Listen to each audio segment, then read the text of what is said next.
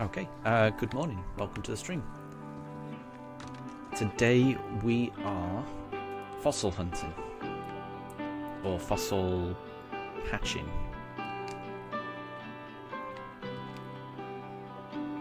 After the last week's stream where I lost all my fossils, I've been doing a lot of digging and we've got a lot more. So I'm just hoping that we get through this stream without losing all these fossils. That's the hope. So I'm going to check. Autosave is off. Perfect. And Andrew, welcome to stream. Good morning to you. I hope you're doing well. Right, autosave is off. I've got my fossils. Let's save it here. No, let's save it inside the fossil place.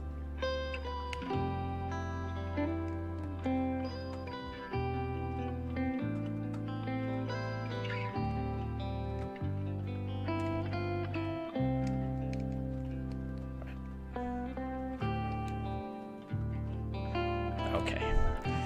Right. Let's think about this. I'm not going to rush into this, because I've lost my fossils twice already. Autosave is off. I've saved it with no exchange, and then we're going to reset, and then nothing can go wrong. Okay. Oh, I'm a little bit nervous about this. I've messed it up so many times.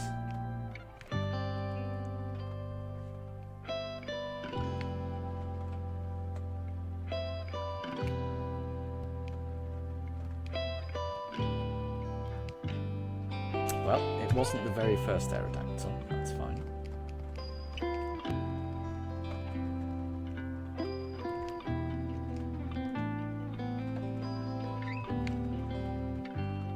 So, if I don't mess up on this stream, I should be able to get through quite a few encounters. So my hope is that we make it to at least half odds, so, you know, north of 2,100 is what I'm kind of hoping for today. But I think I counted the fossils. I think I've got about 20. Well, I guess we'll find out when I exchange them all in. But I think I've got about 26. It's the most fossils I've ever had, I think. So hopefully this should go well.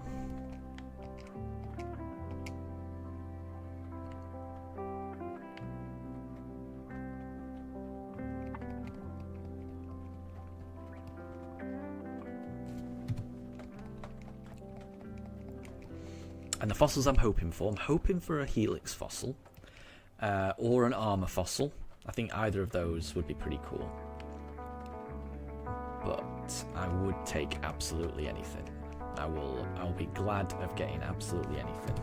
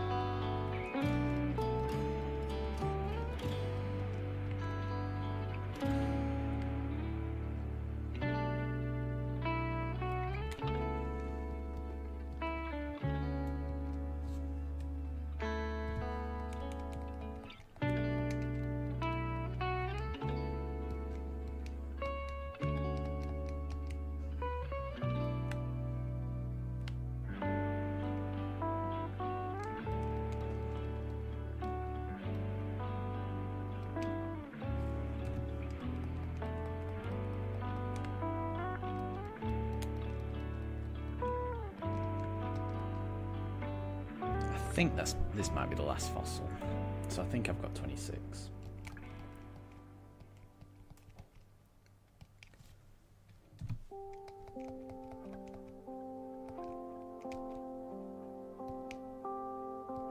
Yeah. Okay, so then we'll reset. And fingers crossed I've done this right. And if I've done this right, then I'm not going to get distracted. I'm just going to keep doing this.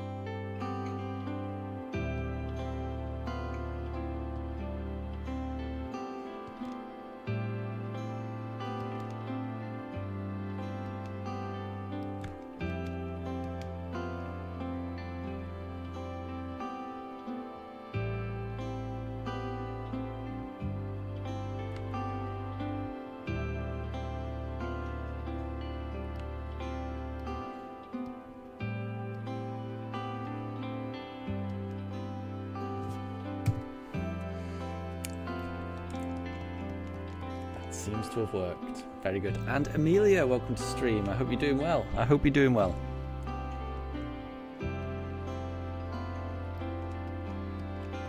We're back. I've got some more fossils, so we should be good to go.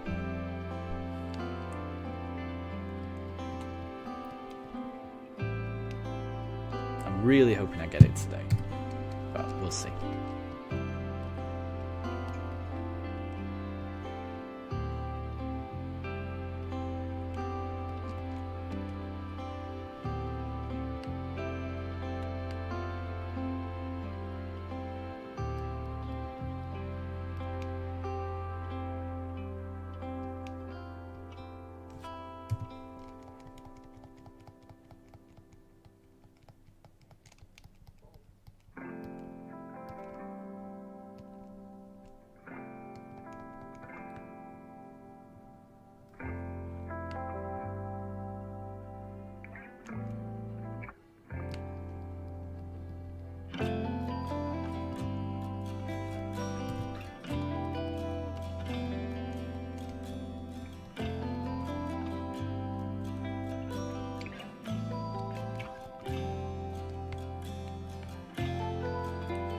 And Amelia, I'm glad to hear you're doing well. I'm doing really well,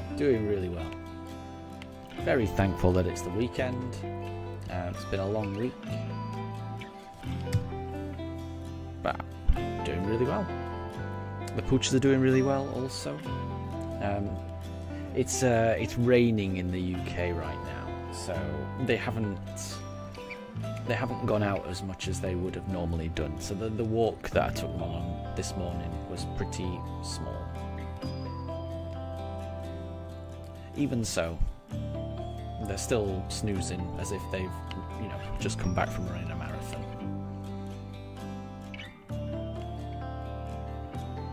And Amelia, you've seen the YouTube shorts of Mifa, and they were so cute. They are, aren't they? Yeah, they're both adorable. But yeah, there's a lot I think I've done quite a few shorts involving Mifa. Just because when we got Mifa, I took so many videos of her as she was a puppy. I didn't take quite as many videos of Daruk when he was a puppy. So I don't have as much footage of him to make the shorts with. But yeah, I do like the shorts that I've got on the channel. I think they're adorable as well. Oh, and Andrew, what time is it across the pond? It is 9:45 in the UK right now. It must be really early in the morning, or really, really late at night for you, because I'm assuming I'm pretty sure you said that you were in the US, in Florida, I think. So it must be in the early hours of the morning where you are.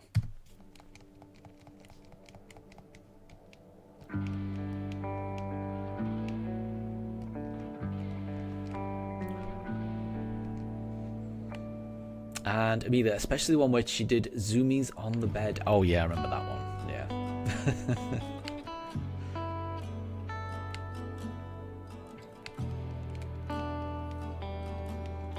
Yeah, she doesn't do her zoomies quite as often now. She used to zoom all the time when she was a puppy.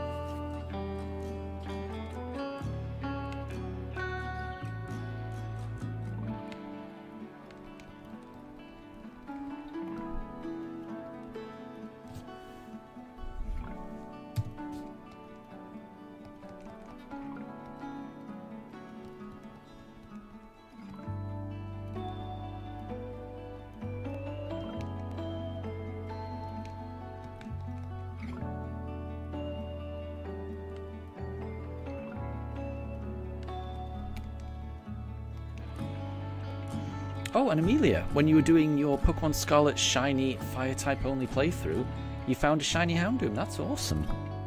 Shiny Houndoom is really nice. I was hoping to get a Shiny Houndoom or Houndour on this playthrough. I think it's a really nice Shiny. In fact, I may end up hunting for one of those actually on this playthrough. On the Pokeradar hunt. I'm not sure, I haven't decided yet, but yeah. I could see myself getting a Houndoom for this playthrough. Because I do think I need a Fire type. Just to kind of round out the team a little bit. And Amelia, Wayfarer is live right now. I did not know that. That is early for Wayfarer.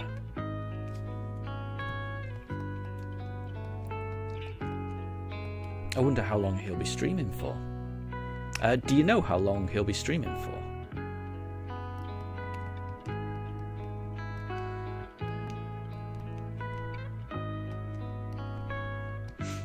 And Amelia, yeah, we've got 386 subscribers. It's really good. I'm really, really happy about that. I think I got a new subscriber today, so it's gone up by 1 today, which I'm very happy about.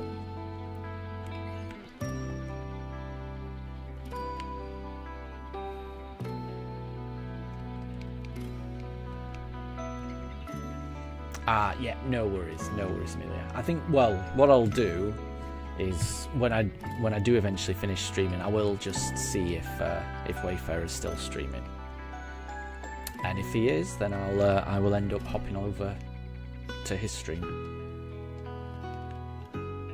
just to see how his Indigo Mask playthrough is going,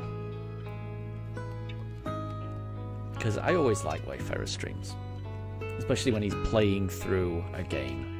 Because he's always got interesting takes on the storyline and things like that. Always a good watch.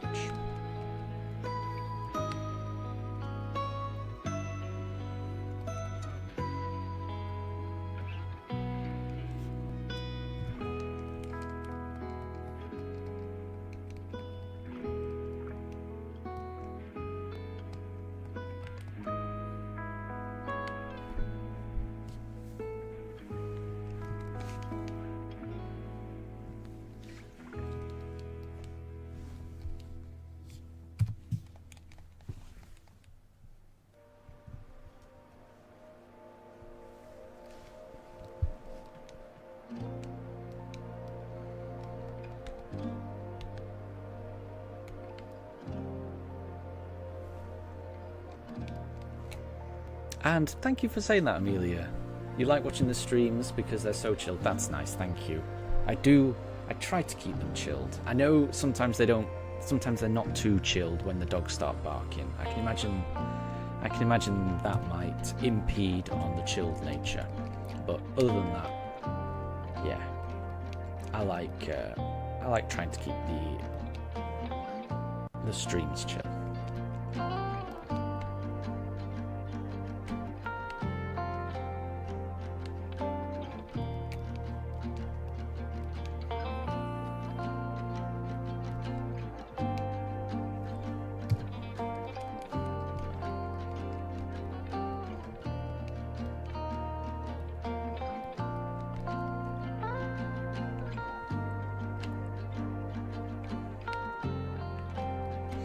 So I'll be streaming for quite a while today. I would have thought at least until about 5, and it's almost 10 o'clock, so at least for the next 7 hours, I think.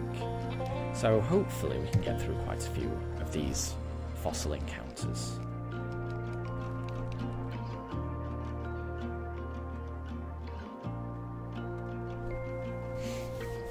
And Andrew, thank you for saying that. And apparently you're doing a sleep apnea test and you're wide awake, so you're able to catch the stream. I didn't know about that. Okay.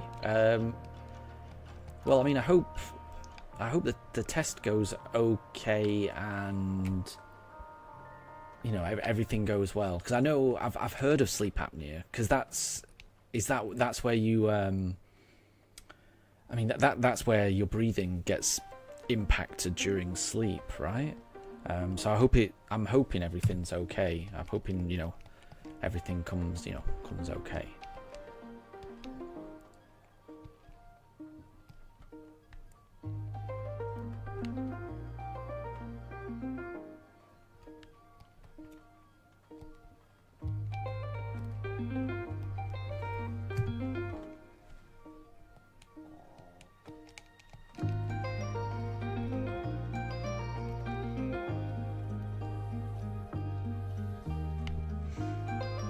And Amelia, so Wayfarer is currently challenging the Blueberry Academy Elite Four. He's doing pretty. He's getting through that. He's getting through that DLC quite fast then.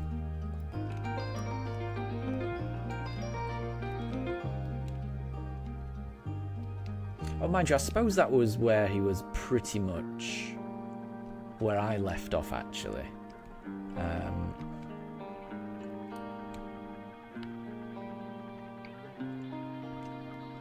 So I guess after the Elite Four, then you've got the kind of return to Area Zero, I suppose, bit of the storyline. And Amelia, is Mifa sleeping on the bottom bed? Yes, she is. Yeah, Daruk's in the top one. Mifa's on the bottom. And Andrew, so you struggle to sleep at night, but today you slept with an air mask on, and apparently it'll help you sleep, because sometimes you don't breathe while you sleep. That's what I thought sleep apnea was. So yeah, I can imagine for someone that has that, yeah, I can imagine it would have a big impact on the sleep. So hopefully that mask helps, because sleep is really important. Honestly, when you get a good night's sleep, it the following day, it makes such a big difference to just your mood, but also just the way that you kind of process information. At least for me, anyway. If I've not had a lot of sleep the night before, I really do struggle to take everything in and process everything. I guess is the best way to describe it. I'm a lot more productive when I've had a good night's sleep, definitely. So I'm hoping that this mask helps.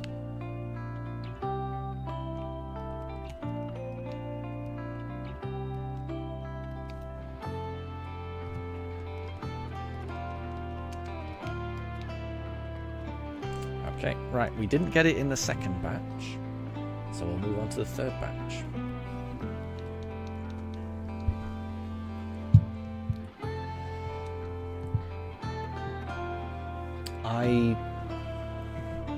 I used to struggle with sleep a lot, but I don't know. Over the past 5 years or so, I've gotten a lot better with the sleep. But yeah, when I was younger, I really did struggle with sleep.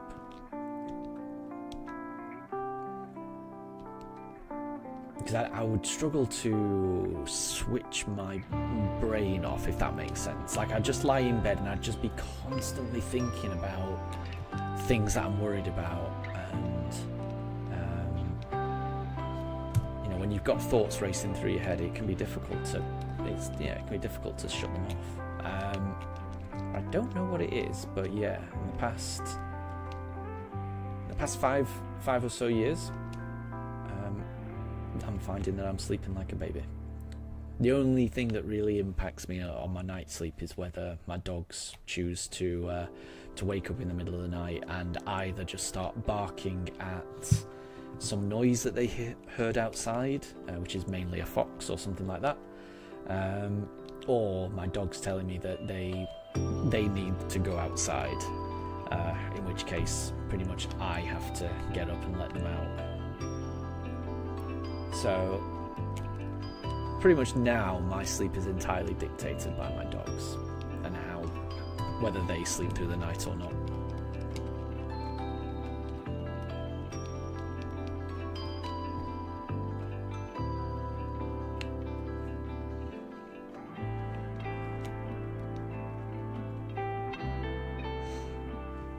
And Andrew, it doesn't help that you need to wait for what the doctors say, but even today you barely slept. Yeah, I get that. That's what I mean. If you've got something on your mind that you're worried about, it's very difficult to switch that off. I don't know why I've got better at it in recent years. I think maybe it's just, all I can say is maybe just getting older, you stop worrying about things as much. I know I used to worry about everything when I was younger. Anxious probably wouldn't even cover the level of like stressing and overthinking I used to do. But yeah, as I've got older, yeah, I guess I just don't have the energy to worry about stuff like that as I used to. I feel like when I was younger, I had enough energy that I could worry and overthink a whole load of things. And now I'm just old. I'm like, oh, what will be will be. It's fine. And Amelia, your guess is that we find the shiny fossil on encounter 1500. I hope so. We're not that far away. We'll probably get that in the next couple of batches. Probably 2 batches away, I reckon. So I like your optimism. And you're currently battling Larry right now. And you won. Well done. Well done. Is that... which Larry fight is that? Are you battling in Larry's gym? In... Oh, I forgot the name of his town. But are you battling him in his gym? In his little restaurant? Battle arena conversion? Or are you battling the Elite Four?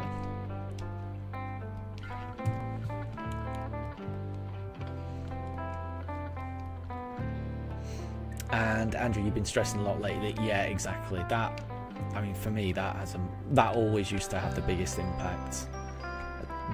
Yeah, and it definitely eats you up. Yeah, I'm exactly the same. If I'm stressed about something, I'm not gonna have a good night's sleep, which is a shame. So I'm hoping everything, settles down for you.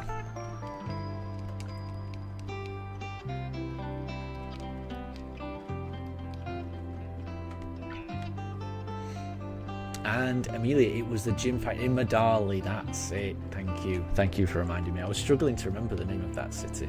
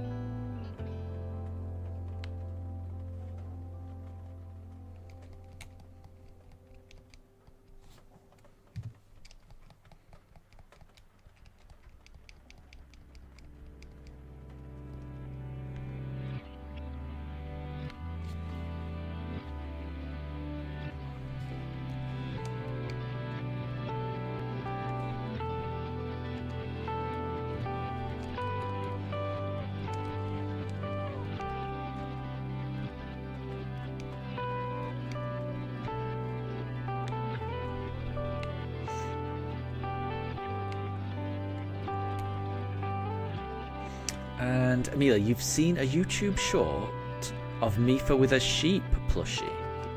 Mifa with a sheep plushie? Oh, I don't remember that one. Was it a really, really, really big plushie where Mifa was trying to get the plushie onto the sofa? You know, she was down on the floor and she was trying to jump and get it all the way up. Was it that one?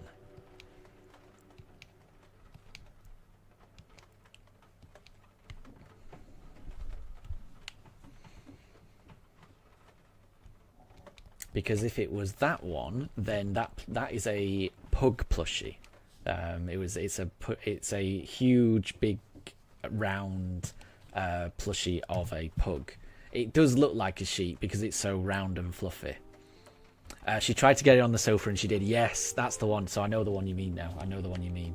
So yeah, it does look an awful lot like a sheep. I can definitely see why it looks like why it's a sheep. Yeah, because to be honest, it looks like a wooloo. You know, it's perfectly round and it's really fluffy and white. So it definitely looks like a sheep, but it's meant to be a pug because it's got a little tiny little round face as well and flappy ears. So it's a giant. It's meant to be a giant version of her that she's trying to get onto the sofa. I was so surprised she got it up because it's bigger than her. The plushie, and she was quite small when she did that. The plushie is way bigger than her, and she's able to pick it up and jump up all the way onto the sofa. I was very impressed. I was very impressed. I did not think she'd be able to do it. Yeah, I was kind of expecting her to kind of try to jump up and then, or bounce off it or something. But yeah, she did it. I was very impressed with her. She got lots of head scratches, and yeah, I made a big fuss over her when she did that. It was very impressive.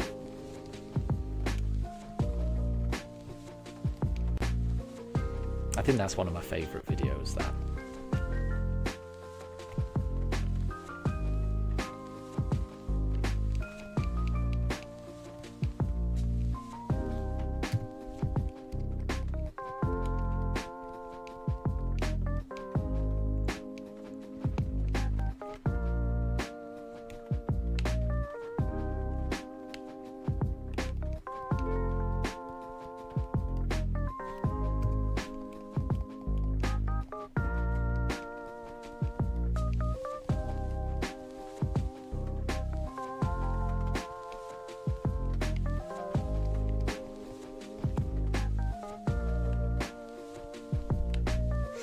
And Amelia, what time does the stream end? I think the stream is going to end in about 7 hours. So I'm planning to stream for quite a while. So yeah, I think it's 10 a.m. now, and I'm thinking I'm going to stream till about 5. So yeah, for another 7 hours. That's the plan at the moment. The plan might change if we find the shiny. If we find the shiny, then I might stream for a bit longer, just to advance the plot a little bit. We'll see. But I think at a minimum, I'll be streaming for 7 hours. But there will be a break or two in there.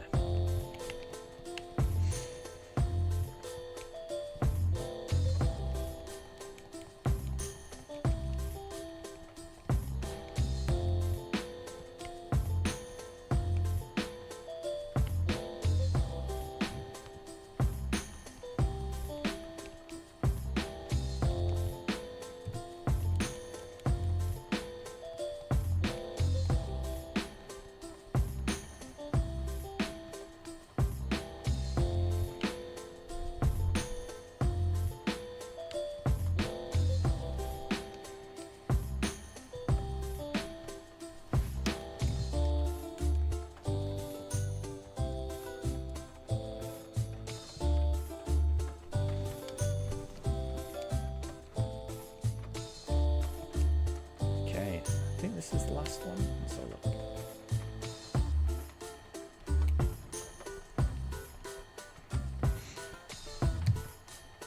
I'm not sure if you can all hear this, but it is raining in the UK. And I'm in the attic, so all of the raindrops are kind of hitting the roof. Very nice to be inside when it's raining outside. And that's it, we've run out of fossils. Okay, so that's 3 batches we've got through. Not bad.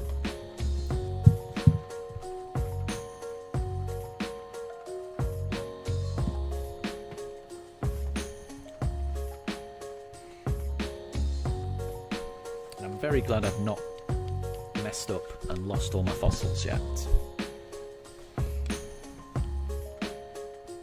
It's going better than the last stream.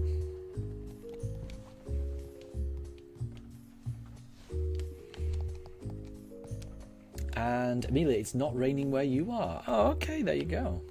It must just be my rainy corner of the UK.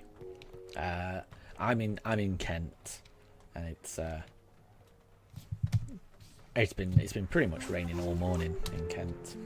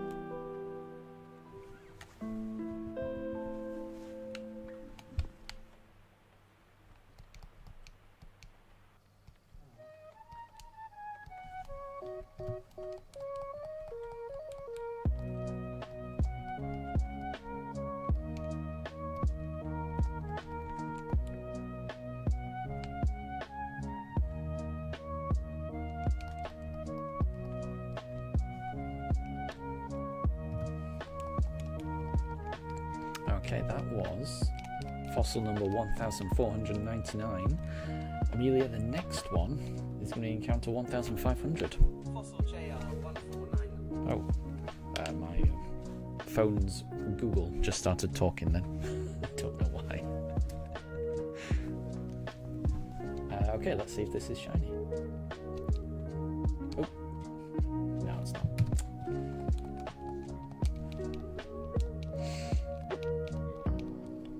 Well, it could always be the next one.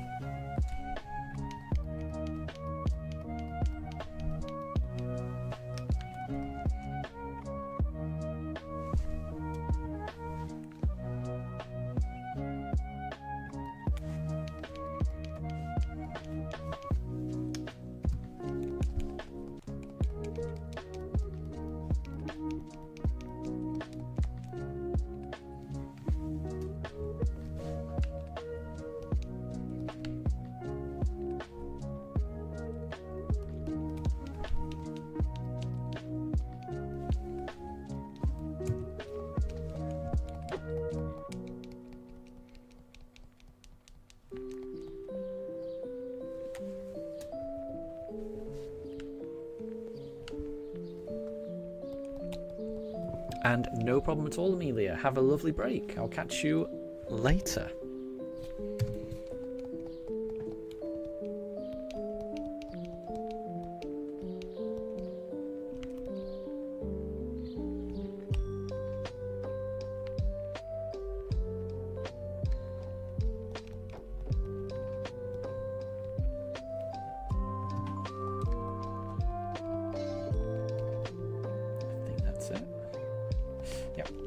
Okay, right, I think that was the third batch done.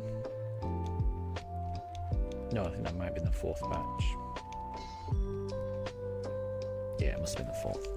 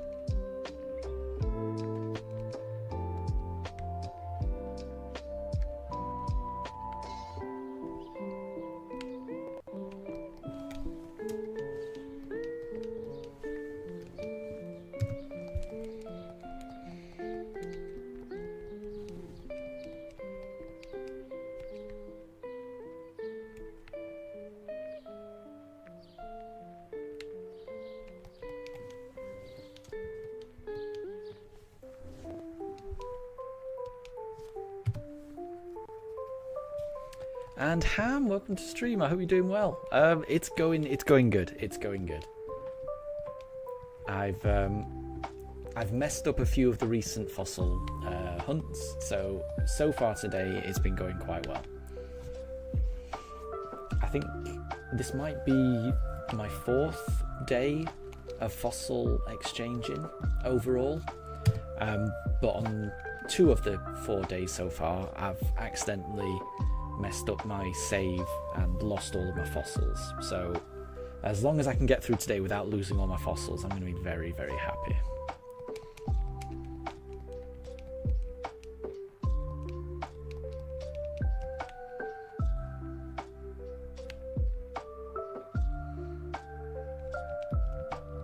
But yeah, very glad it's the weekend. Very glad.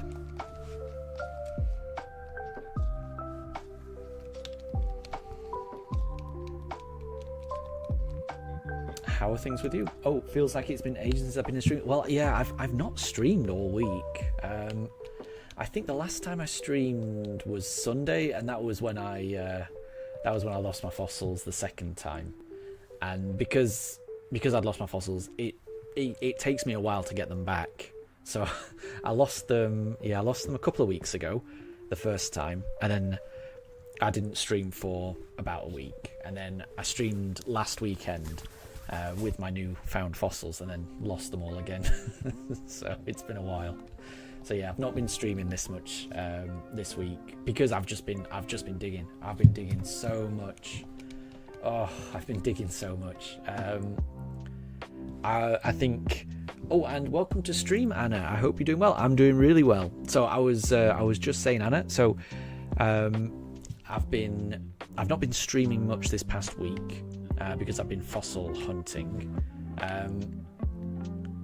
And with all the fossils that I've found through all the digging, in addition to the fossils that Anna and Amelia donated last weekend, I've now got about 26 fossils, which I think is the most I've ever had.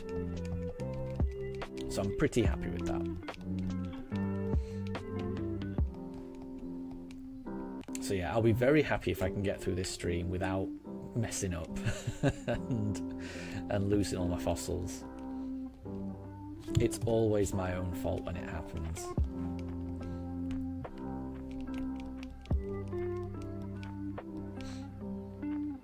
Oh, and have I watched The Lost World yet? No, I haven't. Oh, sorry, Ham. I said I was going to this week. I did, because I guess I've had more free time this past week. No, I haven't. There was just a few things just came out, and I didn't have as much time as I thought. I wasn't expecting there to be a Nintendo Direct yesterday. I'd forgot that Taskmaster came out this week. The new series of Bake Off started the other week, so I've been watching that. I just haven't had as much free time as I thought I would do. Just everything goes by so fast. I will watch it, although I realise I've said that a few times. I definitely will watch it.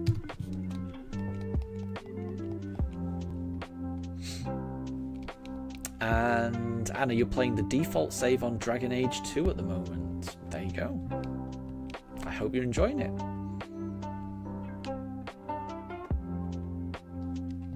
I think I had to do that when I played it. Even though I did play Origins, I think for some reason I ended up losing my save on Dragon Age Origins. So when I played the second one, I think I had to use it on a default save, which I was a bit upset about. I think I would have preferred it.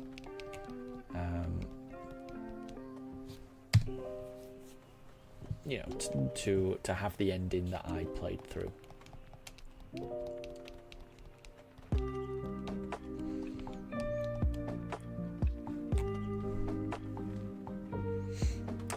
Did anyone else watch the Nintendo Direct yesterday? Because I was very excited about. I went into that Direct hoping and praying that they might announce an Animal Crossing for next year, which didn't happen. So I was a bit upset about that. But they did announce a Pokemon version of Animal Crossing, which I was not expecting. And I will definitely be getting that when that comes out.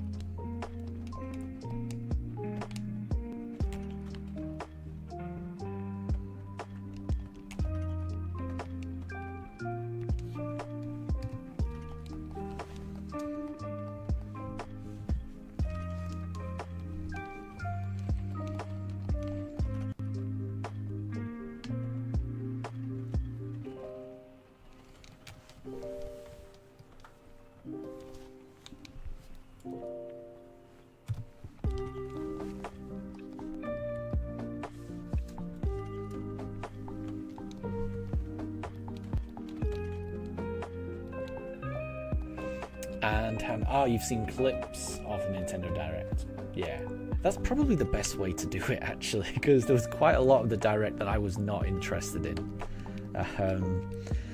There was an awful lot of that Direct I wasn't interested in. I'm sure, there will have been, any of the bits I wasn't interested in, I'm certain there will have been an awful lot of people who were interested in it. So I understand why it is as long as it is and why it's all there. And Ham, in your opinion, every new Mega's been great apart from Malamar. Okay. I will say I liked the news. I liked the way that they announced it. I liked the news report video they did. The whole My Friend Malamar thing. I liked that. I'm gonna be honest. The actual design, I don't. It's fine. It's fine. I must say I'm more interested in the ways that they're announcing the Mega Evolutions rather than the Mega Evolutions themselves. It's difficult for me to get too excited about Mega Evolutions because they hold no nostalgia for me because I've never played them. I don't really understand them. They go over my head, to be honest. So I must say I don't know too much about all of the Megas. I'm pretty certain when I play through Legend ZA, then it will all click and I'll love them all. At the moment, they seem fine. I don't mind them. They seem all right. Mega Raichu X is so good. Yeah, I like the fact that Raichu's got a Mega Evolution, a couple of them, X and Y. That's kind of cool. I'm a little bit salty about the whole DLC thing, though. I must say, I'm not a big fan of that. Probably not for the reasons that most people would be upset about it. I like having the game on a cartridge. I'm a grumpy old man, and I like my game to be on a game cartridge.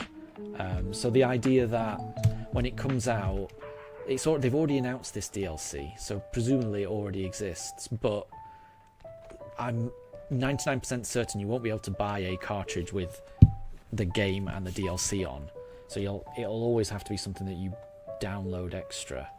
And I want to play these games in like 20 years time, and I'm very worried that they're just going to shut down servers and all this DLC is going to be lost forever. And I really don't like it. I want them to release it on a cartridge, and especially if it's available so close to release, like it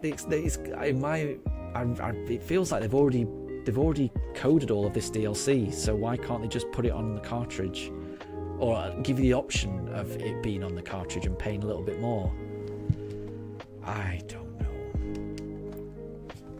It's easier for me to accept paid DLC when it's like, when it comes out a few years after, and you can just imagine, the developers,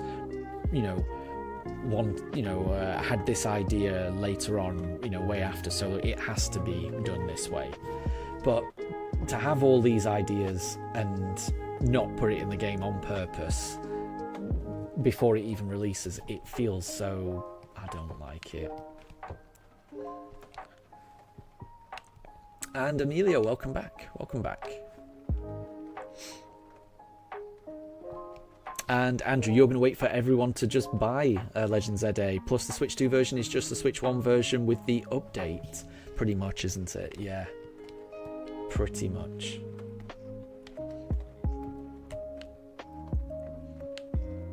I am excited to play Legend ZA. It is looking really good. I do like the look of it. I just wish I could. I just wish I could buy a cartridge with the DLC on it.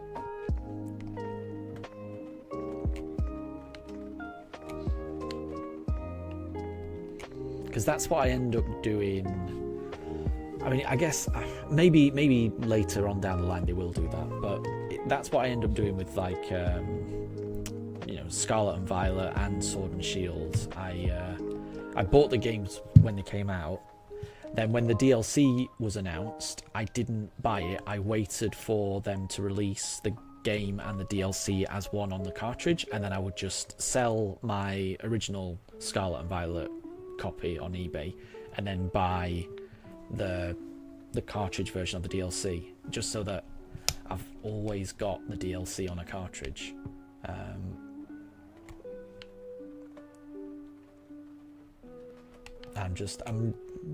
I'm just really hoping that they release a oh wait, have we run out of fossils? Yep, I have. Yeah, I'm just really hoping they release a combined cartridge and DLC for this Legend ZA. Amelia, you're excited to play Legend ZA as well? Nice. It does look interesting. The real-time combat, I have no idea how I'm going to get on with that. I've got a feeling I'm going to be terrible. You don't have the Switch 2, it is really expensive. It's ridiculously expensive. But the good thing about Legend ZA is that it will play on a Switch 1, which I think is a nice there's a nice feature that they've done that.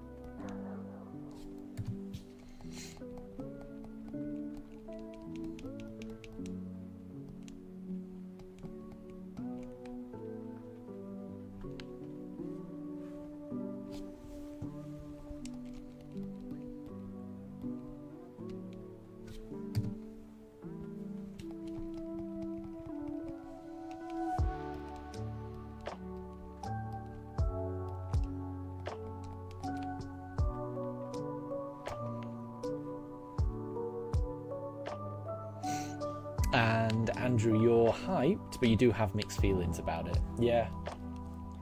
I'm trying to think. I guess I'm kind of like that, because there is a part of me that is a bit worried, because of what I really liked about Arceus was running around in the wilderness, catching Pokemon, things like that. So there is still a part of me that is worried that maybe Lumio City will feel a little small, and maybe all the areas might feel the same, whereas Arceus, each area felt very, very different.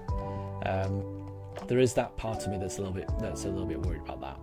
But seeing the latest trailer, I think I saw the character running around, seeing I think it was a fletchling on top of a lamppost, and then just throwing a Pokeball at it, not battling it, doing the whole Arceus thing, sneaking up, throwing a Pokeball, being able to see Pokemon interacting in a city environment. That one clip just made me realise, oh, that's kind of nice, actually. A Pokemon can be just hiding out on a lamppost, or it can be Pokemon just being in a kind of living city environment it's not where I would have chosen, and it's not where I would have ever thought of as being something I wanted. But actually seeing that little clip made me think, actually, yeah, I could see the appeal of that. So I'm yeah, there's still a part of me that's a little bit worried, but I think overall I'm on the side of I'm really looking forward to it, and I think it'll be great.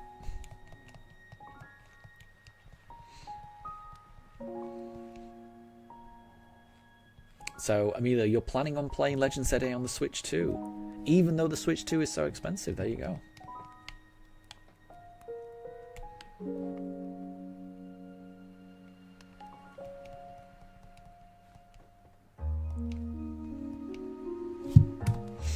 And Andrew, at first you didn't like Arceus, but playing it, you already have 5 stars. Nice, yeah. The idea is good, and you really like it, but you're just scared that you'll just play it for a bit and then not touch it. Yeah, I mean, there's been plenty of games where I've done that, definitely. And I guess I was the same when I played Arceus. When I played Arceus, it didn't leave a good impression on me, just because it was so different. So Arceus was one of those games that I played for a little bit and then put it away and moved on to other games. I think I moved on to BDSP again, or moved on to Sword and Shield, and then I came back to it a little bit later,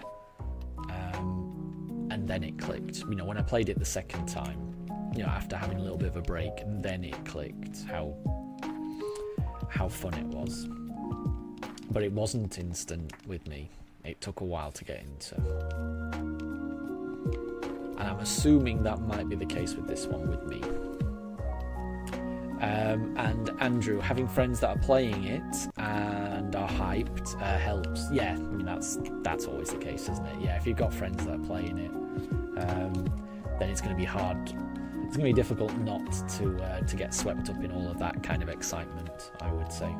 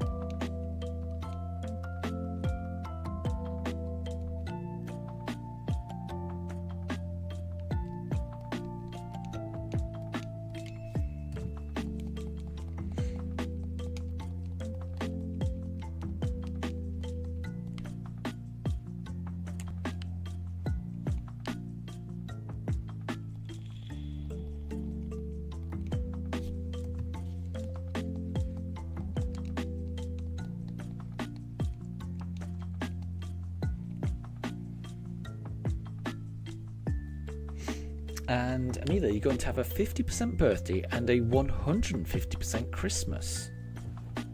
Interesting. And then you're getting more presents on Christmas and not many presents on your birthday. Oh, I see. Okay, I've got you. Ah, I see. Okay, now I do understand, actually. I wasn't following, but now I think I do understand. So that sounds like you'll have a very exciting Christmas.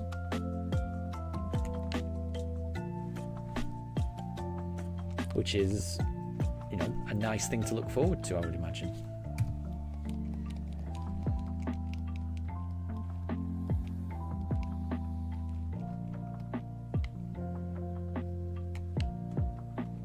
I'm looking forward to Christmas. I absolutely adore Christmas. Getting to spend time with family. The dogs love Christmas just because there's usually so many members of family around. It's great for my dogs. The more people that are around, the happier they are.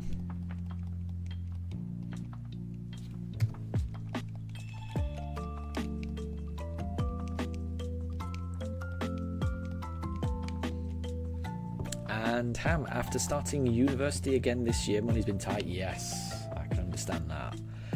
So you probably need to wait before getting it, but that's a good time to research if it'll run good on the Switch one. Yeah, exactly. I mean, that's the thing, if you can, that's the way that I usually approach games. If it's one of the games that I can avoid playing, then I just tend to ignore it. And then I'll pick it up later.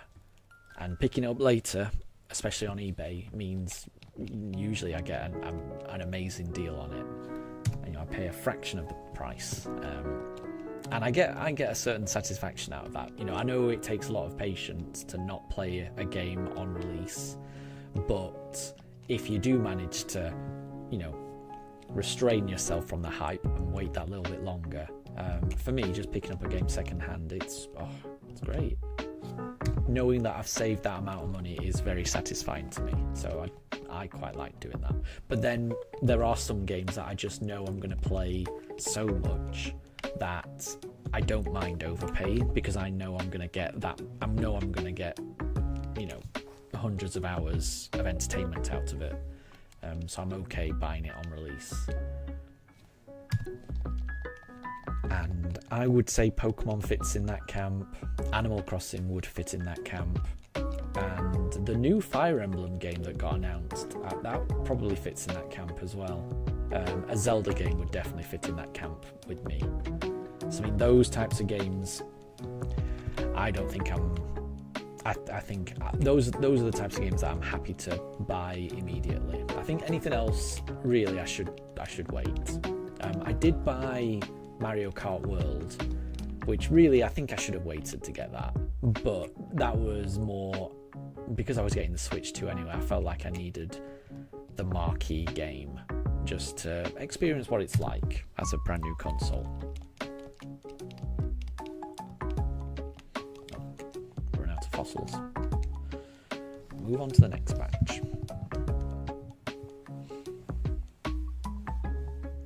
But yeah, I definitely get that.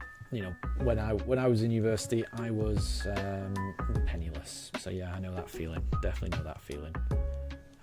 I didn't get any games consoles when I was in university. I think it was only after I left university and got a job that's when I got back into having games consoles. You know, bought my very first one with my own money. You know, I guess prior to that, games consoles had always been gifted to me. Well, never to me, always to me and my brother. But yeah, I remember university, watching the GameCube come out, watching the Wii come out, and just not being able to get it. But then afterwards, being able to get it was nice.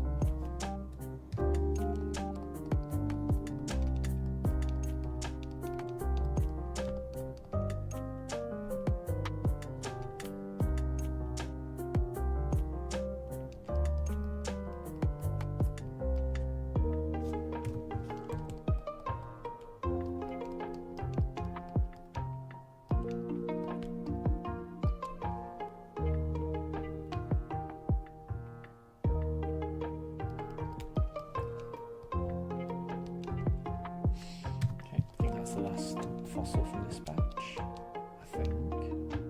Yep. Try the next one.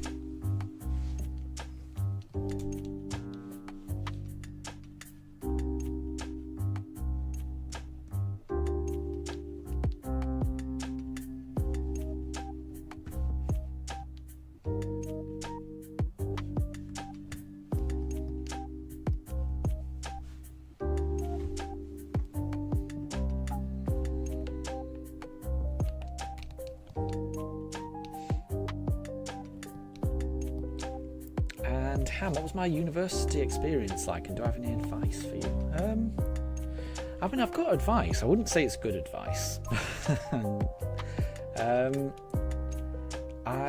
So my experience was in the first year of university, I went into halls of residence.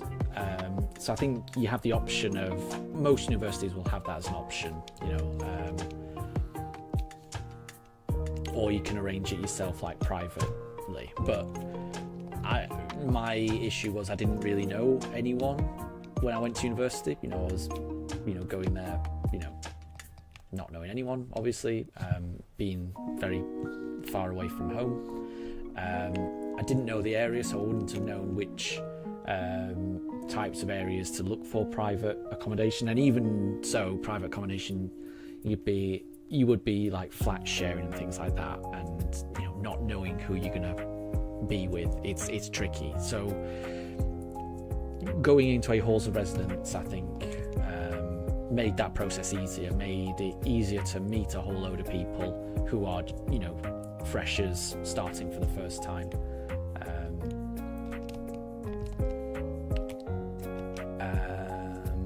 And then that meant that in the second year, you've already built up, you already know quite a few people, so it's easier to then, find 3 or 4 friends to rent a house with, and you'll know the areas in the city that, most students tend to live.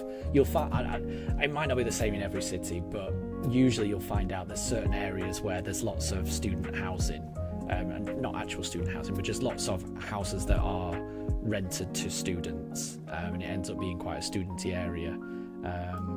That was my experience in Leicester when I went. I would imagine a lot of cities are like that. I would say join when you're in freshers. There's usually a freshers week where there's lots of like societies who are advertising and things like that. I would say, make use of that. If there's anything that you're interested in, chances are there will be a society for it, and it's a great way to meet people who might have similar interests to you. So I would join as many societies that you're interested in as possible. I would say do not miss any lectures. That's the most important thing. Just, there's lots of things that are really great about university life, but the most important thing is coming out of it with a qualification at the end of it, and keeping up to date with the lectures, making sure you're up to date with the assignments and things like that. That's the most important thing, just because if you ever do slip, it's really difficult to get back. So just that, if you keep that as your number one priority and then just have fun, you will have the time of your life. I'm certain of it. But yeah, I can't say that's good advice or anything like that. And I can't even say it's advice that I followed myself, because I missed a few lectures here and there. And like I say, it is really difficult to kind of catch up when that happens, and it's not worth ever letting that happen. You just need to make sure you're always on it.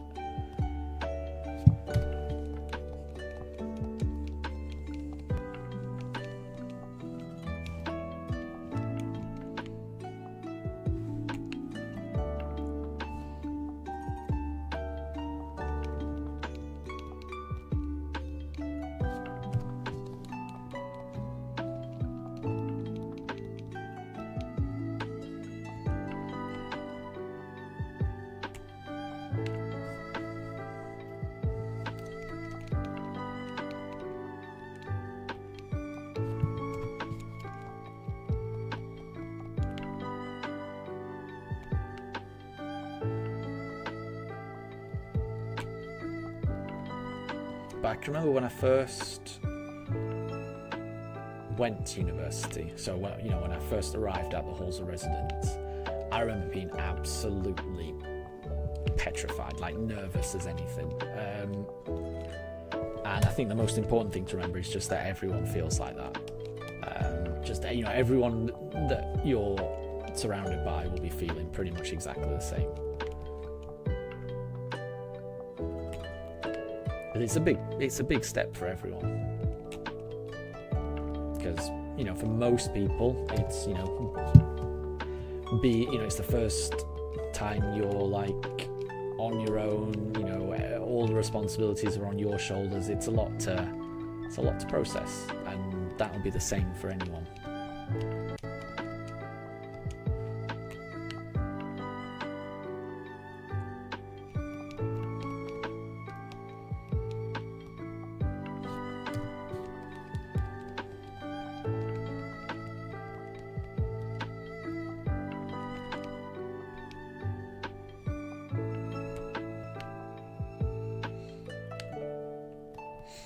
And Ham, it's pretty different in Sweden. It's hard to give advice. Oh, I didn't even realise that you were not in the UK. Sorry. There's probably even less overlap there, isn't there? I'd not even considered that. So cool, you're in Sweden. I didn't realise. Awesome.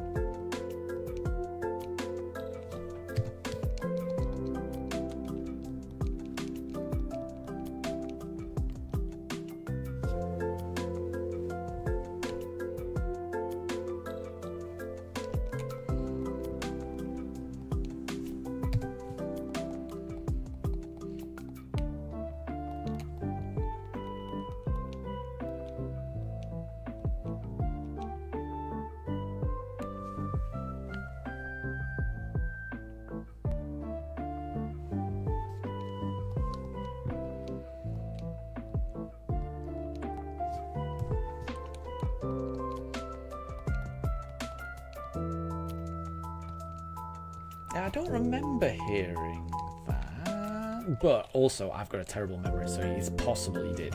So yeah, apologies if I forgot.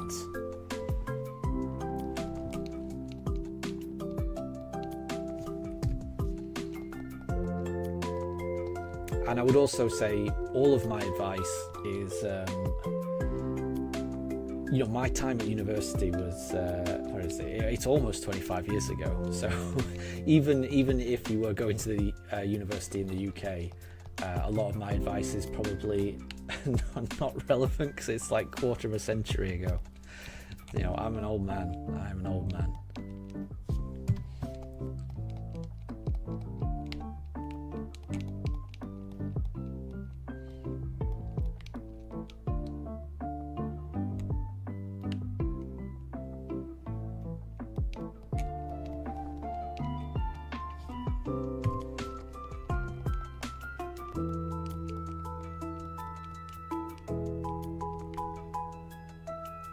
But I'm just, regardless of where you go to university, or whether it was 25 years ago or whether it is right now, I'm certain it will be a time that you'll remember forever. So just make the most of it. Surely that's some universally vague advice.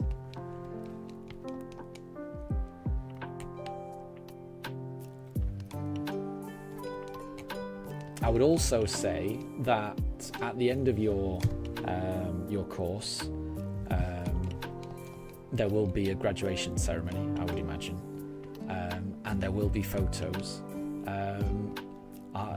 Make sure you get those photos, because I had recently, when I went to my graduation ceremony, I had recently moved, so I didn't know I couldn't remember what my new address was. And it had also come around the time when my dad had moved, so like my home address had changed as well. So when I got the the graduation pictures done, they asked me for the address so that they could send the photos to, and I didn't know what address to put, and I just put the address that I had just moved out of, because I thought I could just go back to that address and just ask for the photos or something. And I never got the photos. I went back a couple of times and they kept saying no, nothing had arrived, and I never got my graduation photos, which is, I will always regret that. It would have been nice for me to have them, but I know for a fact that my family was upset because they wanted copies of those photos, especially my grandma. I know that it upset my grandma that I wasn't able to give her graduation photos. What did I do in university? I did. Bear with me 1 second. Well, I did economics. In my undergrad, it was business economics, and then my postgrad I did financial economics.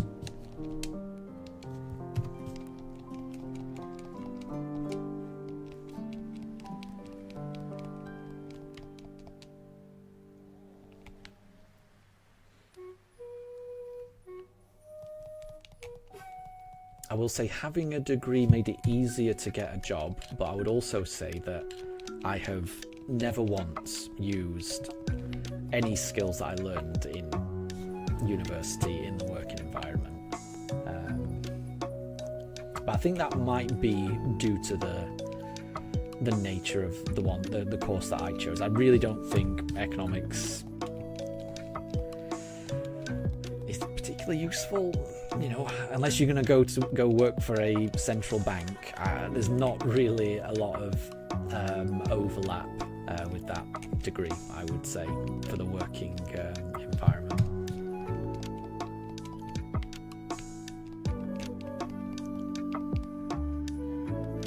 But it interested me, and that was the main thing.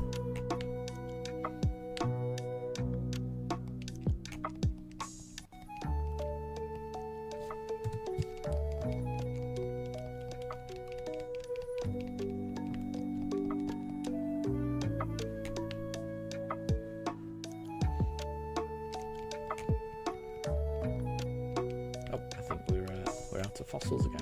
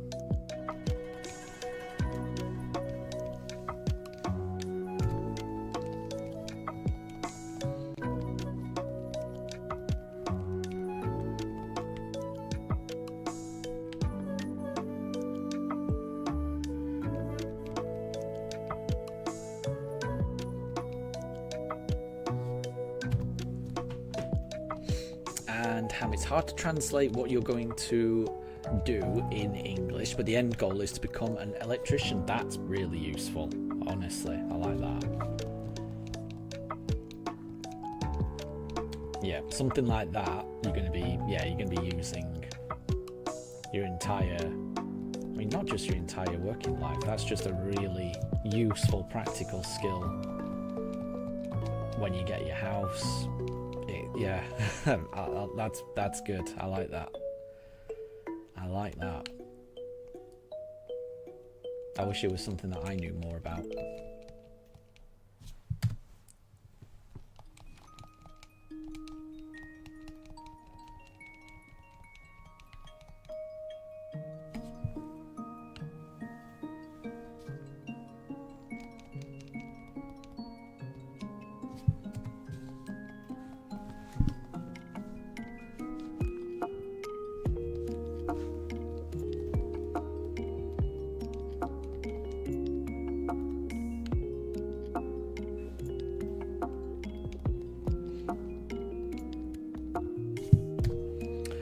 And Andrew used to do avionics on planes, and it was so much fun. I don't even know what avionics are.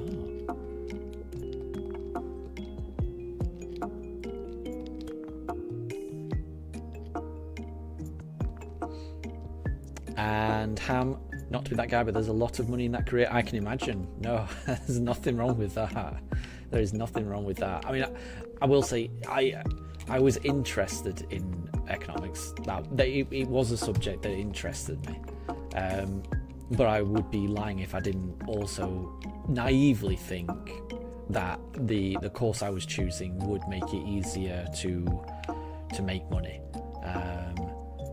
I'm not actually sure if I was right in that assumption. I am certain you are right in the assumption because, you know, I've got first-hand experience. Yeah, people in this country that know trades like that do very, very well for themselves.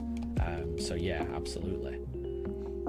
Avionics is basically electricals of the plane. I was kind of thinking that, but I wasn't confident enough to put forward that guess. But that makes sense. That does make sense.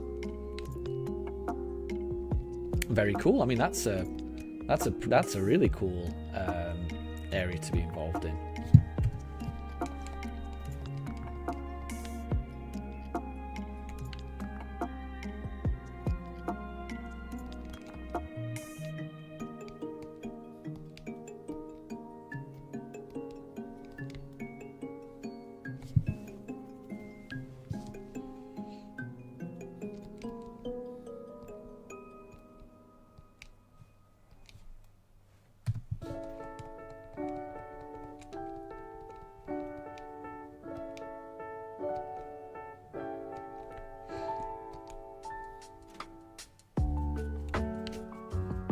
And yeah, exactly. I mean, it's one of those things that is just, it's going to be future proof, isn't it?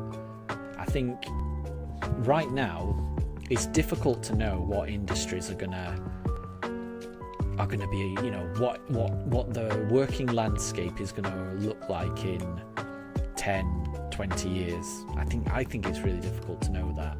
But, you know, one of the professions that I think will be absolutely fine, and I would agree with what you're both saying there, is electricians, you know, because, you know, practical things like that, that, you know, that are highly specialized and highly trained, there'll always be a need for that. Always, you know.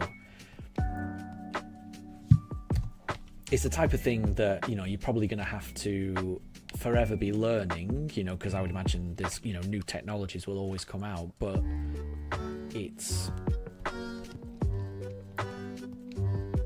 an area where there will always be work, definitely, and that work will always be high paying because of how technical the area is.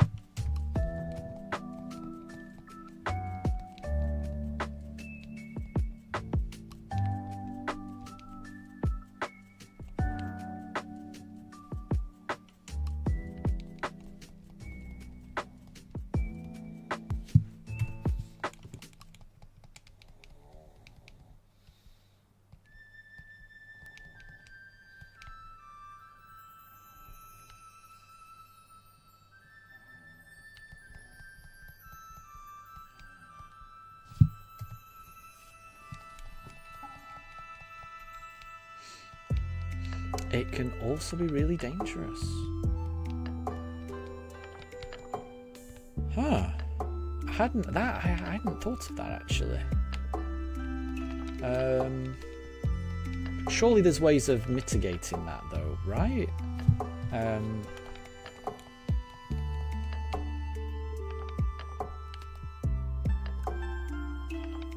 So I would hope there's ways of, you know,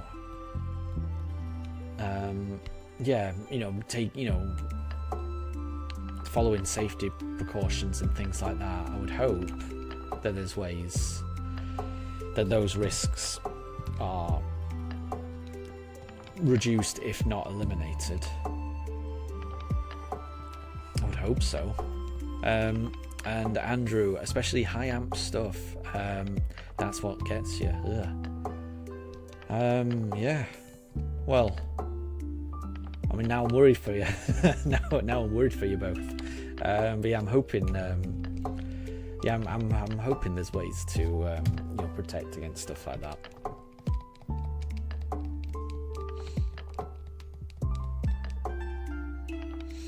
It's one of the reasons why it's so well paid, because it isn't fully safe. Honestly, I hadn't thought of that. I honestly thought that the high paying nature was because of just the amount of technical knowledge and experience needed. Same way construction isn't fully safe. Wow. Honestly, I'd never considered that. Honestly, I'd never considered that. I guess I just naively thought that, yeah, with health and safety and stuff, that safety should be the number one factor in anything, and if something isn't safe, then people shouldn't be doing it, honestly. But I guess that's not the way the world works. Well, I mean, yeah, stay safe, honestly. Oof.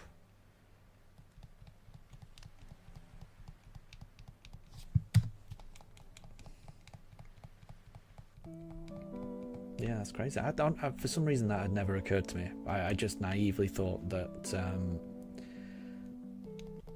if you take the right precautions, that nothing should happen. But then I guess it's not always just within your hands, right? You can do everything right, but if the person before you hasn't done everything right, then that and leaves a problem. Then if you encounter that problem, you could have done everything the right way, and something could still happen, I suppose. Yeah, it's a horrible thing to think about, honestly.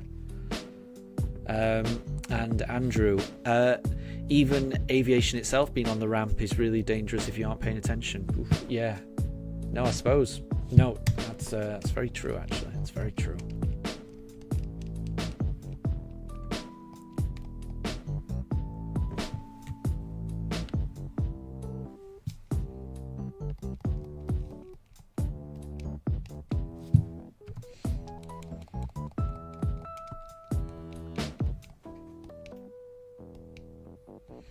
Well, everyone needs to stay safe, hopefully.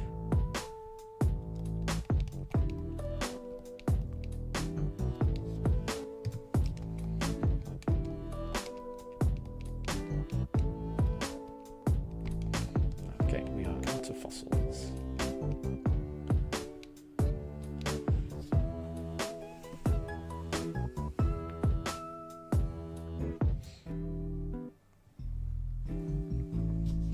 Yeah, I do feel very.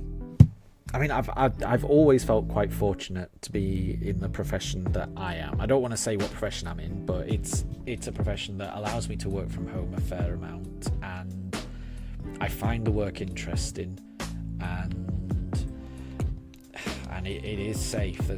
There is no danger, certainly.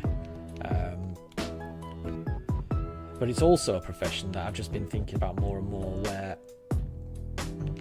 just with AI, it's definitely a profession that I'm in a profession that probably could be done through AI. At the moment, it is not being done through AI, but it is definitely a profession that, if the AI model was good enough, you could get 99% of the way there. Which makes me think I don't know for certain what my employment's going to be like in a few years' time. And Andrew, you've seen videos of people being sucked into turbo. Oh, jeez. There you go. Ugh, yeah, that sounds grim. That sounds grim.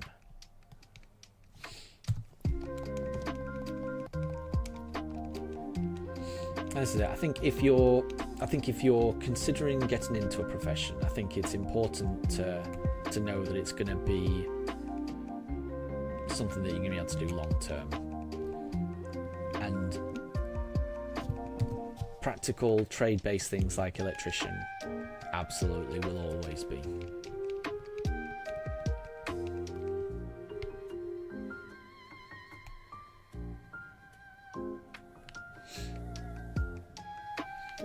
And Andrew, so your position was laid off during COVID and then you never went back to the airport. You want to run your own little business one day. That would be pretty cool. That would be pretty cool. Yeah, I think I've always that's always appealed to me as well. You know, being your own boss, you know.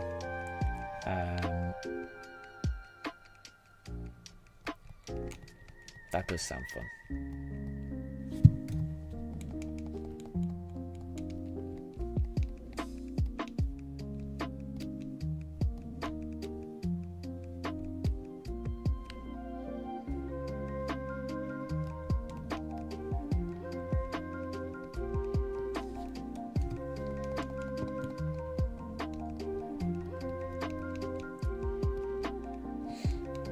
And Deb, good to see you.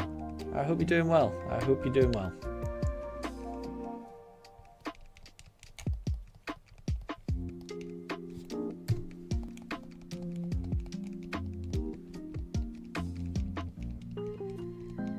You haven't missed anything. We are still trying to find this shiny fossil. And so far today, I have not lost any fossils, which is a big achievement for me. Given how the past couple of streams have gone. But how are things with you? How is uni life treating you?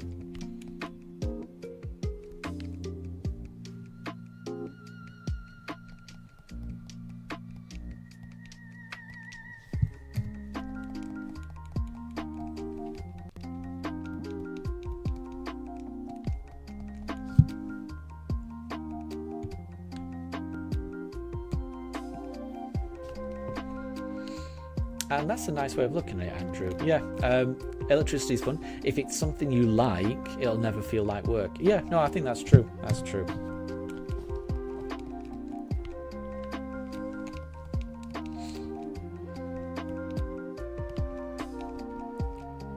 And that is, it's pretty much how I feel, honestly. I've worked jobs before that felt like work.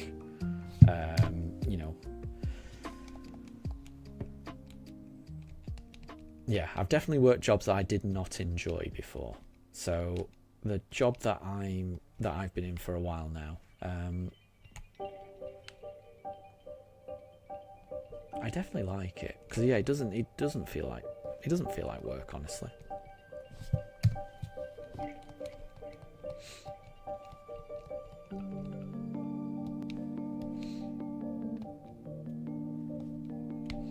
And Ham, the job that you want is the kind where electricians have to climb up high poles to fix things. High risk, high reward, and you only do it 5 times. 5 times a year? Okay. Okay. I mean that, yeah, I can see the appeal there, definitely. That would give you so much free time to do other things, right? Well, yeah, just, yeah. I can see the appeal.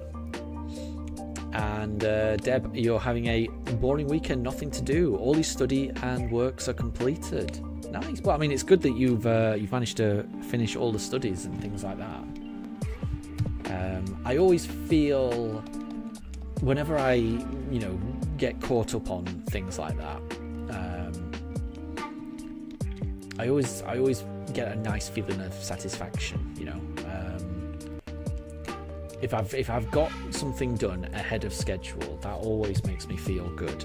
So I hope you're feeling good about that, because you should do. If you've managed to do, you know, complete work ahead of a deadline, you know, complete your studies ahead of a deadline, then you should be proud of that. You should feel very satisfied. And Amelia, welcome back. Welcome back.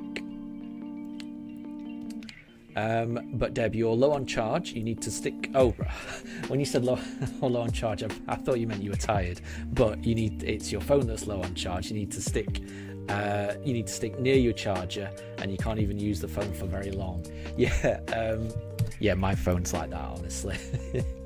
I have to, whenever I go anywhere, I have to constantly travel with a big battery pack.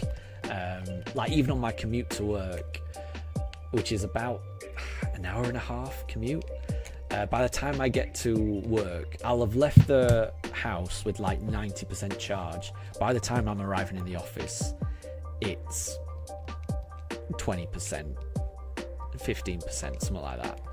So yeah, my phone is pretty much constantly on charge. I do eventually need to replace it, but we'll see. And Ham, you have to understand that the poles are like above the clouds almost. Oh, okay, that is higher than I was expecting actually. So yeah, when you said climb up high poles, I was imagining like in the UK we've got like pylons, and they're big, but they are not scraping the clouds. So yeah, that probably is more intense than I'm imagining. But if you don't have a fear of heights, then it's all good, I suppose. And Deb, you're not satisfied what you'll do the whole day today and tomorrow. 30 hours are still left. I mean, I guess you know, it's whatever you want to do, really, right? Surely it's nice having all those options of things to do.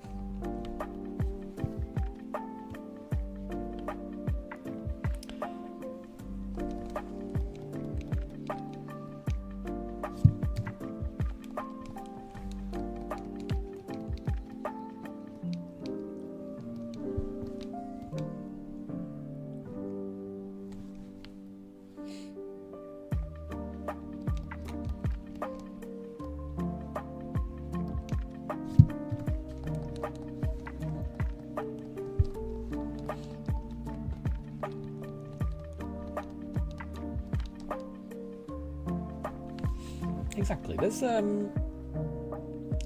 loads of things that can be done.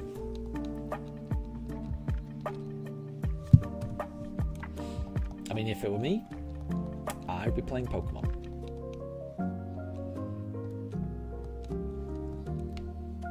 But if I wasn't playing Pokemon, what would I be doing? I might be playing Stardew Valley, honestly, because I still haven't played through the update that came out last year, and from watching yesterday's Nintendo Direct, it sounds like they're doing a Switch 2 edition of Stardew, which is pretty cool. But I'm not sure when that comes out. Oh, and we've run out of fossils, so we will reset.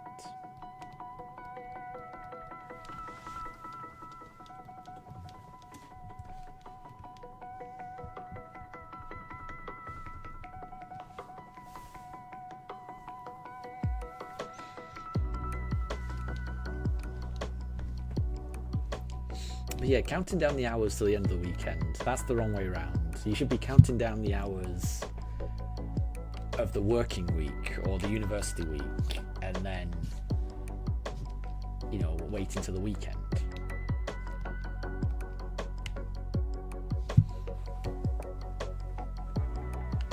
And that's a nice idea, actually, Andrew. Yeah, take a stroll to a mall and maybe get a little gift for yourself. Yeah, so maybe get a little, you know, treat yourself. Because I mean, if you have finished your studies early, then that is a good thing, and you should be rewarding yourself for that. That is a very good reason to treat yourself, definitely.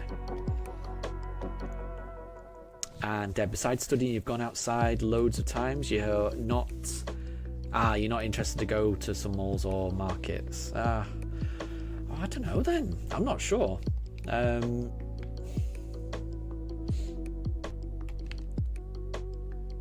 Yeah, I'm not sure. I don't know, is there a game that you haven't played that you've not had the chance to play, or a film or TV show that you've been meaning to watch and just haven't found the time, or a book that you haven't read that you've been meaning to. There's all kinds of things. And if you're not in the mood for anything like that, and there's some people who just, if you do something that you've been meaning to do and just, you know, that you've been thinking about and just putting off, actually finding time to sit down and do that thing, that can help. An example being, there's a few things that I need to do around the house. I just need to find, it's not even just I need to find the time, because I've had the time this week, I just haven't done it. And I know if I'd actually had done it, I would have felt a lot better about it. So it's just about motivating. If there's anything that you need to do and you've been putting off, I would say just do that, because you might feel better after having done that. Like, I need to take my car to the garage. I've managed to break the boot of my car. I closed the boot and now it will not reopen. There's a shopping bag caught in the locking mechanism. So I need to take it to a garage and get them to... There must be something they can do to rip it out or something. I've tried. I cannot get this boot open anymore. So I need to do something about that. And a lot of my garden's got a little bit overgrown as well. But I've managed to lose my gardening clippers to actually, clip back a lot of overgrown stuff. So I need to go out and buy some clippers so I can actually fix my garden and stuff. There's loads of stuff that I need to do, but I need to find the motivation to do it. Andrew says, take a relaxing bath and play some games. That sounds good as well. Definitely.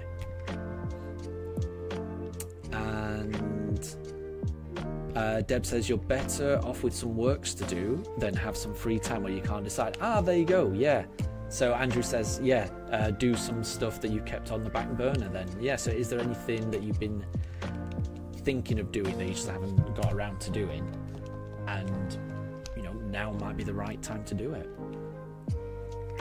And Andrew, have I tried opening my boot from the inside? I have. I've tried taking a screwdriver on the inside, trying to get it in to do it, but it's all like an automatic. I'm sure it's something to do with the electrics. I don't know. I'm really not sure. I will say I've only had a couple of goes, so I might have another go before I give up and take it to a garage. But the last couple of times I've tried, it does feel like there's nothing I can do to get this boot open. It's just I've messed it up, because I saw the bag there. I just thought, it's fine, and I just closed it anyway. And I'm kicking myself for doing that. And Ham suggests, have you seen the Jurassic movies? They are good movies. Well, the first one definitely is. And I need to find time to watch the rest of them. And Deb, your schedule was 9 to 5 classes, 6 to 8 going to the shops, 8 to 9 dinner, and then 9 to 12 studying. And you're well caught up in all things. I mean, in that case, I would maybe just chill then. Because that does sound like a really long day, honestly. So maybe, you do need time to yourself just to unwind.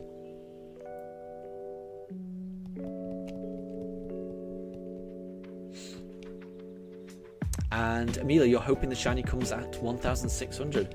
We're well past that.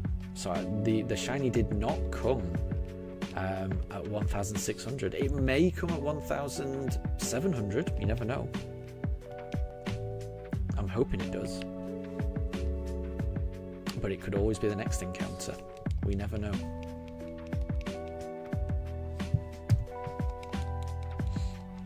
Oh, and Deb, Shinx is using flash. It is. It's very bright, isn't it? I was saying at the start of the stream that it was raining here, and it was. It's been raining all morning, but it is suddenly very sunny, isn't it? And yeah, Shinx is in full sunlight.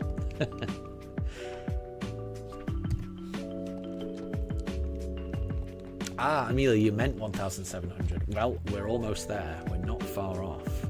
We will get it in the next batch, I think. No, we definitely will. Definitely will.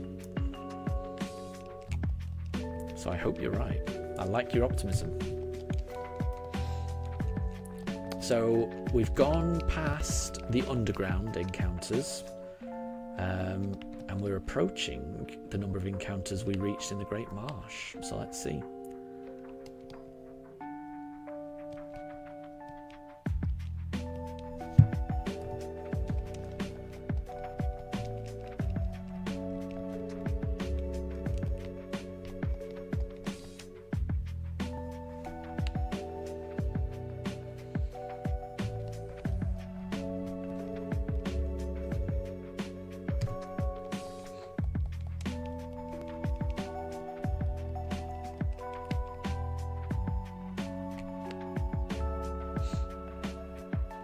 Ah, Deb, ask Shinx to use Thunder. It will then cause it to rain again. Thunder would be 100% accurate in the rain, wouldn't it? I'm not sure I want that though. I have to take these pooches for a walk in about 5 hours time, 4 hours time, and they do not like to go out in the rain. So I'd rather it not rain anymore.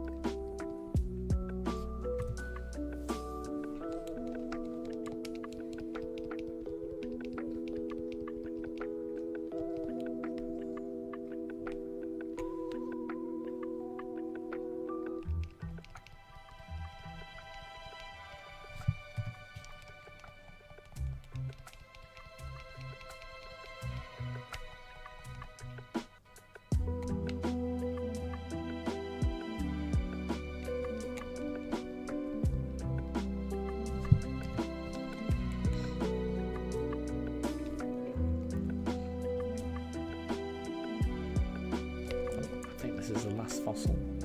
And Amelia, you've seen the YouTube short of the Mifa cannonballing into the paddling pool, and it was cute. Yeah, I think that was last summer. Yeah, she enjoyed that paddling pool. She kept running into it, and then as soon as she got in, she would get excited and then run away and do some zoomies and then run back into the paddling pool, because whenever either of the dogs get wet, they get very excited, and they that's when they get the zoomies, when they get wet. So she was just constantly running into this paddling pool, getting wet, getting the zoomies, and then running around and then jumping back in the pool. It was quite funny. But we got the paddling pool out this year, and she wasn't as interested in it this year, which was a bit of a shame. I'll have to try and get her interested in it next year. But yeah, I could not get her interested into it this year. And Amelia, exactly, it was a cannonball. Cannonball!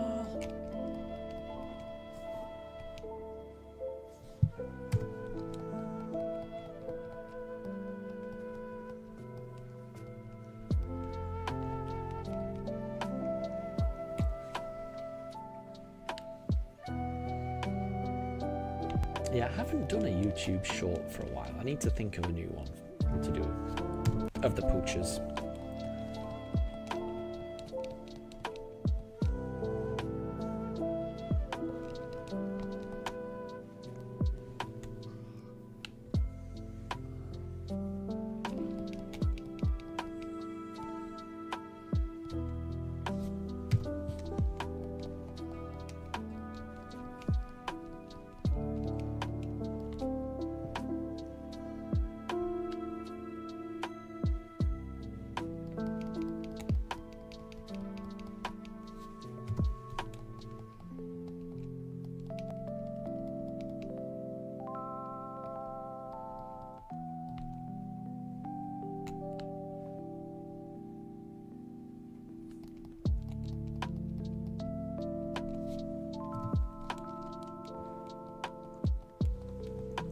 More zoomies, that would be good.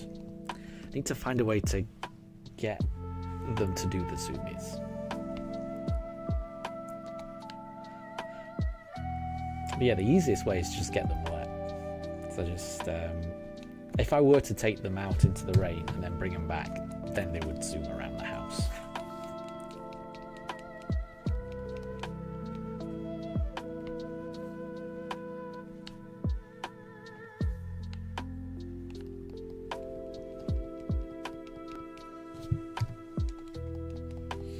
Okay, the next fossil is fossil number 1700.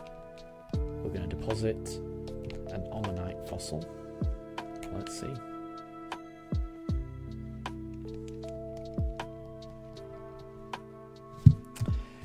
It wasn't. But maybe it'll be the next one. We never know.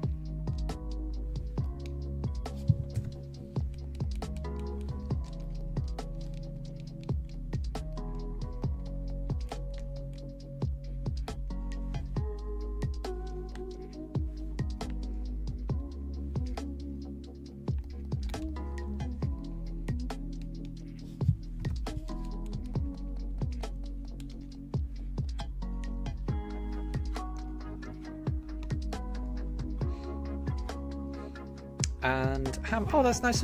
That's really nice of you to say. Thank you. Yeah, you liked our conversation about uni and work. You're going to be lurking while you clean your room. No problem at all. No problem at all. I always feel a lot better after I've cleaned my room and, you know, the house and things like that.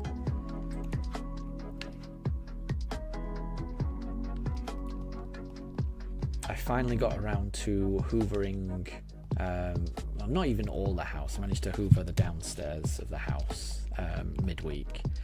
And honestly, I feel so much better having done that. It was really getting to me. Like, I really needed to do that. So yeah, it's nice just to, you know, get stuff like that off your to-do list, honestly. So, nice one.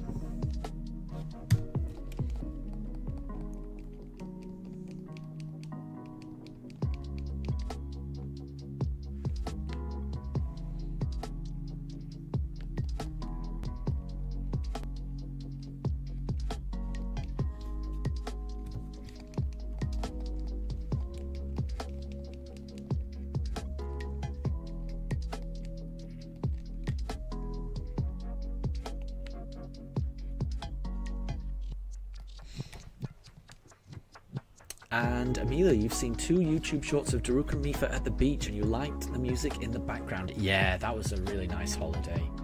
That was a really nice holiday. I really enjoyed that. The beach was... I can't remember the exact beach, but it was a beach on the Isle of Wight, and we took them there 2 years ago. Yeah, it would have been 2 years ago now. It was really nice. I would love to go back there. We stayed in like a static caravan in a caravan park, and it was right next to the beach. Like, I would wake up, we would walk for 5 minutes, and then we'd be on that beach, and it was such a fairly secluded beach. You know, it was public beach, so anyone could go there, but there was nobody around, so it was just me and the dogs just running around. It was lovely, really lovely.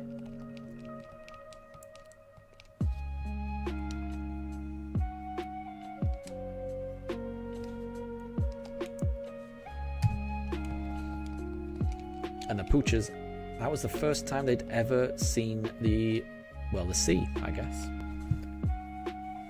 And Mifa, I think Mifa went into the water more than Daruk. Neither of them went swimming in it, but Mifa would at least dip her toes in it.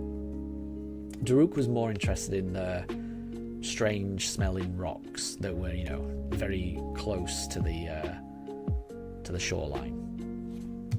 Mifa was a little bit braver, but they both enjoyed it.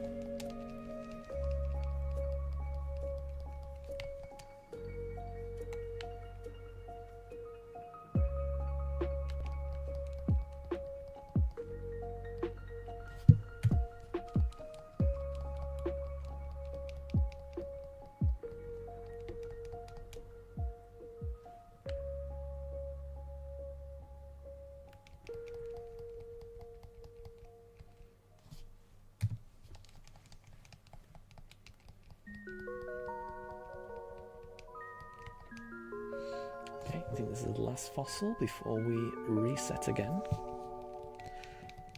Oh, and Amelia, your guess is 2011. That would be pretty cool. I'd be happy with that. Very happy with that. That would make it even quicker than the Great Marsh Hunt, which would be amazing.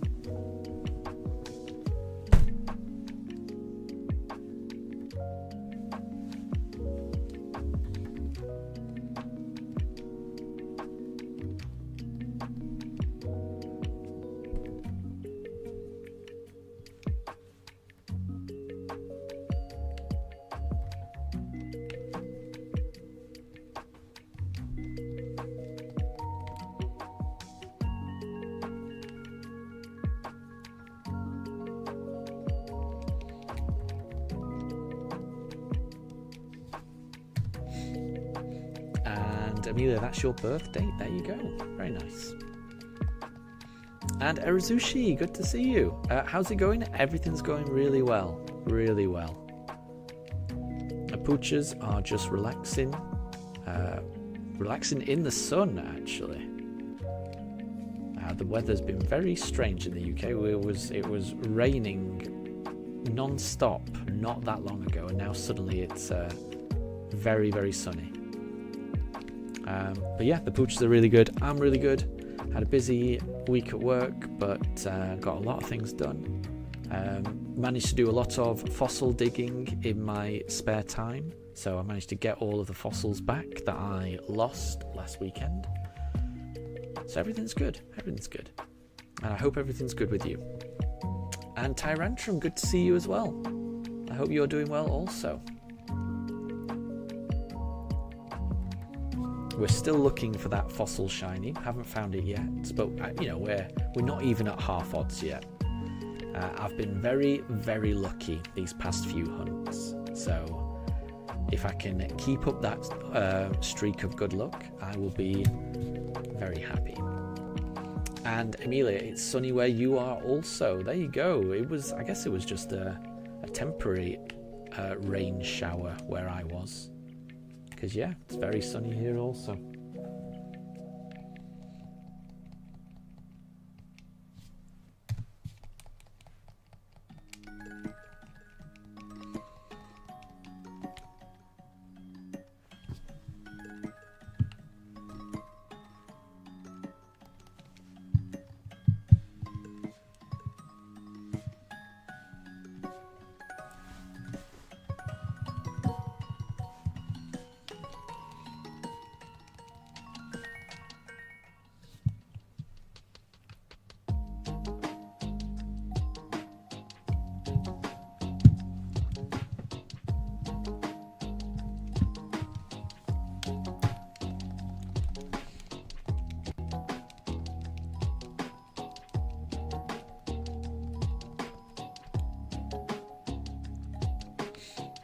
And Arazushi, you're doing all right? Relaxing in the weekend. Oh, I know. Yeah, it is wonderful. It's wonderful to have the weekend roll around. It's always a nice feeling for me. So I completely agree. Did I see the Nintendo Direct yesterday? I did. I enjoyed it. It didn't have the thing I was really, really hoping for. I guess I was really hoping for the last game announcement right at the end. I was really hoping that would be Animal Crossing, because I guess I was really, really hoping that that would be coming out next year. It doesn't look like it's coming out next year. Maybe the year after. Who knows? But there was a lot of other things I was very excited about. And Andrew, you're going to guess 2000 because you recently saw Pokemon 3, the movie, and was tearing up, and it brought back memories. Interesting. Did you watch it on YouTube? Because it's been showing up on my YouTube recommendeds quite a lot. The third movie. I do need to watch that. I have seen that because I remember watching that movie. I watched it on the plane to San Francisco when I was a kid. The very first time I ever went to the US. I can't remember whether it was on the flight there or back. I've got a feeling it was on the way there though. But that's the only time I've ever seen that movie. So I've only ever seen that movie on a plane 25 years ago. So I would like to watch it again. And Amelia, have I watched K-pop Demon Hunters yet? I haven't. I've heard of it, but I haven't seen it.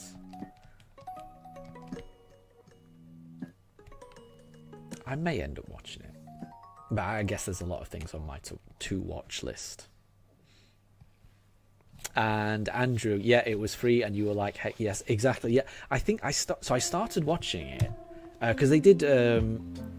They didn't just release it on their YouTube channel. They did a live stream of it first, so you could watch it with everyone else watching it for the first time. And I watched the first 10 minutes of it, and I was really enjoying it. It was really good. It was the scene where they're in the caves, and the unknowns are just in the background. There's two archaeologists, and one of them opens up that chest, and then the unknowns suddenly appear and whisk him off into this strange dimension, and the other one didn't notice anything. And as I was watching it, I was reading all these comments in the chat, and it was really nice. It was really cool. The problem was, it was like I was just about to go to bed. Like, there's no way I could have stayed up to watch the whole movie. So I had to turn it off. So like I said, I watched a little bit, and I was like, oh, I wish this had come out a little bit earlier, and I could enjoy it with all these people. But yeah, I really love that YouTube channel. The YouTube channel that put out that movie. It's the same one that has been re-releasing all of the Pokemon anime as well. So I think I'm up to season 4 of the Pokemon anime because they've just been, releasing it on that channel. I think it's called. I can't remember the name of the channel actually, but it's an official Pokemon channel, obviously, and it's so good. Andrew, you had the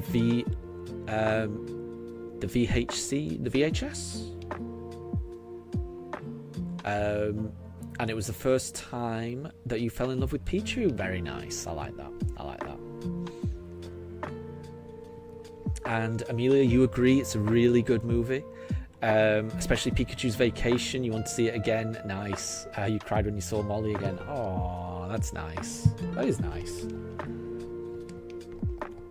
Yeah, I'm gonna have to watch that again. And the first battle and the intro. Oh, I think I missed that bit. So I didn't tune in right at the start. I think I caught the early bit, but I don't think I caught the very, very start. So I'm clearly gonna have to watch it.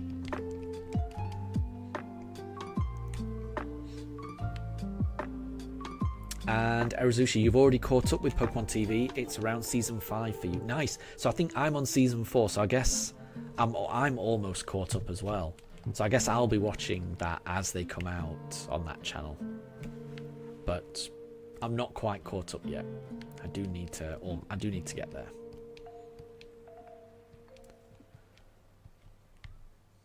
I think the most recent episode I watched, they'd arrived at Ecruteak City and they'd met Morty, but they hadn't had the gym battle just yet. So I think the next episode I'm going to watch is probably the gym battle in Ecruteak.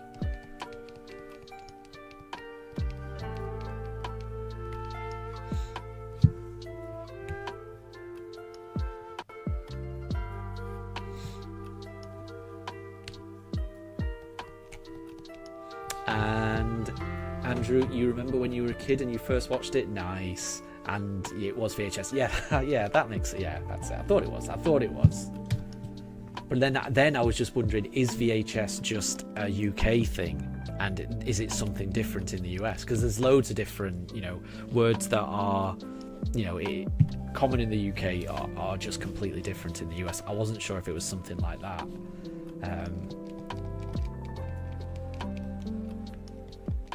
Because then I started doubting myself, thinking, what does VHS actually stand for? And I was like, I can't think what it stands for.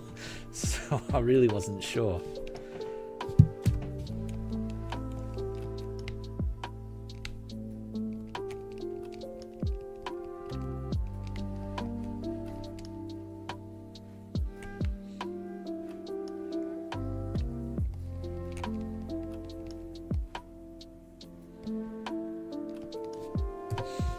But yeah, Arazushi, I really enjoyed the Nintendo Direct. What was your favourite part of the Direct? Because I think my favourite part was probably the ending. And I am a big, I'm a big Fire Emblem Three Houses fan. So as soon as they showed the characters in that game, I was pretty hyped about it. But I will say that's pretty much the only Fire Emblem game I've ever played. But it does feel, looking at the footage, it does feel very Fire Emblem Three Houses, that last reveal.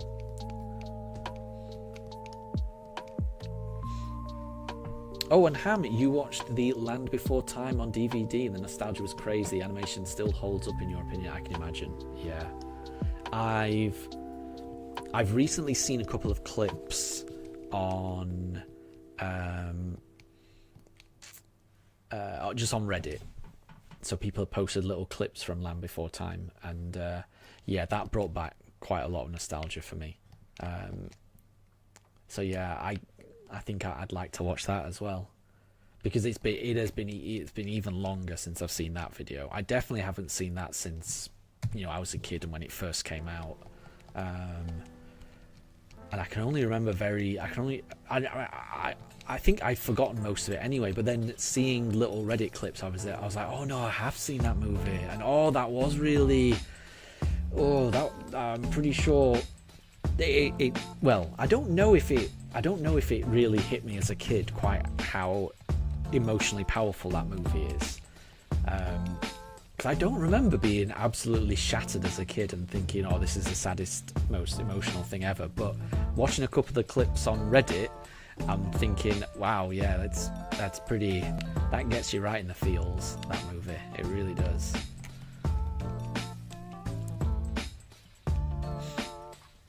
And Amelia, you didn't watch the Nintendo Direct? Oh, okay, then I won't spoil too much about it then. But I guess there wasn't too much. It wasn't too much.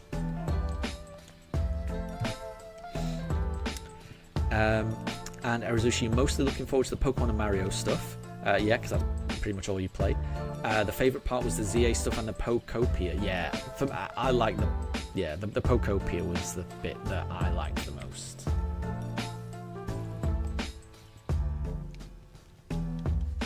Because I guess I was already hyped for Legends ZA, and I feel like I've seen a lot of that game already. So I feel like I've seen everything I need to see about that game. Now I just need to play it. Like, I don't need to see any more trailers for it. That's more than enough, you know. I'd rather just play it, honestly. But the whole Animal Crossing meets Pokemon of Pokopia, that I was not expecting. And that Ditto looks creepy. I am worried about how creepy that Ditto looks.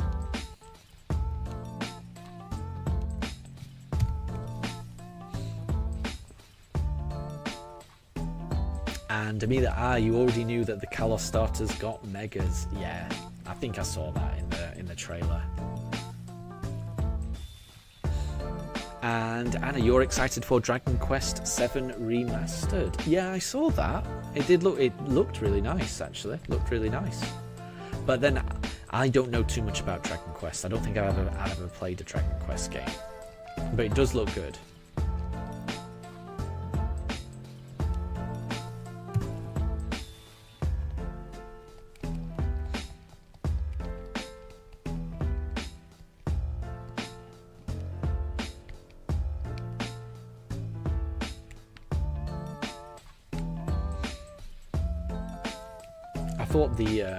I thought the Yoshi story book game, I forget what that's called, Yoshi's Mystery or something, I thought that looked quite nice as well.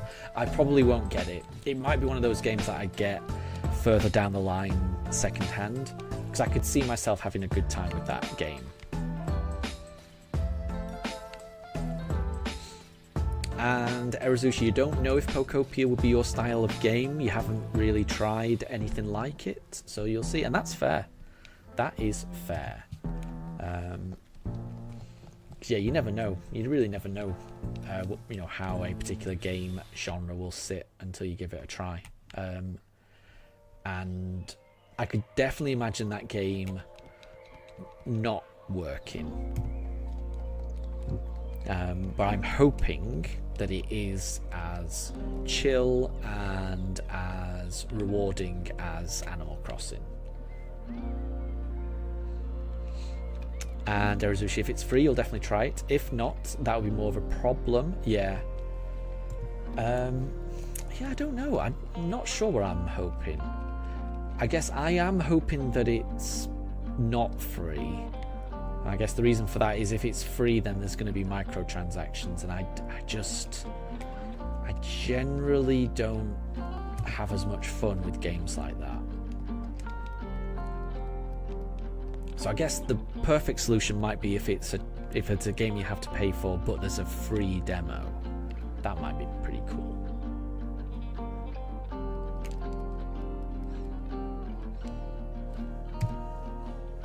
But yeah, I went into the Direct hoping and praying that there would be an Animal Crossing, and there wasn't, but there was an almost Animal Crossing with that Pokopia. It seemed very Animal Crossing adjacent, I would say.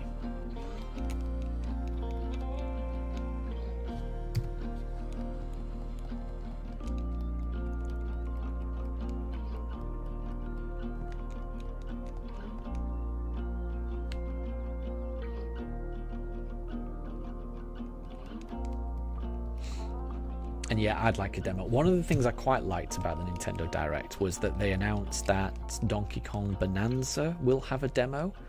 And again, so that's a similar game for me. Like, Donkey Kong Bonanza looks amazing. It looks really fun. But I just don't know that I'm going to have enough time to play it. So it's the type of game that I think I'll pick up in a few years' time when it's cheaper. I don't have to buy it full price. I can just buy it second hand. And I'm fairly certain I'll have a lot of fun with it. But they announced some DLC, which is cool. But they also announced that there would be a free demo of Donkey Kong Bonanza. I don't know if that's already been released. I feel like it might have been. And I definitely want to download that, because I do, that will definitely scratch the itch of, I just want to see what it's like, running around smashing things, finding bananas. I feel like I'll have a blast. And I think that will probably tide me over until I can just pick up a cheap second-hand copy in a few years' time when I've got hopefully a bit more free time.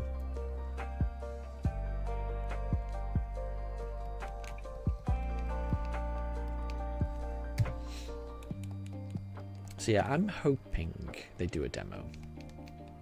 I hope they make more use of demos. And what I found encouraging is that they've given Donkey Kong Bonanza a free demo. A marquee game that is not that old. It only came out last month or the month before. To me, it's a really new game, and the fact that they're doing a demo of that, I think that's pretty cool. I'm hoping that's a sign of things to come. Ooh, Amelia. Wayfarer is currently battling Drayton. Nice. He's almost there. I did not like Drayton in that DLC. When Drayton hovers over Kieran and says ex-champion to him, when Kieran's down and out after we've just beaten him, it's so needlessly mean. Yeah, I didn't like him. Although I will say he seems like the type of character that's quite fun to hate. Mainly because of that snidey comment.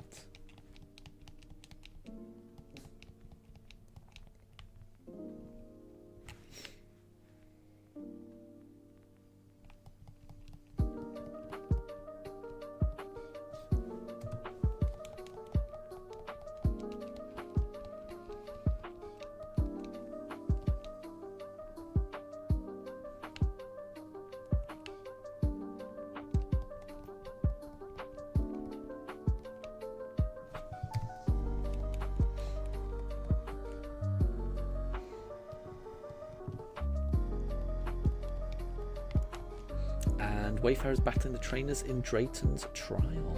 Nice.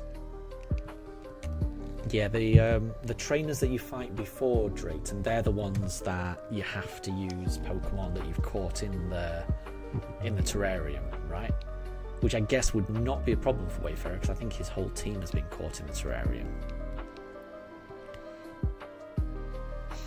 And Anna, you're most interested about the dual classing in the new Dragon Quest VII. Interesting. I didn't pick up on that, honestly. But that would be cool if it introduces mechanics like that kind of differentiate it from the original. That'd be pretty cool.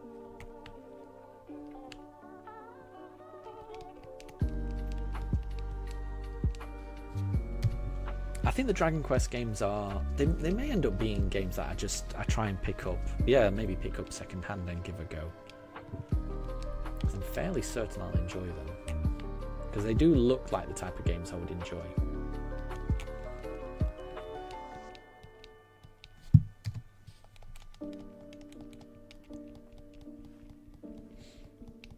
Okay, it has just gone midday in the UK, which means it's around the time that my poochers like to have their lunch. But at the moment, they're both very calm. So, whilst they're still calm, we'll just keep on doing these fossil exchanges. When they do start to get riled up and barky and angsty, then I'll have to take a break and get them some food. And Pranjul, good to see you. You're going to come back here after 2 hours. Hope you find the shiny. Nice one. Thank you very much. Thank you very much for the good luck. Yeah, we haven't found it just yet. I'll be streaming for another... How long? Another 4 or 5 hours, I think. Yeah, another 5 hours, I reckon. Oh, have we run out of fossils? So yeah, we'll be around in 2 hours, definitely. Yeah, we're out. Let's reset. And Anna, you want to pre-order Dragon Quest VII for the goodies? I didn't even realise there were goodies.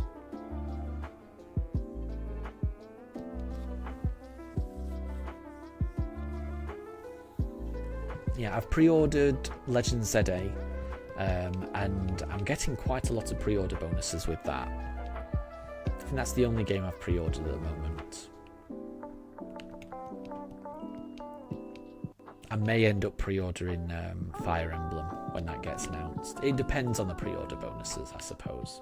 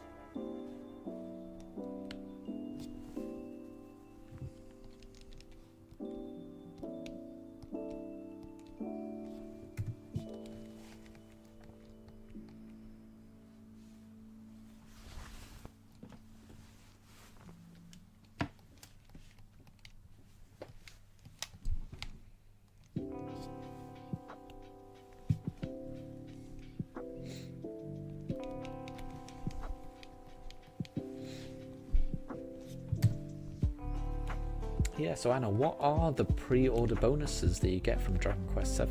I'm interested.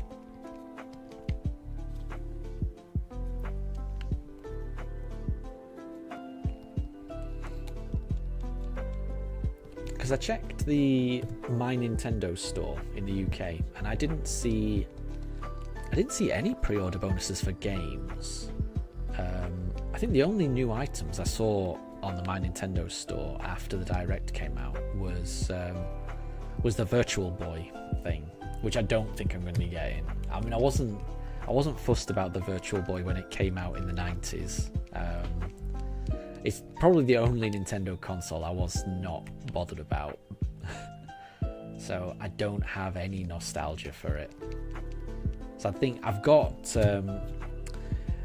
the Super Nintendo controller and I've got the N64 controller, and I've got the GameCube controller, all from like Nintendo Online. But I think the Virtual Boy will be the one that I kind of skip.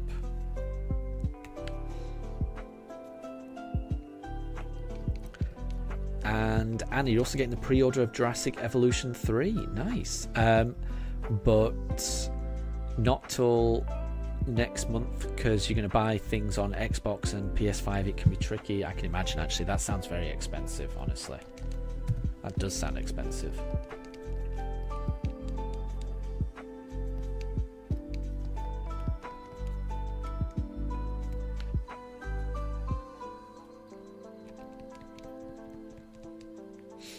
And Erazushi, the Virtual Boy is such a weird thing to add to the classics line. It is, isn't it? Yeah, it is. It's a type of thing, I think a part of me would like to hold it and see what it feels like. And part of me would like to play one game for 5 minutes on it. But I cannot imagine me spending more than 5 minutes with that contraption. I mean, I might be wrong, but I strongly suspect the novelty, for me, the novelty would wear off after about 5 minutes. I think it would be really cool for 5 minutes. And I think after that, I'd be like, nah.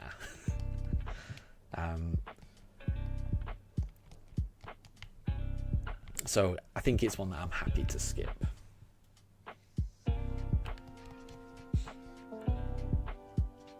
And Ham, you've just finished cleaning your room, so you're going to treat yourself with a glass of Pepsi Max, as always. Very nice, very nice. I like that.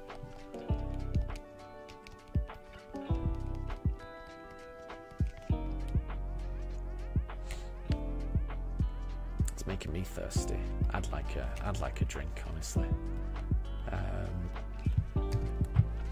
But I'll be able to get a cup of tea once I take the poochers downstairs to have their lunch.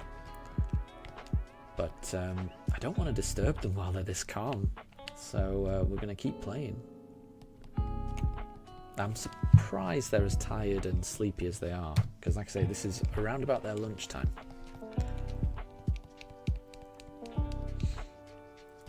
And Amelia, Wayfarer's Indigo Disc Shiny Only team looks really cool. You're going to wish Wayfarer some luck. Well, if you do that, can you wish him some good luck from me as well? With Kieran and the Terrapagos battle, nice. The Kieran battle's really cool. I really like that. Like I say, the interaction with Drayton after the Kieran battle, I think is... like I say, it makes me hate Drayton, but I will say it's one of the most memorable lines in the whole game.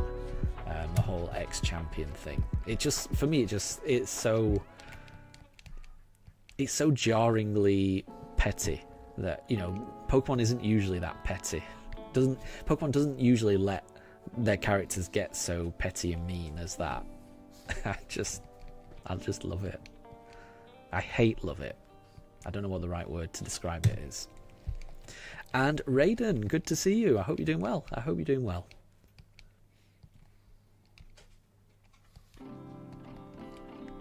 Oh, well, Daruka's just woken up. He's having a bit of a stroll.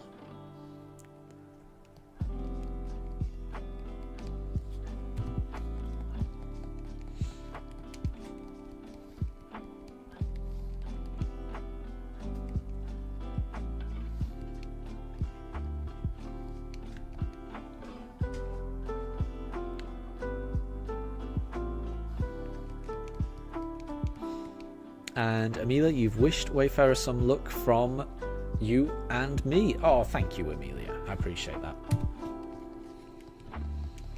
Like I say, I don't know how long Wayfarer's streaming, but I'm hoping that when I finish that he will still be streaming, so I can jump on and catch the last part. But we will see.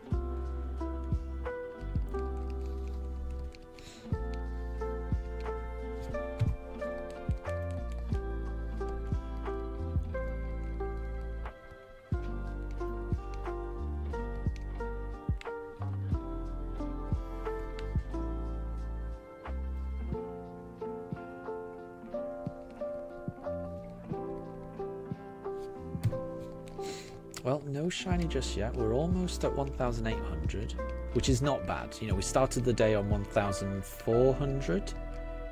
Oh, Daruk is sniffing Shinx. Don't know if he's going to attack Shinx or not. Nope, he's going to leave Shinx be.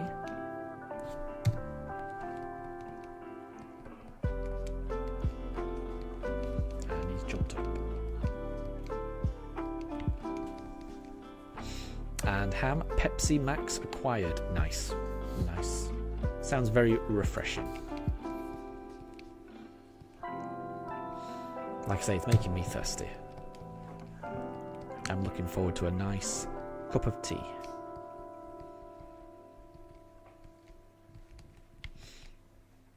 And Anna, you get a costume for the hero from Dragon Quest VIII.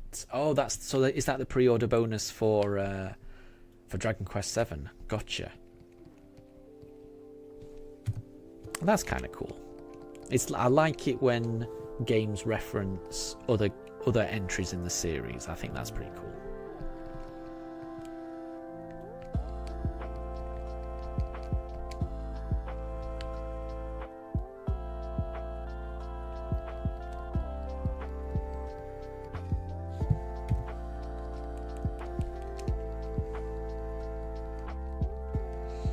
Okay, we're on to the skull fossils.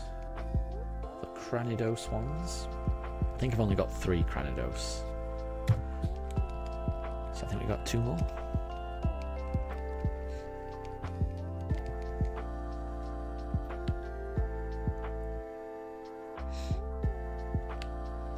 And Ricardo, welcome to stream. I hope you're doing well. Thank you very much for stopping by. We are trying to find a shiny fossil. I've got a whole bunch of fossils. I've got about 25, 26 of them. And I'm trying to find which one might be shiny. Daruk is having a Lion King moment. He is kind of gazing off into the distance. Sometimes he does have a kind of noble stare, I would say. And we're out of fossils, so we'll start again.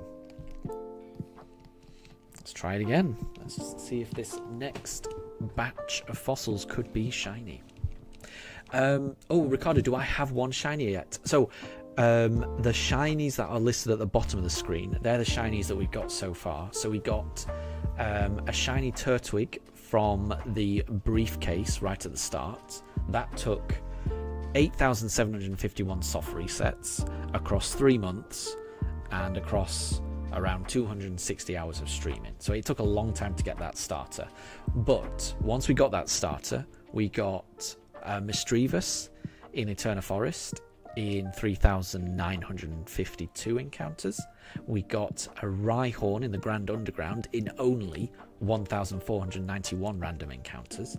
We got a Togepi through Masuda egg hatching in only 216 eggs.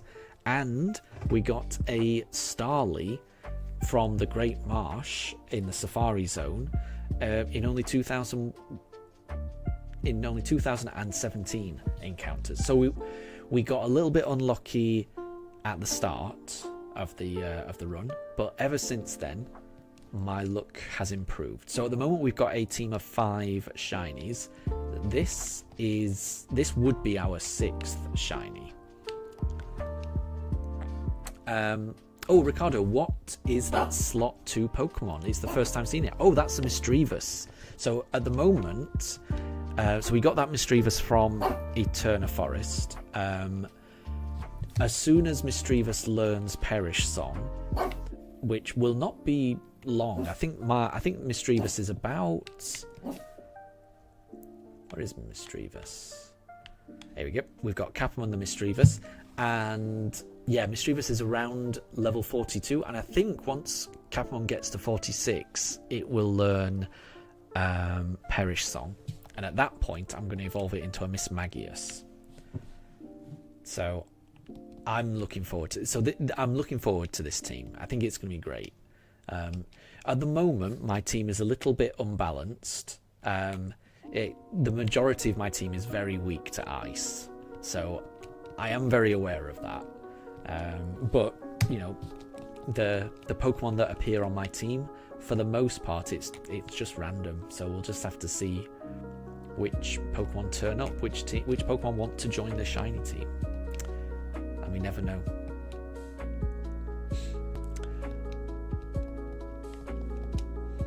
And Anna, if you buy the deluxe, you also get a costume from Dragon Quest XI for all of the characters. That's pretty good. That is pretty good. I like that. And Amelia, he lost to Drayton. No. Well, there's always the next battle, is what I say.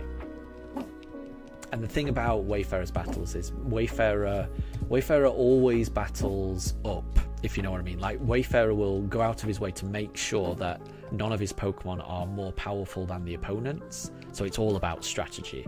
So there's always a risk that, you know, a bit of bad luck and, you know, the battle could go the other way, which is what makes it's part of the reason that I really like Wayfarer's streams. You know, every battle is always it's always interesting, because it's never a case of like Wayfarer punching down opponents, because you know, it's almost always the Pokemon are at a lower level, so they're always punching up. So there's always that element of the underdog, you know, triumphing, which is which is cool. So fingers crossed, hopefully, Wayfarer takes it on round 2.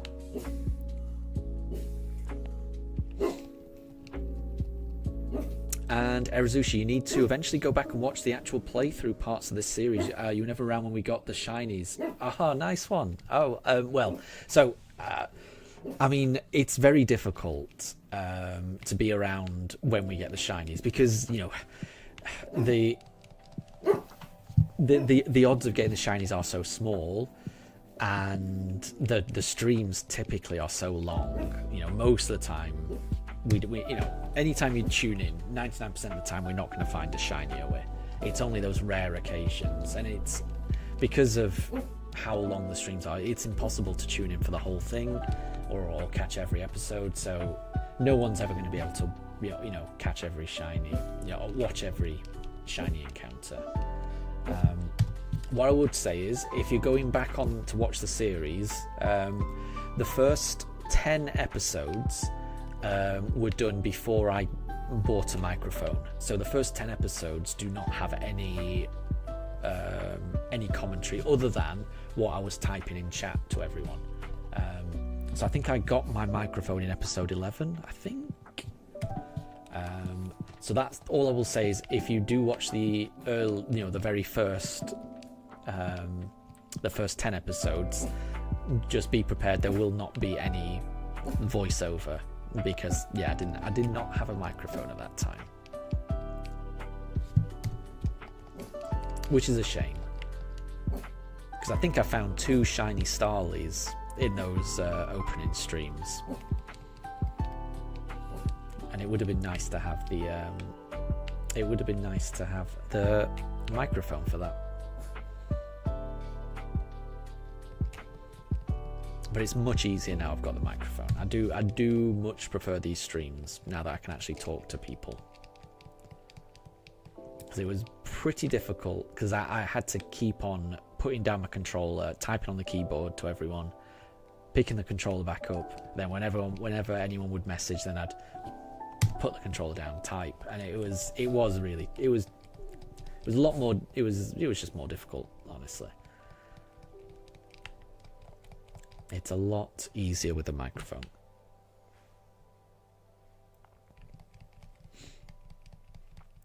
But yeah, if you were planning to watch any of the old episodes, any episode where we actually find a shiny, I will always rename the episode. So all of the ones where we actually found a shiny Pokemon, the streams have been renamed to "We Found Shiny XYZ." So that might make it easier.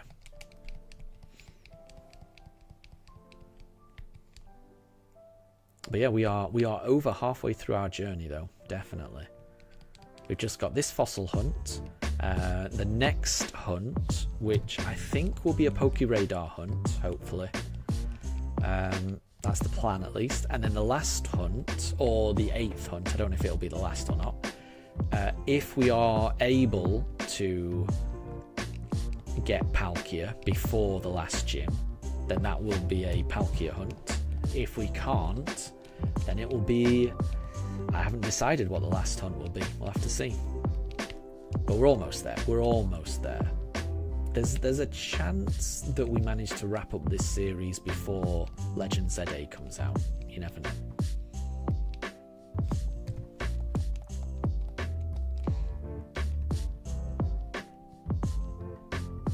Oh, and Erazushi, you meant just the parts between the hunts. You want to see the game as well. Ah, I get you, yeah.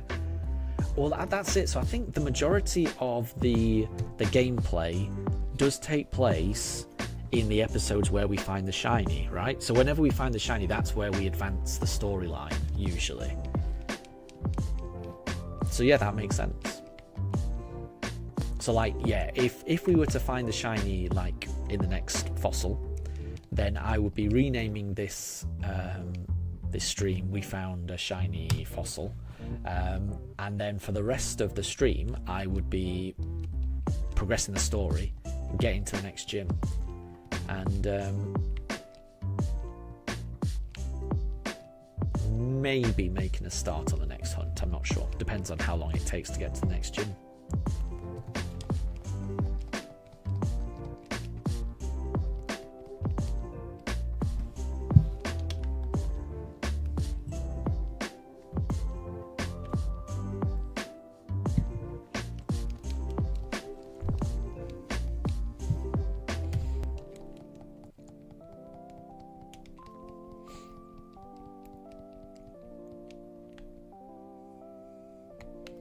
I think the next gym is in Canalave City. I think.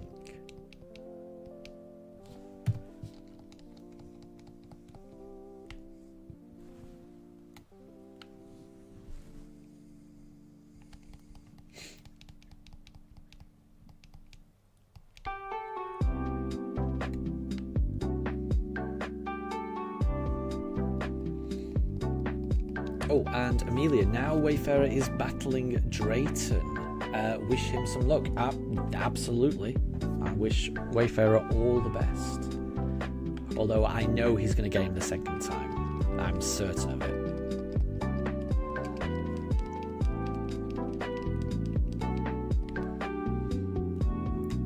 I think the first battle was... I suspect the first battle was to build up some dramatic tension for the inevitable, glorious rematch, like a good Rocky movie. That's what I reckon it'll be like.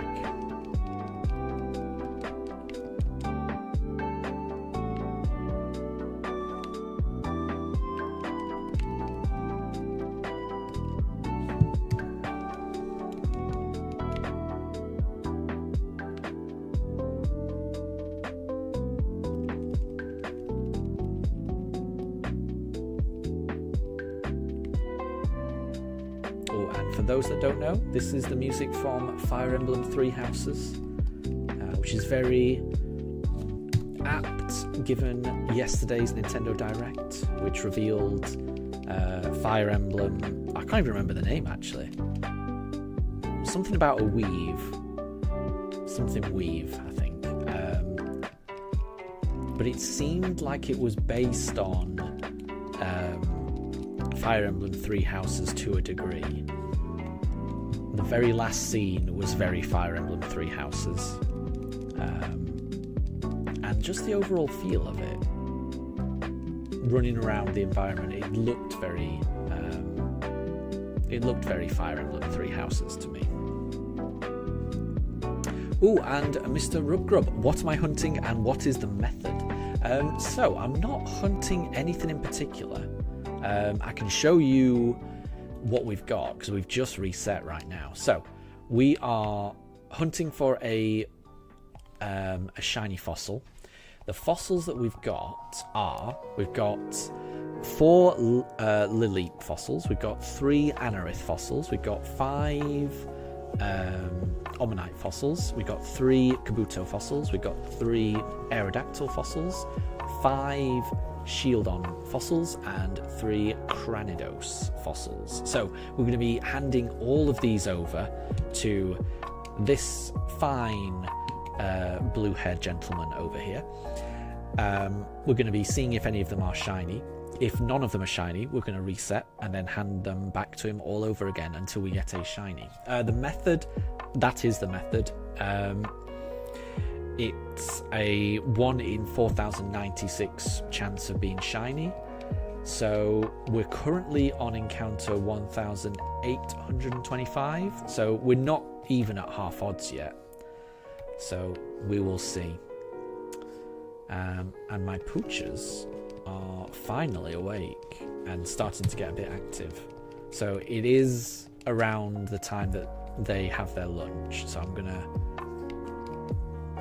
see how they're doing. We may have to take a break.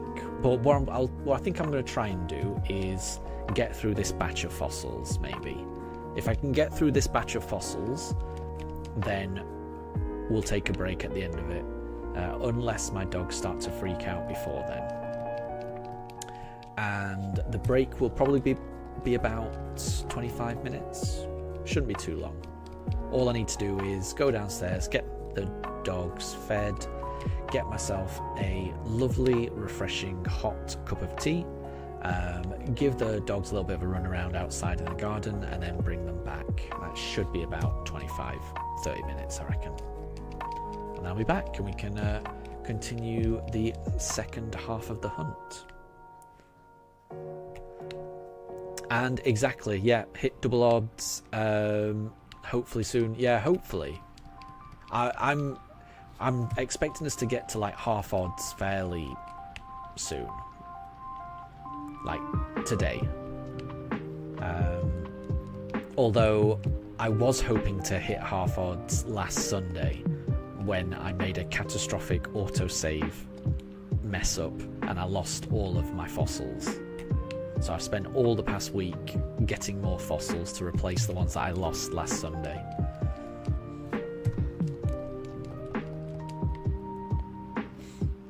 If you were to watch the last stream, the error happens right at the start within the first like 15 minutes of the stream. I just completely mess up. So luckily this stream I haven't made any massive errors yet.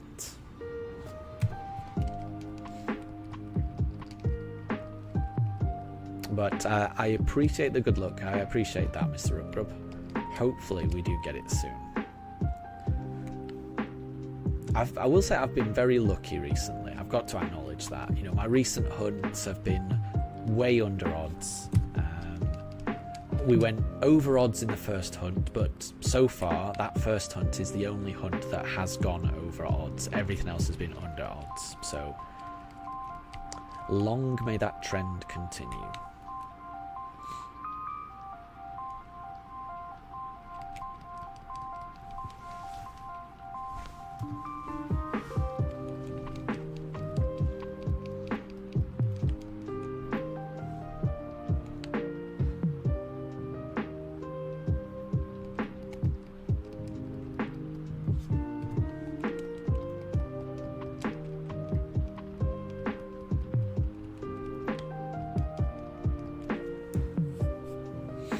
And Amelia, Wayfarer won and defeated Drayton. Nice one. That just leaves a final climactic battle against Kieran, I would imagine. And that will be epic.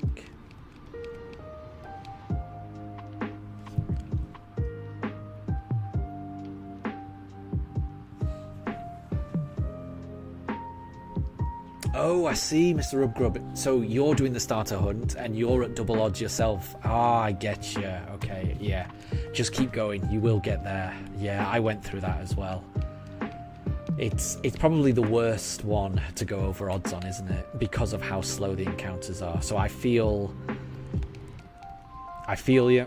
I know you. I know the pain you're going through. If you're doing the starter hunt, I know how frustrating it'll feel, because if you're anything like me, you'll be anxious to just get the run going. You know, if you're already up to double odds, you will have sunk hundreds of hours into it already, and to have spent all that time and not really got past the first 5 minutes of the game, it takes a special level of patience. So well done. Really well done for getting as far as you've got. And what I would say is, when the shiny does appear, it will be worth it. It will be so worth it. It is the most cathartic experience I've had playing a game, honestly. I was buzzing for hours afterwards. It was such an emotional high, and it will be for you when it finally does appear.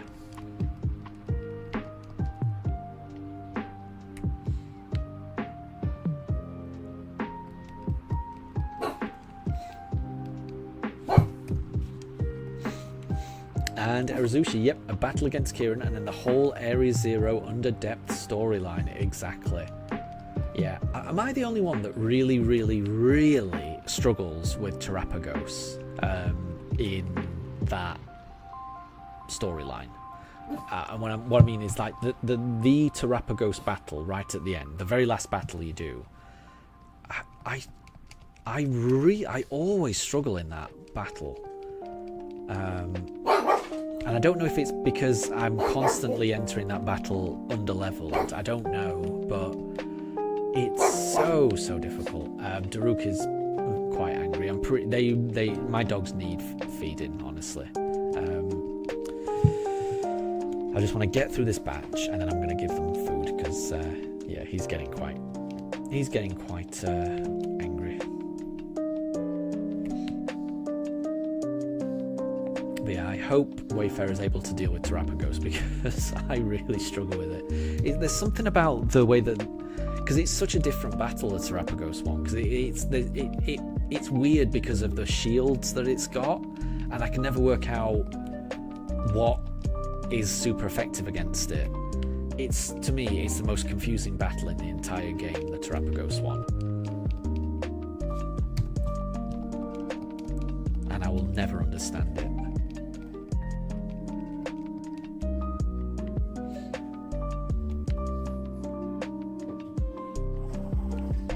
It's like sometimes a move will be super effective, and then a few moves later, it's no longer super effective.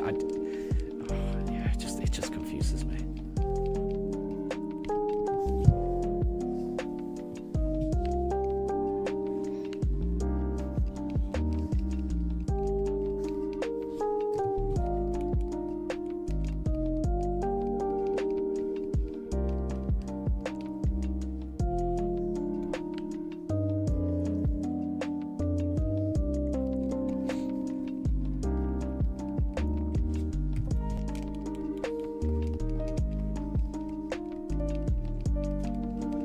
Okay, right, just the Cranidos left, which means I think there's only 3 of those fossils, so not that one. So I think we've got 2 more attempts before we take a break.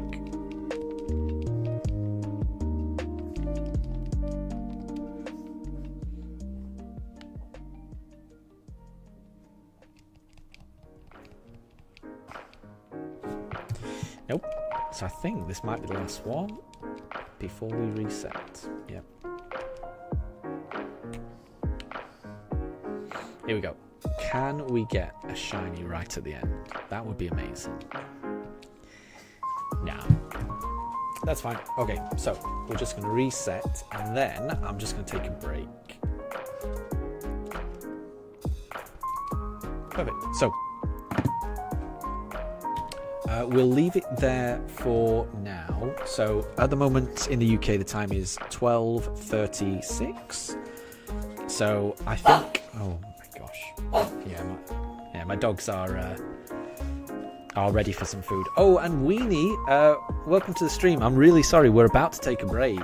So I'm going to take a 25-30 minute break, but I will be back in 30 minutes. I'm really sorry to take a break just as you're arriving.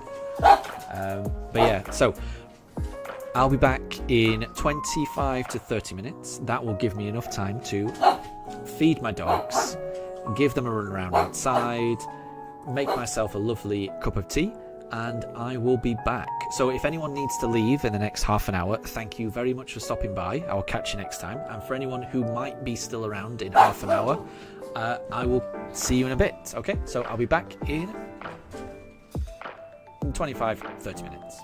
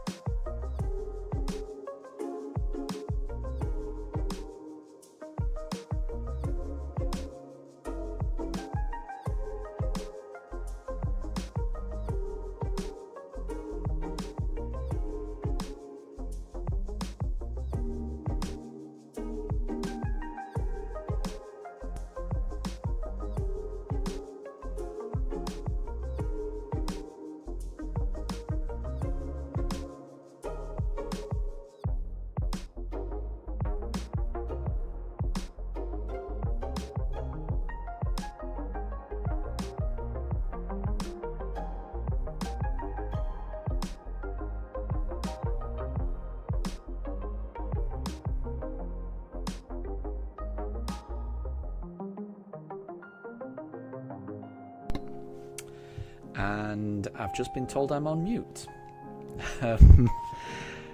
Apologies for that. I've been back for a while, nattering to myself, clearly. Apologies. Ay. I can't remember everything I said. Yeah, sorry about that.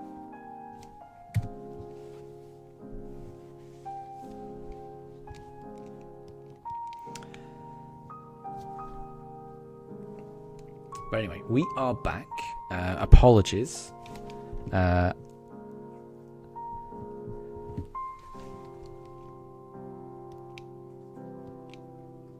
Apologies that I've been talking on mute.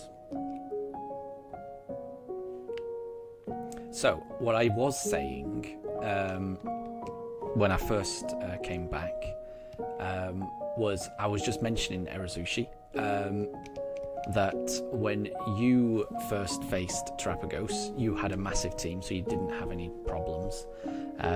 But when you recently faced Terapagos, you've mentioned that you ended up losing to it a couple of times before you realised that the type change that Terapagos does was predetermined, which I had no idea about, honestly.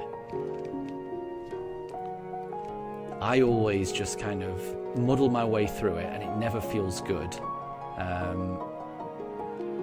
And I'm constantly confused as to why some moves are super effective, why some moves are not super effective.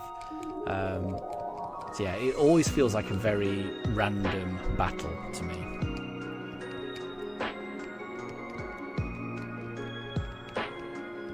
But that also makes me think that maybe there's some clues as to what the types are in the text that maybe I'm not reading because I'm just hitting A so fast, I'm not sure.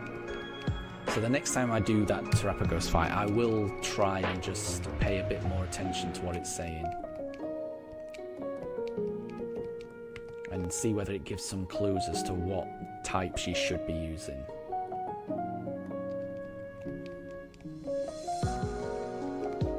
And Tempest, welcome to stream. I hope you're doing well. You haven't missed anything. We are still trying to find our shiny fossil. I haven't messed up so far this stream. So we haven't lost all our fossils, which has been a regular occurrence so far in this particular shiny hunt. So I've currently got about 26 fossils. And we've just come back from our lunch break. So the pooches have had their meal, they've had a run around. I've got a nice cup of tea, and we're ready for the second half of the stream. And Amelia, Wayfarer lost to Kieran. No. Oh, but if you're going to lose to anyone, I think Kieran is the one you want to lose to. I always feel bad for Kieran. Poor Kieran. Kieran has been put through the ringer. So hopefully Wayfarer can get his revenge in the next one. But these are double battles, and these are difficult battles in the Indigo Disc, I think.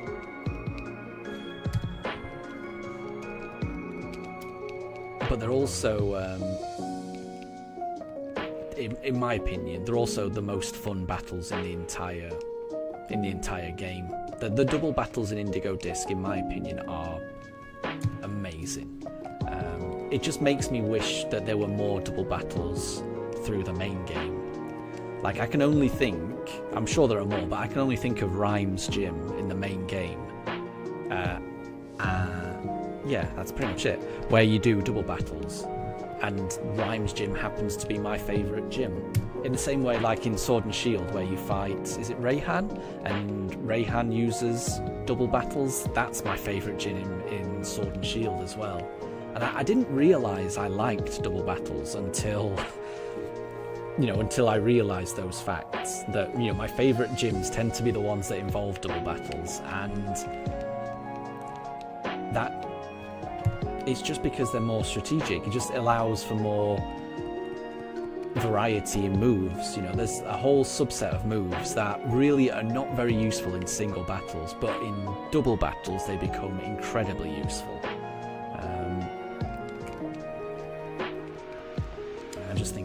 adds a really nice layer of strategy.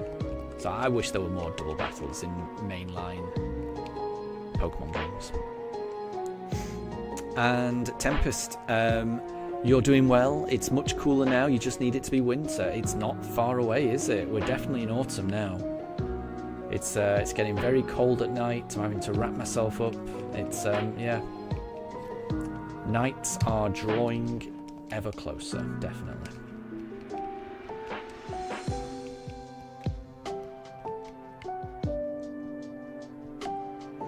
It'll be Christmas before we know it. In fact, when I was shopping in Tesco yesterday, they were selling advent calendars. And I almost bought one. I was like, oh, I could get one, and then I won't have to worry about that. But then I realised, you know, it's September. It's months away. It's too early to be getting an advent calendar. And Amelia, you're already cold. There you go. Everyone needs to keep warm. And Erazushi, oh, you went to watch something else and came back before you realised. No problem at all. No problem at all. And apologies, I missed your messages earlier, just before I went on a break. Messages about Terapagos. So yeah, I think we had a similar experience actually. I think maybe the first time I battled Terapagos, I had a very high-powered team where I didn't notice it, and it's only when I did like runs like on stream where I was, you know, going into it with a fairly under-level team that I realised quite how difficult that fight is, and it just it confuses me so much. And Tempest, you've noticed it's getting darker at a more reasonable hour instead of like 11 PM. That is true. That is true. The nights are definitely drawing in. Okay, I think this is the last fossil before we reset.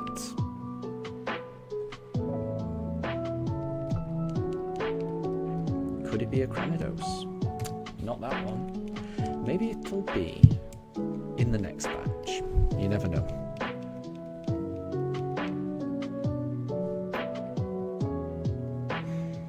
But yeah, we have taken our break. So my dogs have had their lunch. I have got my cup of tea next to me right here. That's a lovely temperature right there. The dogs have had a little run around outside as well. So we're all ready for the second half of the stream. It's 1 PM, just gone 1 PM in the UK. I'm going to be streaming for another about 3 hours until 4 PM. And I may end up ending the stream around 4. We'll see. We will see. I'd like to stream a little bit longer, maybe till about 5. That's what I would like, but it would just depend on how angry my dogs get. We'll see.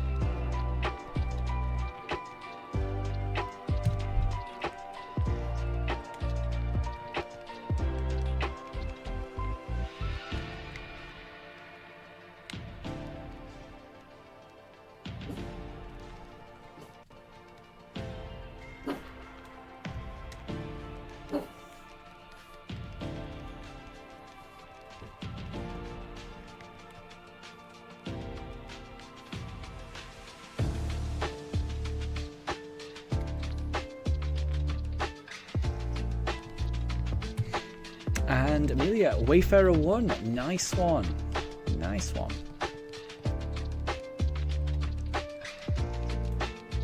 That just leaves Area 0, right? That will be fun. That will be fun.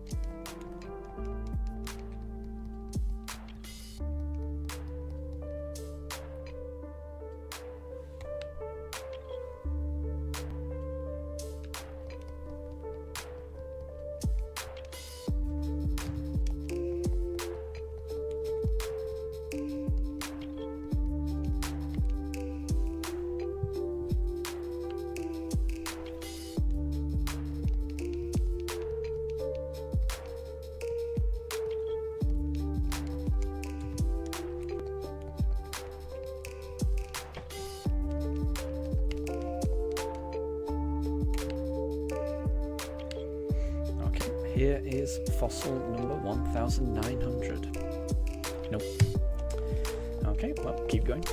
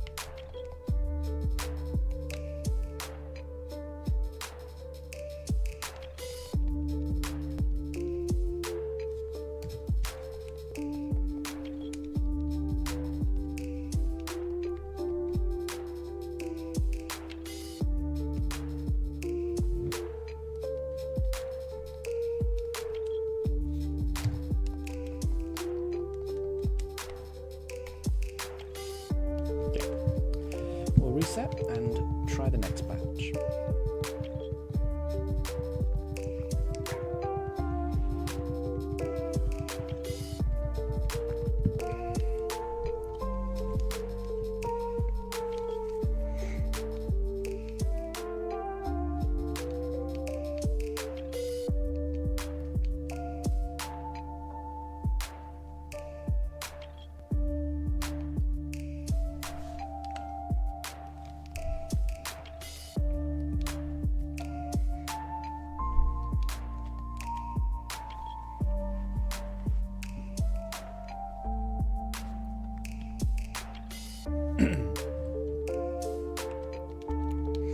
Oh, and look, it's Gizmo. Welcome to stream. Is it shiny in the preview or just in the box? It will look shiny in the preview. So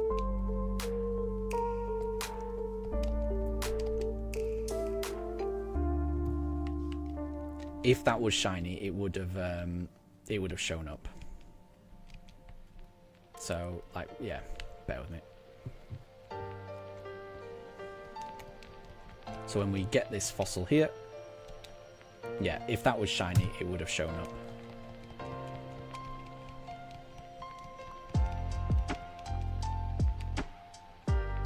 Ooh, forgot to deposit one.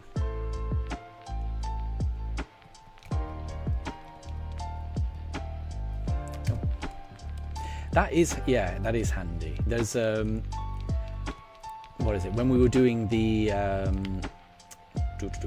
starter hunt, that would have been handy in the starter hunt when we were opening the briefcase and there's a little preview of each one. That would have been good if you could see whether it was shiny then. But sadly for the briefcase hunt, you have to wait until the Pokemon comes out into battle to find out whether it's shiny or not. And similarly in the underground, when you're looking around, all the Pokemon will appear non-shiny, but you have to encounter them, wait for the battle to start, and then if it's shiny, it will reveal itself.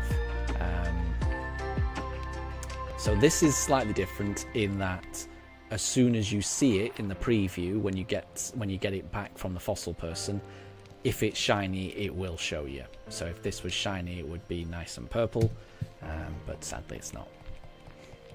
Oh, and Tempest, did I see Mega Raichu yesterday? I did. I watched the whole thing. It was great. I definitely enjoyed that that direct. It wasn't everything I was hoping for, because I had my hearts set on Animal Crossing, which did not happen. But I do like Fire Emblem as well, so I was happy with that. The Mega Raichu, it looks great. It looks great. It's hard for me to have too strong of an opinion on Megas in general, because Megas as a concept, it does go over my head a little bit, because I don't have any nostalgia for them because I've never played the games. I've got a feeling when I actually play ZA, it will make a lot more sense to me. But at the moment, I think they look fine. I think they look great. It seems that Raichu's got two different ones, so similar to Mewtwo and Charizard. It's got an X and a Y form. That's kind of nice. I like that. Yeah. The biggest thing was just the fact that they're releasing DLC, or they're announcing DLC before the games even come out. That doesn't sit great with me. It would be a lot easier for me to accept that if they gave an option of the game that had the game and the DLC combined into one, and you paid extra for it, but you had the DLC on the cartridge. That I'm really hoping they do that, but I'm just worried that they're not going to do that. Because my motivation around games is I want to be able to play games in like 20 years time, and it really scares me the amount of content that is on DLCs and things like that where servers might not exist, in 10 years time. So I'm just hoping that they release that DLC in some form on a cartridge, just so that I can enjoy it in 20 years time. And look, it's Gizmo. You agree the DLC before is wild. It's very cynical, isn't it? Like, I can understand DLC if it gets released like a year later or something, because then I'm like in my head, they released it and then they had these new ideas and they wanted to implement them. And yeah, if they've done that and they want to charge extra for it, sure, why not? I don't have a problem. I know it, especially with Pokemon, I know it is more pre-planned than that. But in my head, that's how I can get around it. But for them to announce the DLC before the games even come out, in my head, it's like, well, if you've done that, then just put it in the game. I don't even mind if you charge a little bit extra for it, but just put it in the game. I don't know. But again, I'm an old man. I'll complain about anything. Back in my day, the games were on the cartridge. They really were.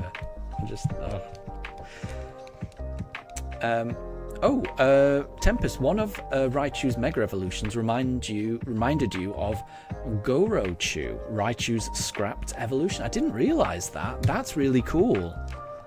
Bear with me. Hold on. I'm just going to have a look at a Google image search of that. Bear with me. So, how do you spell that? Gorochu. So look. Images. Yeah, I can see that. Yeah, I like it. That's really cool, isn't it? Yeah, the one with the one with the things coming out of its ears is quite similar, isn't it?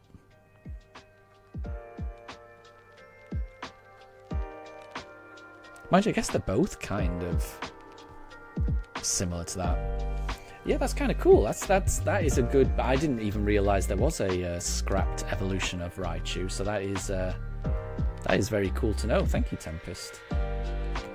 And I do see what you mean. I definitely see what you mean there.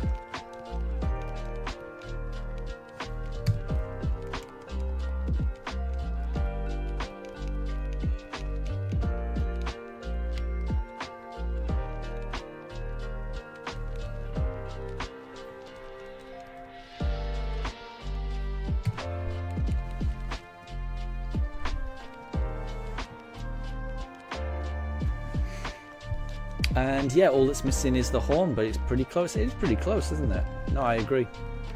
Clearly, there's some inspiration there, isn't there?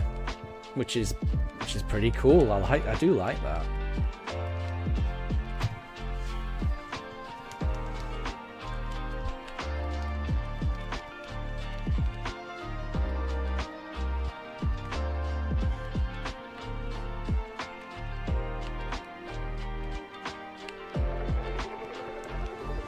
And Erazushi, you believe that even the game plus DLC bundles that exist are just the game on the cartridge and a download code for the DLC? I mean, that's definitely not the case for Sword and Shield, and it's half the case for some of the cartridges for Scarlet and Violet. I know that the early versions of Scarlet and Violet plus DLC, it has the Teal Mask DLC already on the cartridge, but you have to download Indigo Disc. But my understanding is that the more recent versions of Scarlet and Violet plus DLC cartridges, they actually do have them both on there. I only have the more recent one, so I have the Indigo Disc on the cartridge and you have to download... No, other way around. I've got the Teal Mask on the cartridge and you have to download Indigo Disc version, like the initial set of it, because I couldn't wait. I wanted to wait until the cartridge had them both on, but I just couldn't wait any longer. And that's fine, at least there's an option.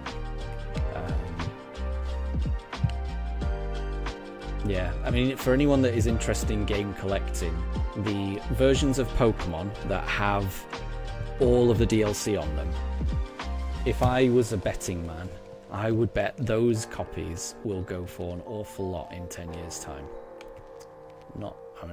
I don't think anything in this world is a definite thing, but I think that's pretty close to being a definite thing.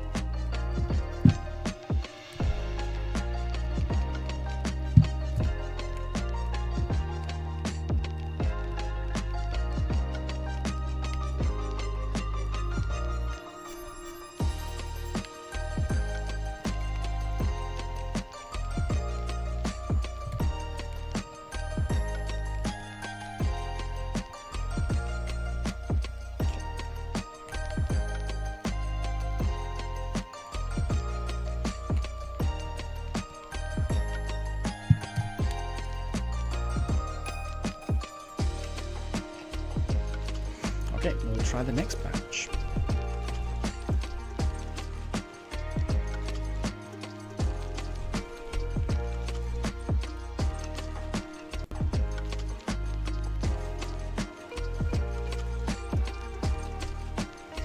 But yeah, I'm hyped for Legend ZA.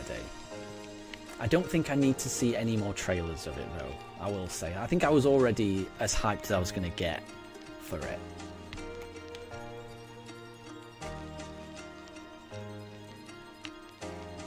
And Erazushi, did you even need to update the game, or did it already include version 3? I can't remember. I feel like there must have been a download in the background when I put it in, but I must say I don't ever remember doing it. It's not. I feel like there must be a background download for it, but I'm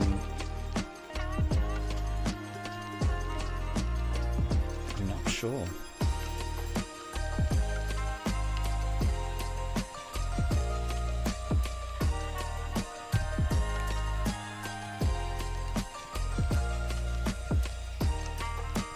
But yeah, I will always prefer the version of the game that's got the DLC on the cartridge, but not every game does that.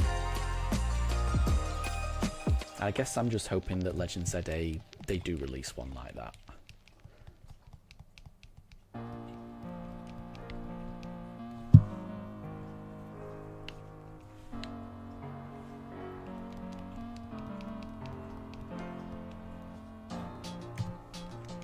But yeah, my motivation is mainly just game preservation. I don't know why it's important to me, but for some reason it is. I think there must be something psychologically wrong with me for me to care this much about being able to play a game in 20 years, but it really is. It is a motivating factor.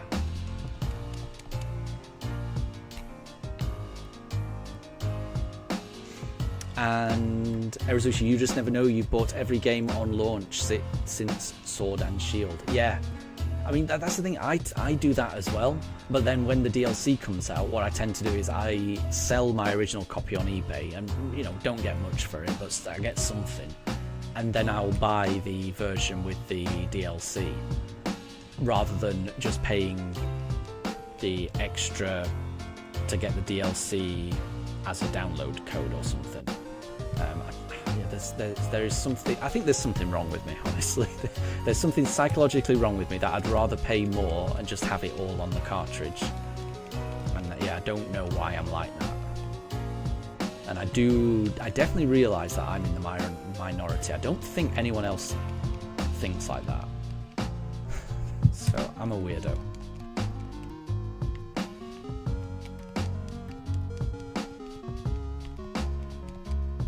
But I think it's okay to be weird, surely. Everyone's allowed to be different.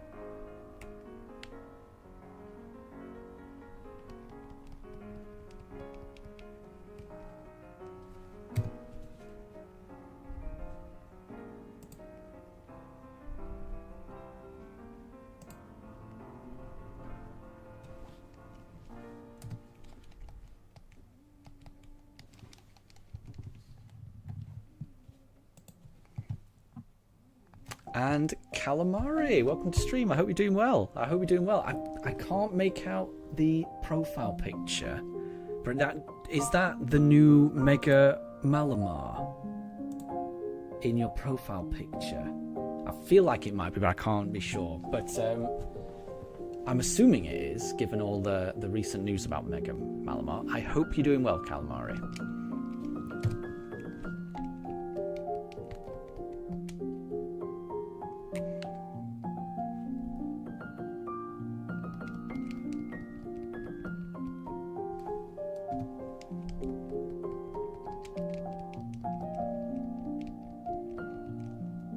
Because we are still looking for our shiny fossil.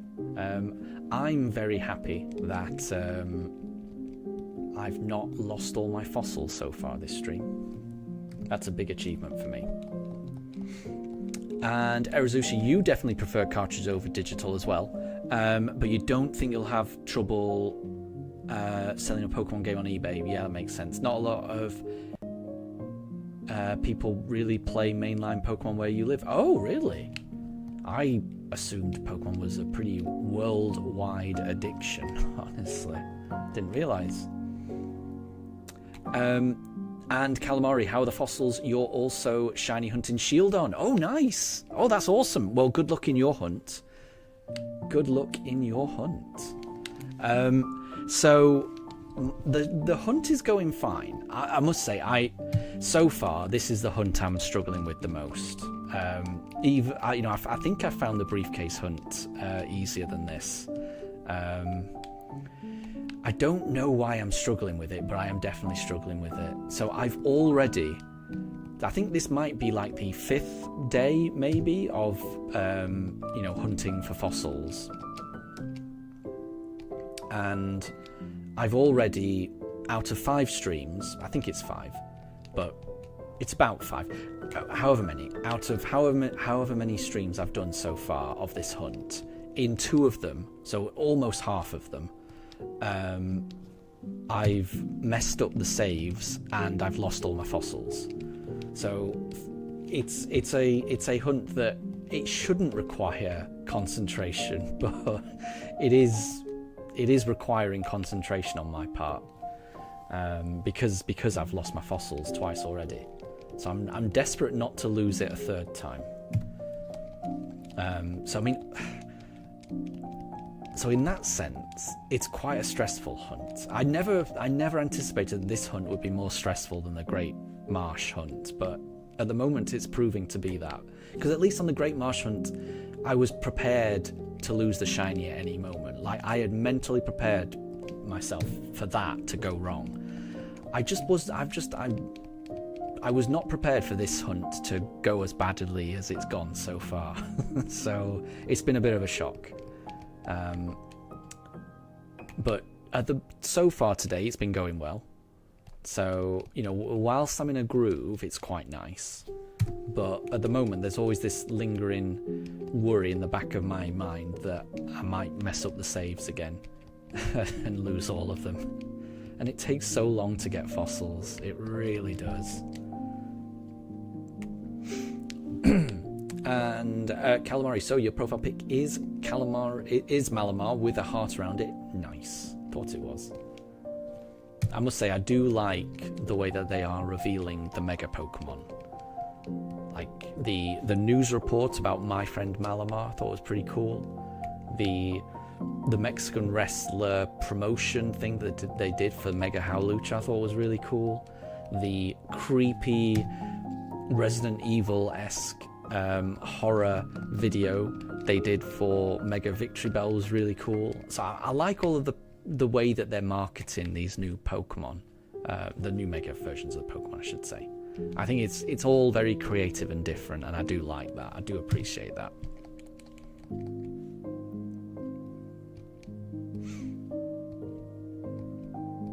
And Tempest, you prefer cartridges as well, but you're also a little lazy, so digital is just better. Yeah, I mean, it's definitely handier, isn't it? I'll concede that. I will concede that any day of the week, definitely. And William, good to see you. I hope you're doing well.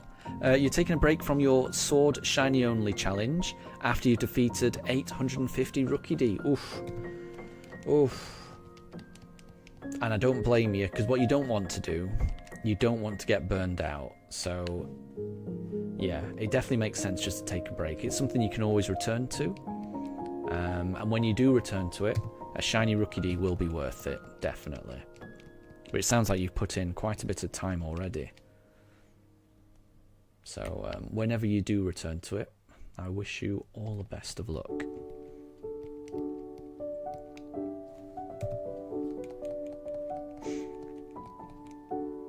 And Calamari, since you're shiny hunting shield on as well, how many encounters are you up to at the moment? And how are you finding your hunt?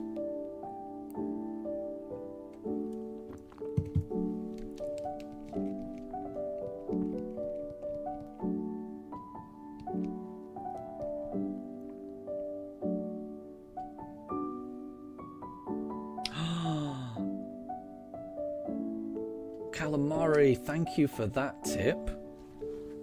So you don't know if I already know this, which I did not know this. Quick tip is to go to options, set send to boxes as automatic, so I don't have to keep going through the nickname thing. Send to boxes automatic. Yeah, perfect. Perfect. Let me just do you want to make sure autosave is still off? Good.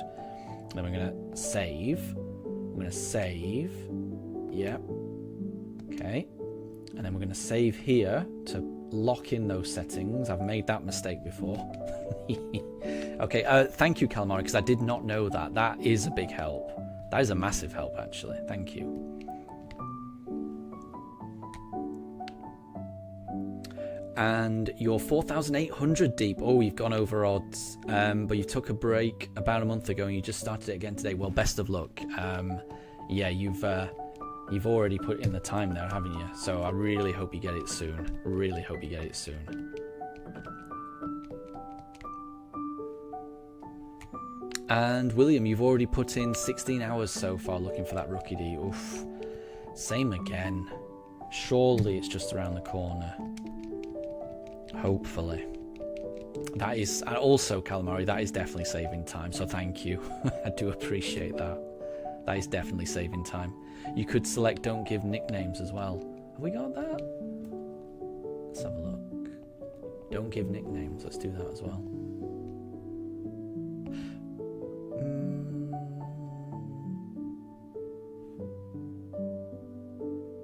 I do want to give some nicknames, but I can just change it later, can't I? I'm sure there's somewhere I can go to change nicknames. I'd rather just save time. So let's do that as well.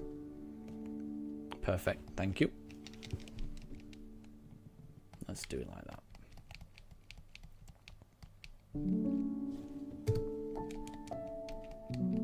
Yeah, this is a lot better. This is a lot better.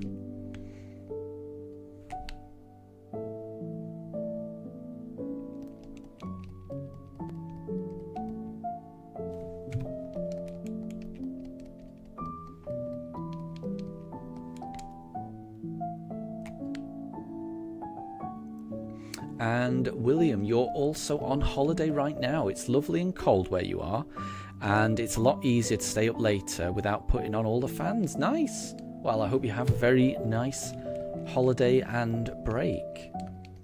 Sounds great. Make sure you enjoy it. And Calamari, you can change nicknames in Eterna. Thank you. That's handy. That's good to know. I thought there was somewhere you could do it. I didn't know where it was. So yeah, when I do find something, then I can just go there to give it a nickname. Perfect.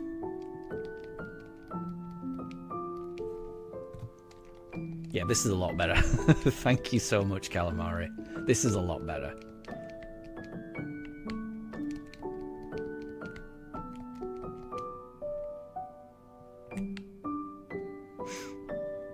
And William, apparently it's been longer than 16 hours. It's actually been 19 and a half hours that you've been looking for a Rookie D. Oof. Honestly, it will be worth it when you do get it. I promise you, William. Rookie D is a great shiny. A great shiny. And it's a really useful Pokemon to have on a playthrough. I mean, there's lots of different ways you can build Corviknight, but I do love Iron Defense Body Press. I think that combination is...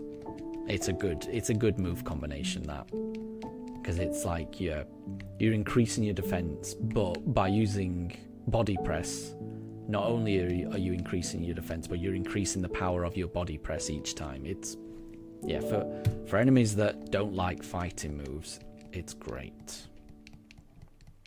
And fighting generally offers a decent amount of coverage.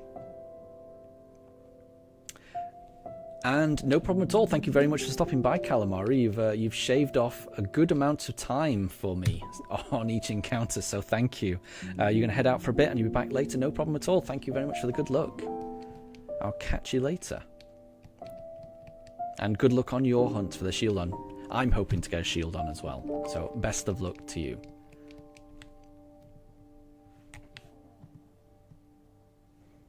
And William,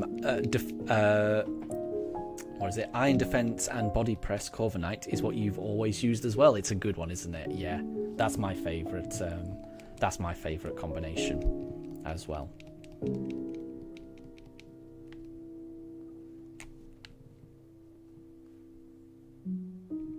And exactly, when you get that shiny Rookidee, it will be worth it. Definitely.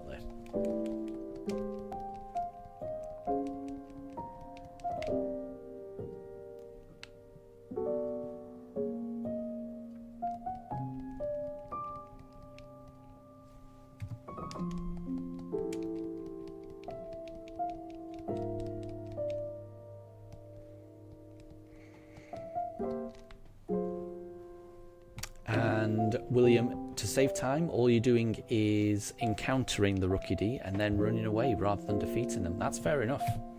Sounds like you defeated more than enough there.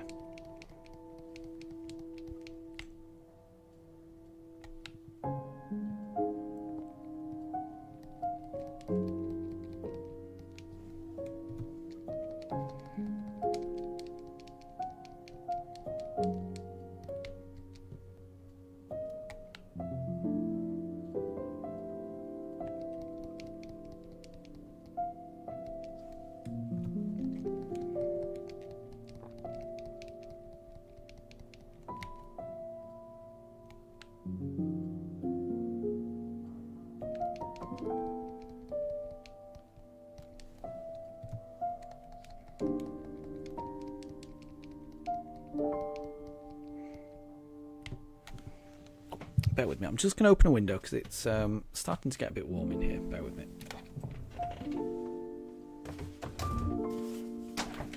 There we go. That's better. Okay.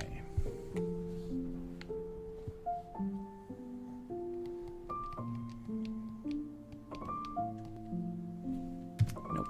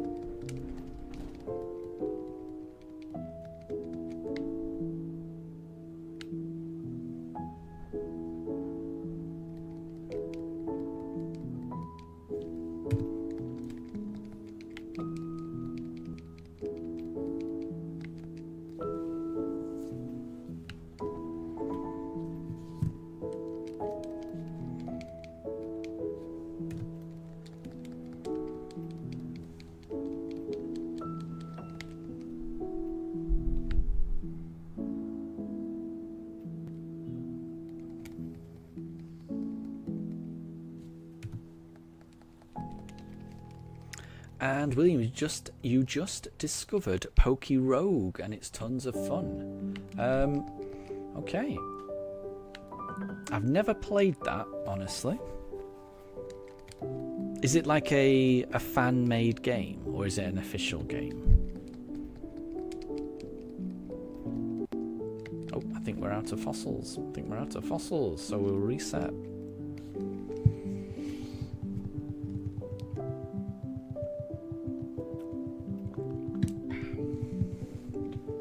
Move on to the next batch. Almost at 2,000 encounters. It's going a lot faster now. Those tips from Calamari, I wish I'd known them sooner. I like that.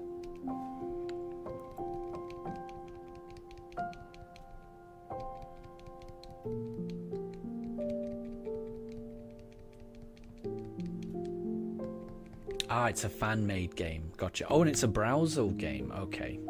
That might be tricky for me to play. But it's a roguelike. I do like the idea of roguelikes. I haven't played many, but I do like the idea of them. You know, of gradually, getting more powerful the more that you play a game. I do like that. Sounds like a very satisfying gameplay loop. It sounds very addictive to me. It sounds fun.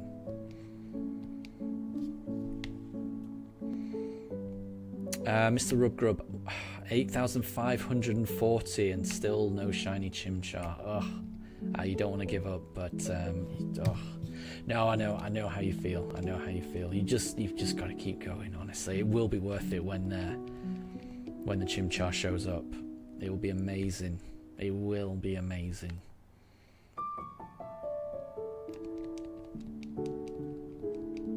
Maybe you'll get it on the same encounter number that I got it on. Maybe you'll get it on 8,751. It's possible. I hope you get it soon. I really hope you get it soon.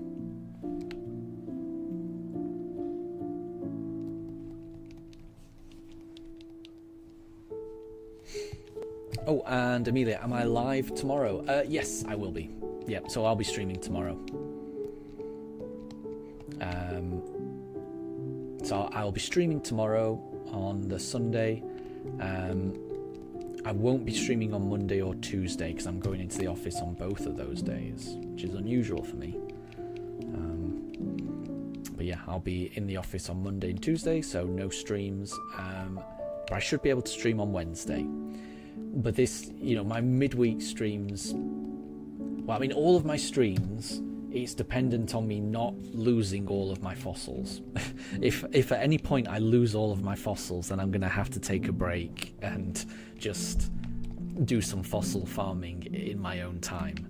So, although I'm saying there will be a stream tomorrow, if I mess up again and lose all of my fossils, then I'll have to cancel tomorrow's stream. So at the moment,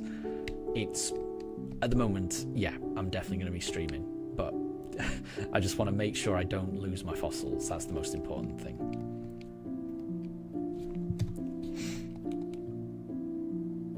And William, you got an Enamorous out of the egg gotcha in Poke Rogue. Too bad it takes up too many slots for building a starter team. Oh, interesting. That's some very strange mechanics. It's difficult for me to get my head around without the context of how it all works. But sounds fun. Sounds very fun. I don't think I'm going to lose my fossils. I think I'm in a rhythm now. I'm not going to lose them. But then I thought that the last time I lost them, so I'm trying not to get complacent.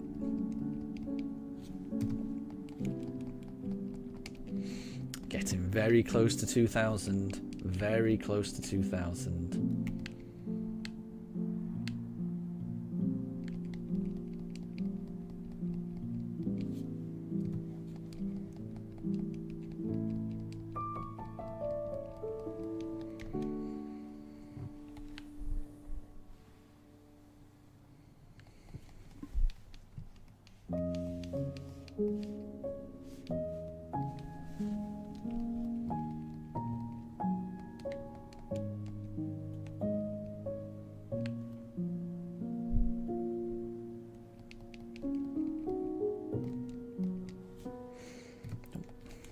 Okay, the next encounter. The next encounter is encounter 2000. Ham, you're back. What did you miss? Oh, you missed nothing. Don't worry. We haven't found the shiny yet. Calamari stopped by and gave me some tips on how to do this faster. So I've been able to change my settings, send my Pokemon automatically to boxes, and to not give any nicknames, which honestly I should have done that ages ago, really. I forgot to change those settings, but they are particularly helpful, changing those settings in this particular hunt. So the hunt is going a lot better now that I've made those changes. We didn't get it on Encounter 2000, so we've got to keep going. And William, if you lose in Pokerogue, your run is over. Nice one. But any Pokemon you catch get added as starters for your next run. Gotcha. So yeah, that's what makes it roguelike. Gotcha. That's kind of cool. I like it. Well, I like the idea of it. It's probably difficult for me to play browser-based games nowadays, though. There was a time in my life where I would play most of my games on PC.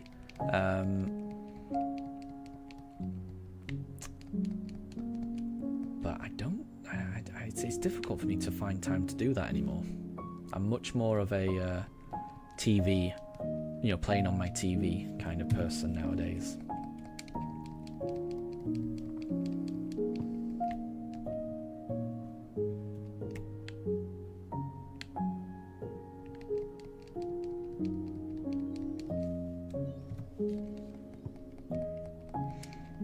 And William, when you start Pokerogue, at the very start you get to build a team out of the starters. Each Pokemon has different point value. Gotcha. And your total of can't exceed 10. Right. So that's why maybe getting a legendary isn't ideal, because it's probably going to take up a lot of those points. I see. And that's kind of cool. I like that. That is kind of cool.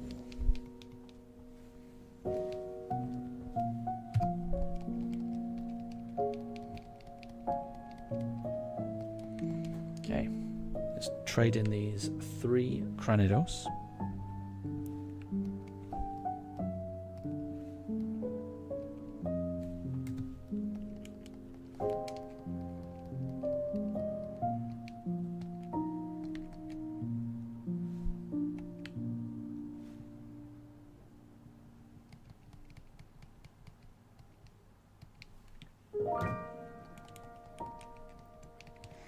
And William, most starters are worth around 3 to 4, but Enamorus is worth 7. Yeah, that's going to take up a lot, isn't it?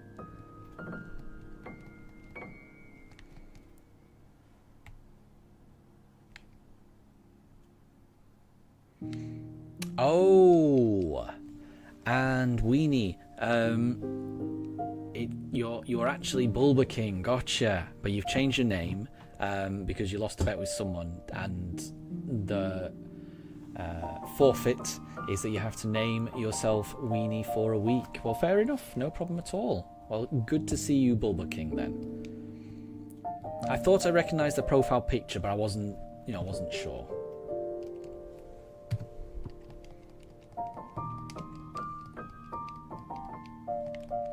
Okay, we're out of fossils. We're out of fossils, so we will reset and move on to the next batch.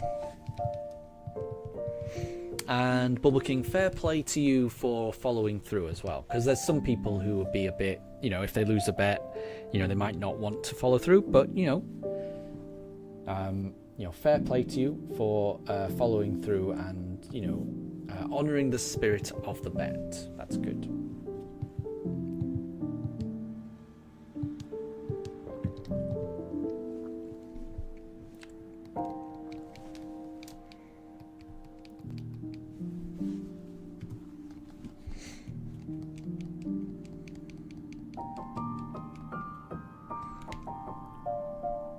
Oh, and William, Frankfurt Pokemon VGC is on. You'll be back. Yeah, it's it's the first Well, is it the first tournament of the new season following the Worlds? I would imagine it's the first one I've been aware of.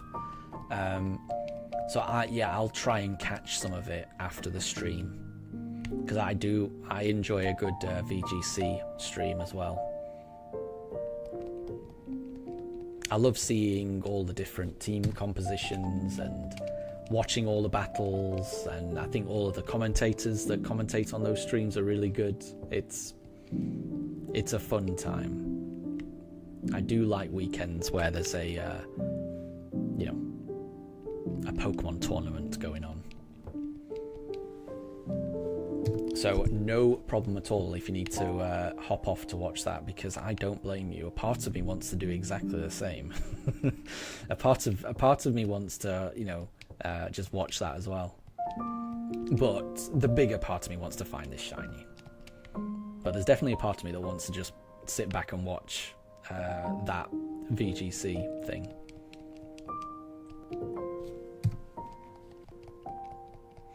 And James, welcome to stream. I hope you're doing well. It's been a while. I hope you are doing well.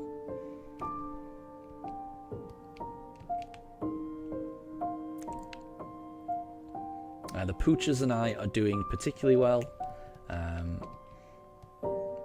It's been a long, busy week.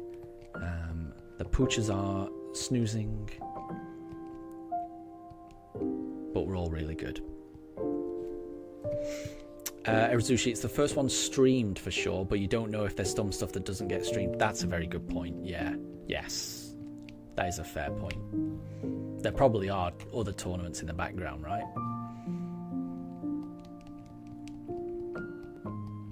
But yeah, I definitely want to follow this one, because it's the first one of a new season. I definitely want to catch up a little bit on it.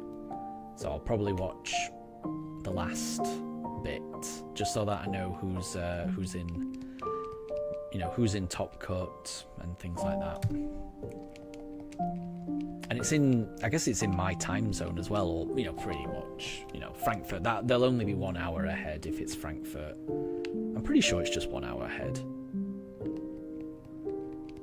I would imagine all of Germany's just got the one time zone, so I would imagine it's just 1 hour ahead. But I actually don't know for certain.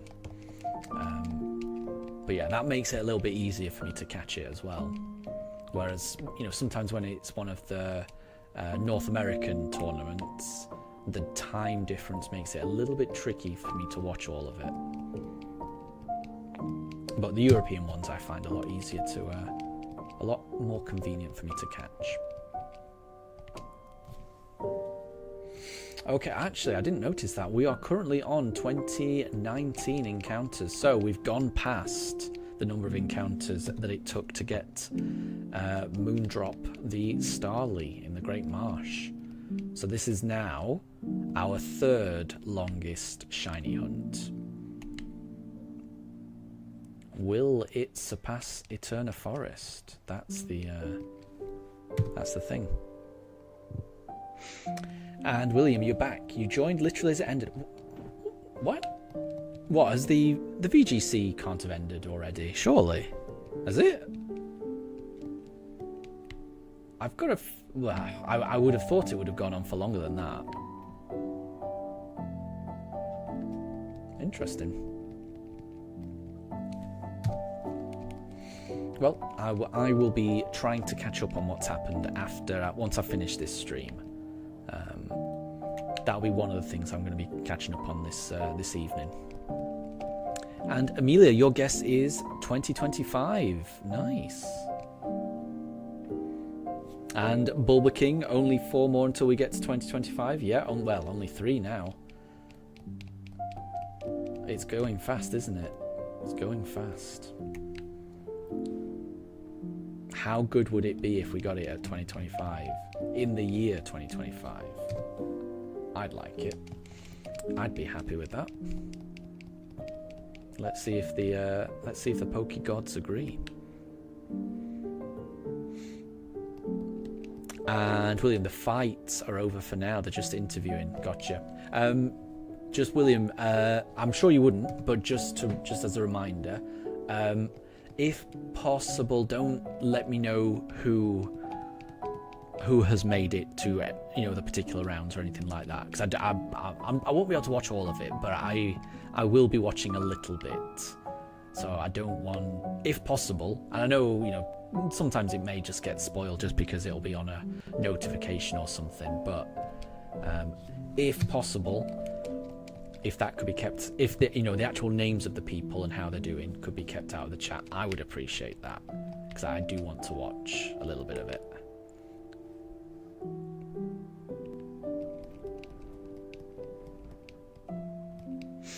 And Erazushi, it's the same for you with time zones. You're 2 hours ahead of the UK, so the US stuff is a little bit of a weird hour. Yeah, exactly. Yeah, I know what you mean.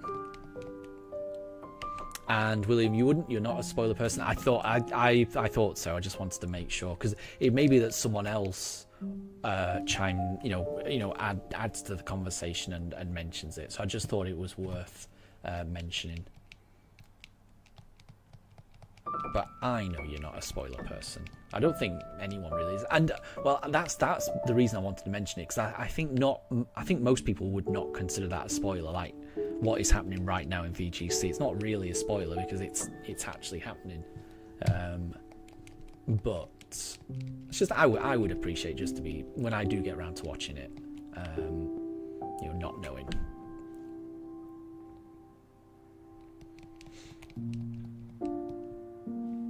And Bulba King, hopefully not Turtwig number. Oh, imagine if we have to exchange fossils all the way up to 8,751. It's possible. I mean, that is, it's equal. It's the Turtwig one took that number, so there's equal chance of it happening. Again, it could happen. Could definitely happen. I hope it doesn't happen. We'll have to see. Yeah, we didn't quite get it on 2025, did we? But it could always be the next encounter. You never know. But I do appreciate the shiny look, Amelia. Thank you.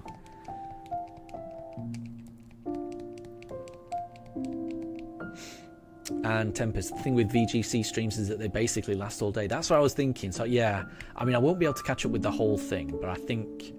So what I tend to do when I watch them is... I tend to... So sometimes I'll watch them live if I've got a lot of free time.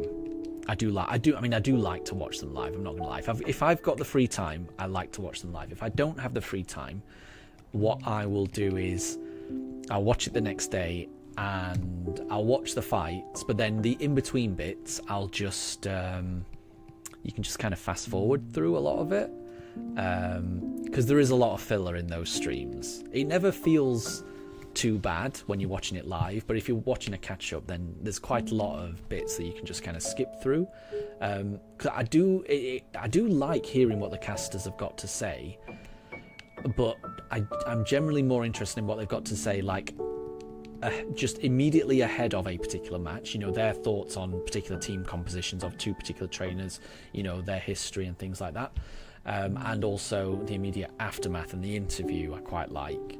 But other than that, I do tend to skip a lot of the filler and just get straight to the fights, which cuts down the runtime quite a lot. We are out of fossils, so we will reset. And Erazushi, so whilst the American VGC ones streams end up being at a weird hour for you, on the other hand, every Nintendo release news is usually around 4 p.m. to you, which is 3 or 6 a.m. for the US. That is very true. I think Europe is very lucky in that regard. I agree. Like, the Nintendo Direct came out at 2 p.m. for me, whereas in America it's in the early hours, isn't it? Sometimes. Which, for the west coast of America must be really tricky. So, yeah, I do appreciate that Europe's quite lucky in that sense.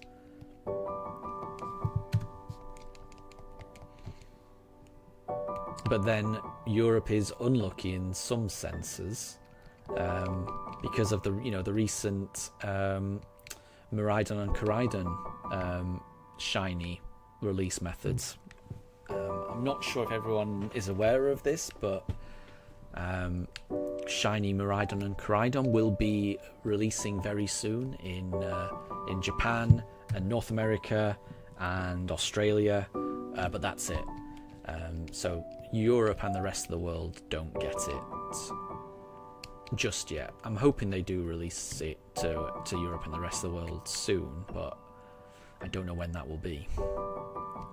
Because Koraidon and Miraidon are amazing shinies.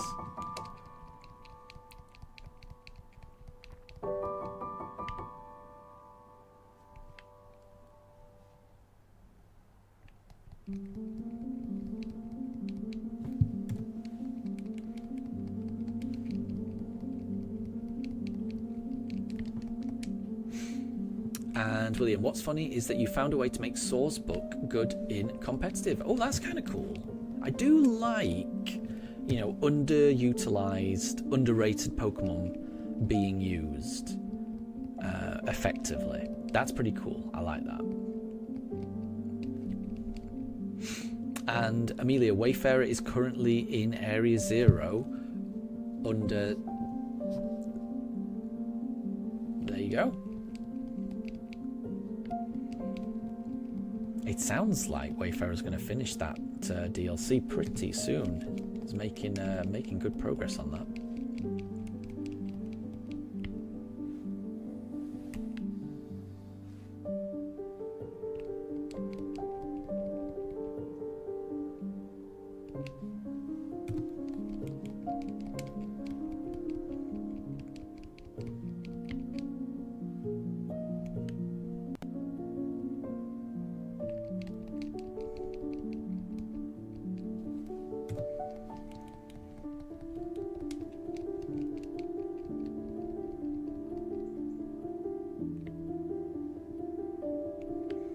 Oh, Area 0 under the depths. I see.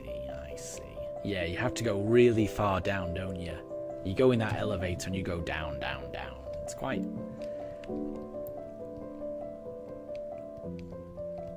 intimidating how far down you go. It's a little scary. I liked it. It's a good bit of storyline. I was convinced that that teacher, that Briar, was a wrong un. I was convinced she was gonna like turn on us, and she never did. I was a bit surprised. I was a bit surprised when I played through that the first time.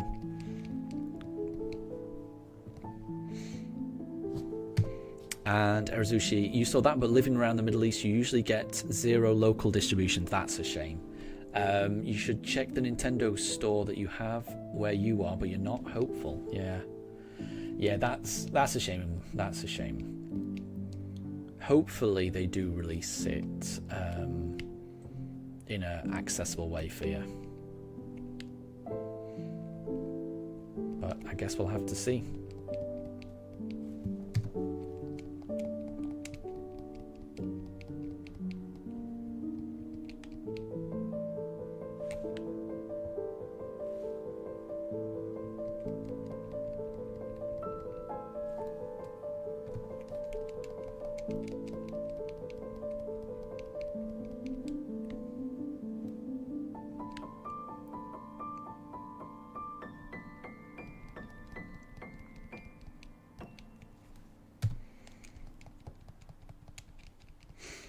Well, no shiny just yet, but making decent progress. Like I say, I'm just happy I haven't lost all my fossils yet. So if I can get through the end of this stream having the same number of fossils as when I started it, I'll be very happy. And William, so for the Soar's Book competitive setup, you need a Pokemon that can set up harsh sunlight, nice, as well as a Pokemon that can baton pass raised attack stats. Okay. Interesting.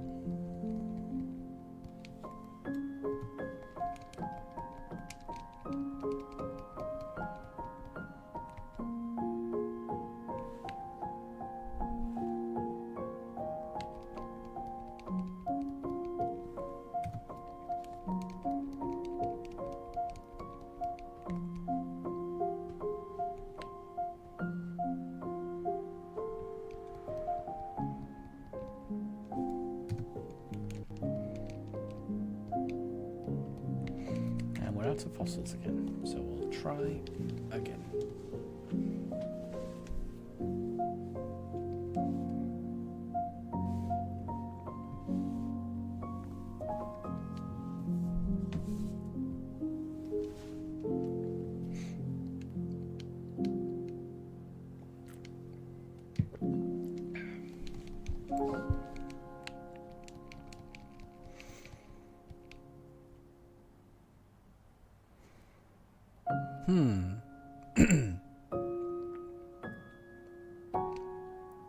I've just realised when I load up, I've already handed in that Aerodactyl.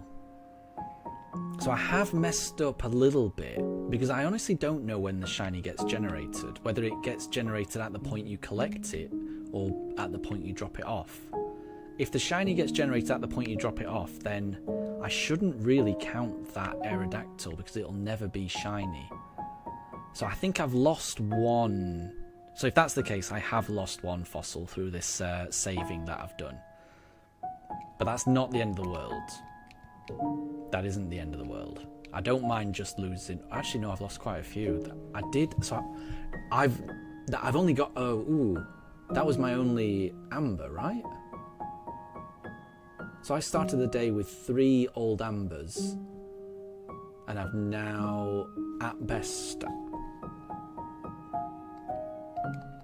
Bear with me, I'm just going to reset again. Hold on. I'm just going to see how many old ambers I've got. I think I have lost a couple of old ambers.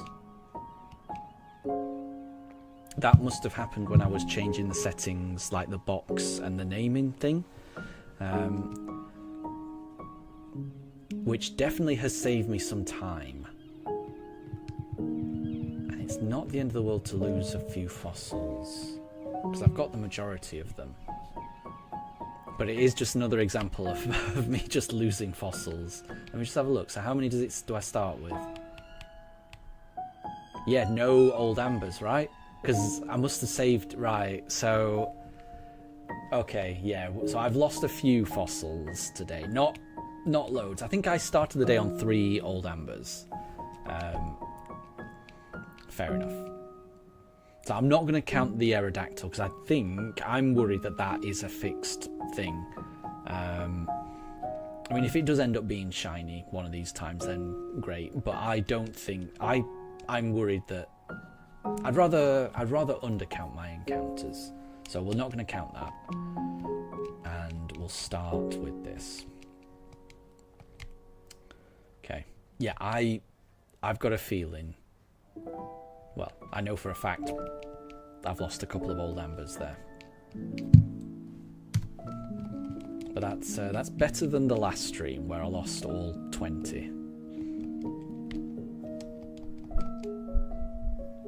I didn't even notice it for a long time, because I guess it's been like that for quite a while, ever since I made that change to the nickname and the boxes. But I've only just noticed it now.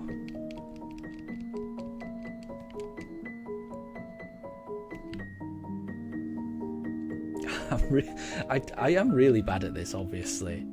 There are very few streams that I've done on this fossil hunt where I have not lost at least one fossil. I didn't expect this hunt to be the one that gave me so much trouble, but it is seeming that way.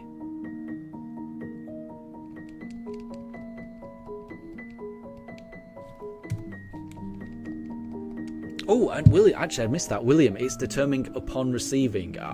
If that's the case, then I will start counting those Aerodactyl encounters. So thank you. I did not know that. So thank you for confirming that, William. Perfect. Okay. Well, so we've got one. So we've got essentially one Aerodactyl fossil. It's, you know, when we load up the save, it's already with the guy, and if it's determined upon receiving, that means that there is a chance for that Aerodactyl to be shiny, which is great.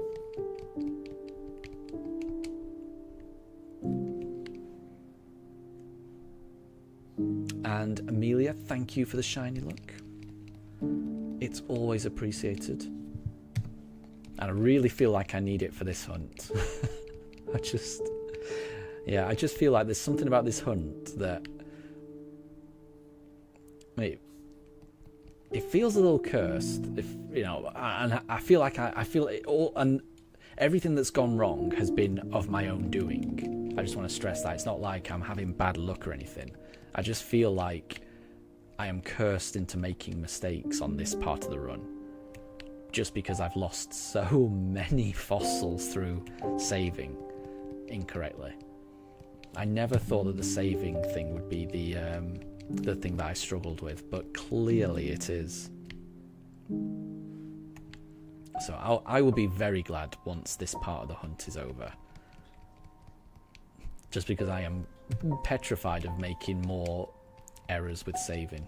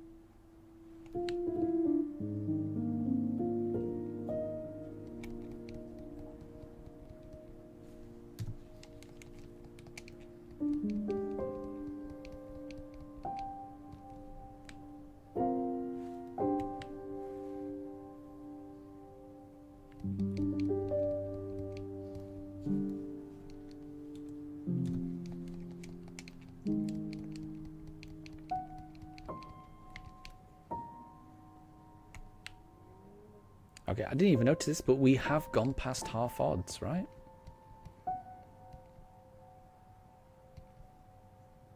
If the odds are 4,096, then we would have gone past it at 2,048.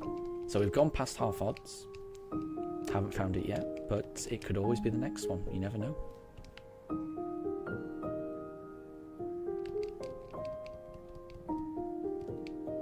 I think we must have gone past half odds around the time when I was realising that I'd lost a few old ambers.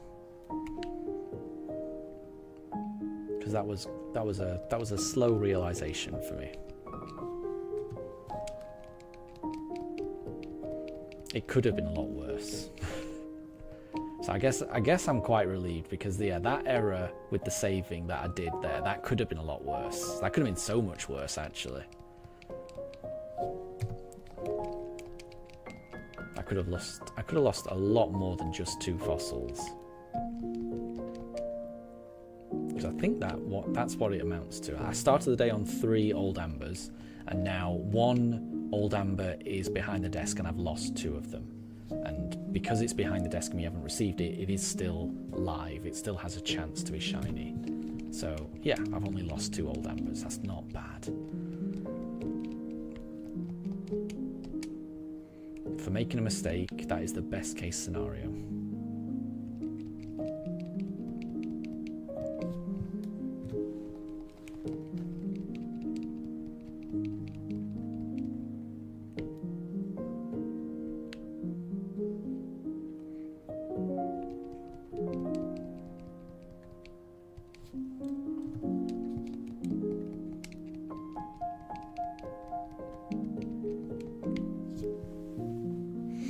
And William, thank you for the shiny look. Thank you for the manifesting the shiny.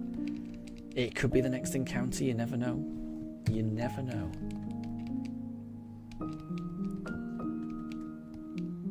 Here we go. I've got a feeling this is the last one. Then we'll reset.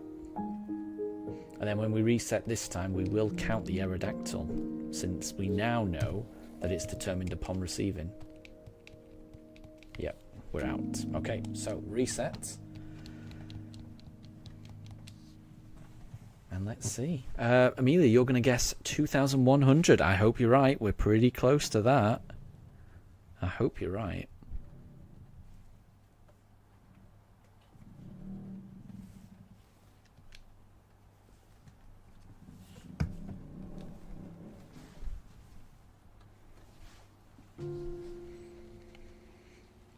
Okay, so let's just check again. I just want to make sure.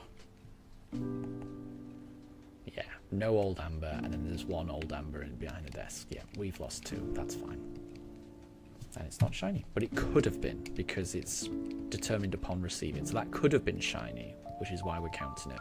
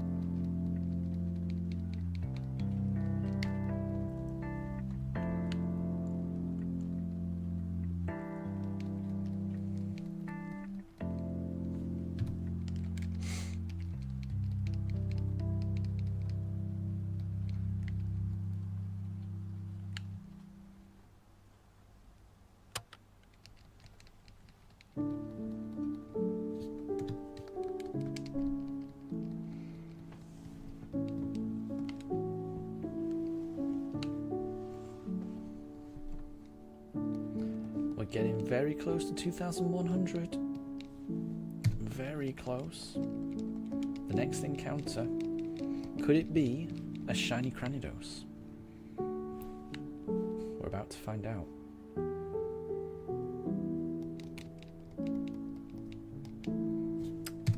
It is not. But it could always be the next one. I think this is the last one.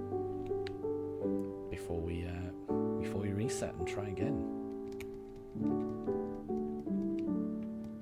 I think that's it. Okay. Right.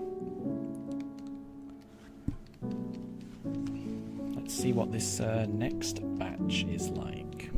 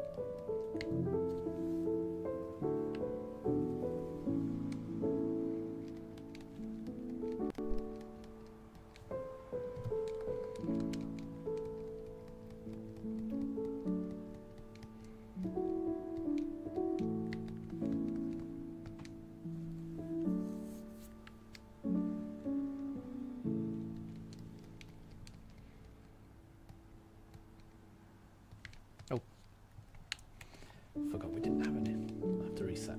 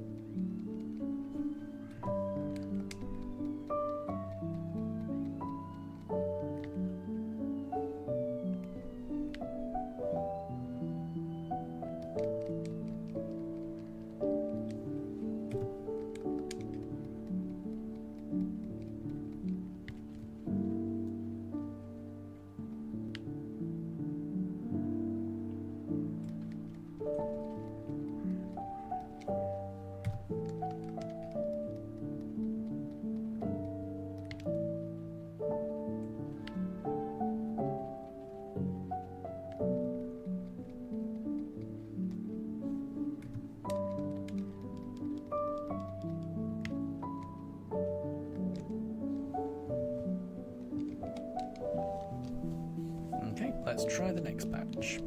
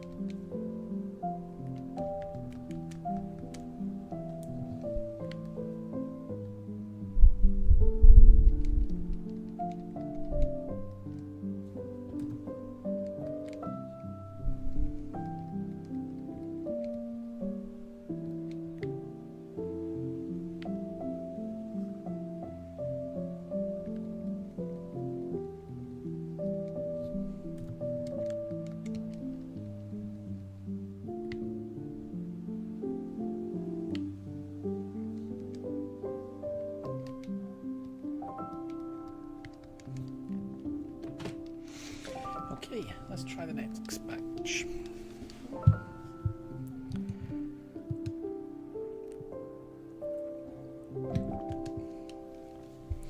Getting very close to 2,200 encounters.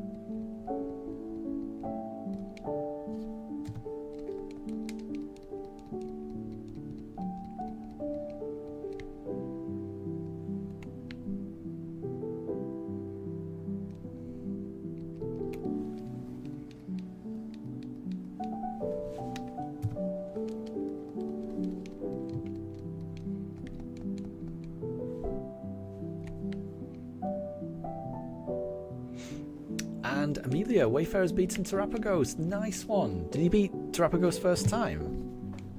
I'm very impressed. I'm very impressed.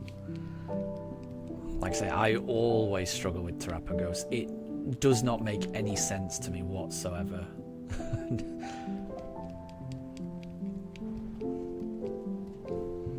I'll never understand that Terrapagos fight.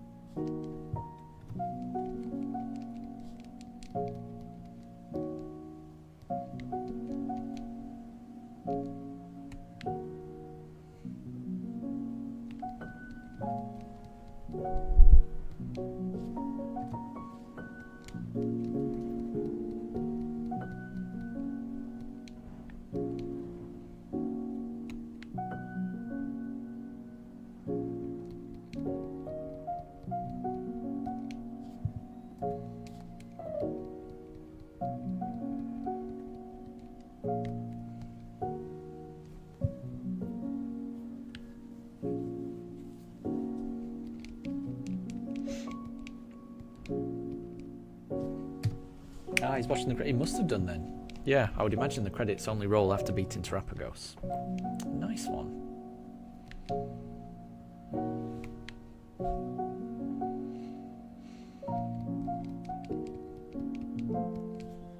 I'll have to catch up on that. I'll have to catch up on that. Oh. Have we're out of fossils? I think we're out of fossils. We are indeed. Okay. Move on to the next batch. The next batch we are gonna go through encounter 2200.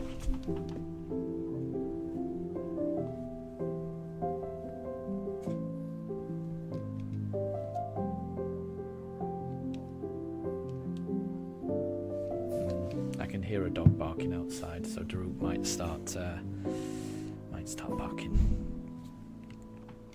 Erizushi, you found out Terapagos is less complicated than you thought. It starts normal, then changes to psychic, then to water.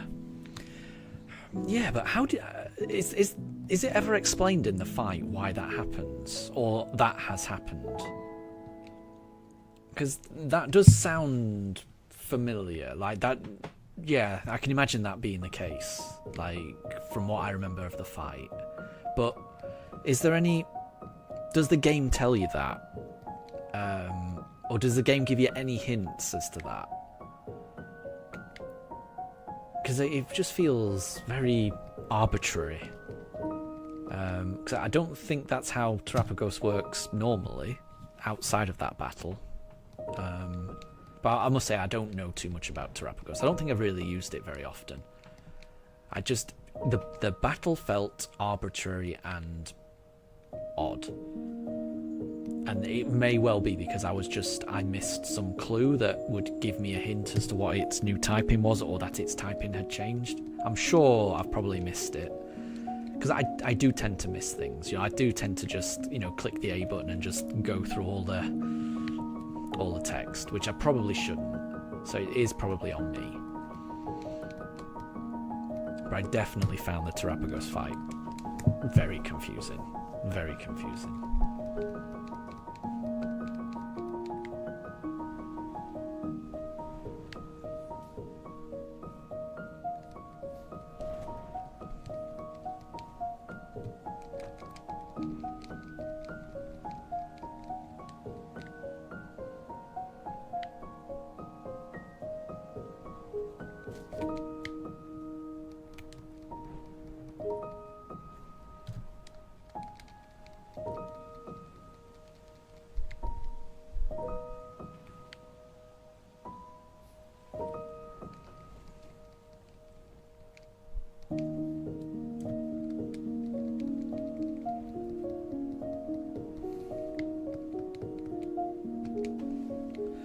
So it happens when it says it stole your terror energy. Why? And the specific types aren't mentioned. Gotcha. But you get the more effectiveness written out when you select to move.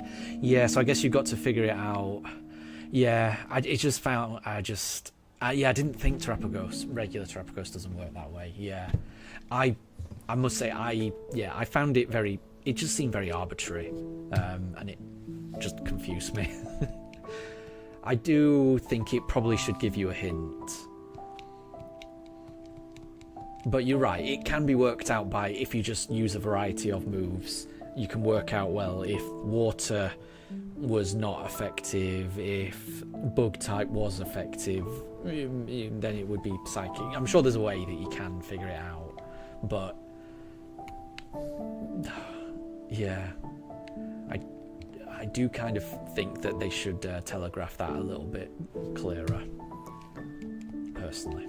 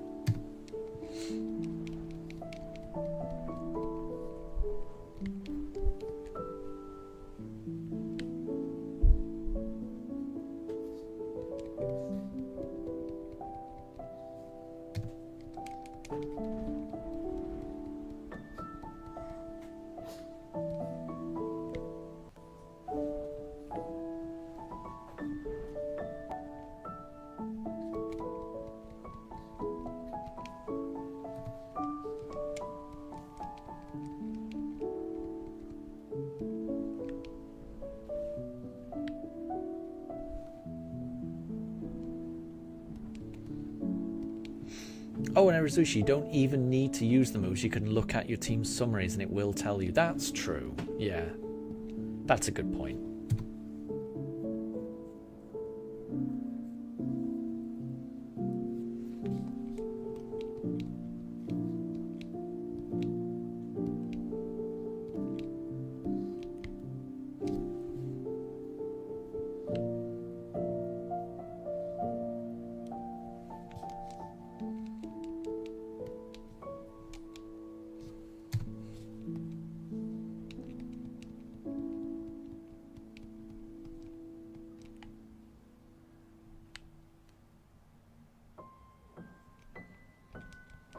Yeah, that is a good point, actually. Yeah, it isn't as confusing as I'm making it out, is it? When you can do that.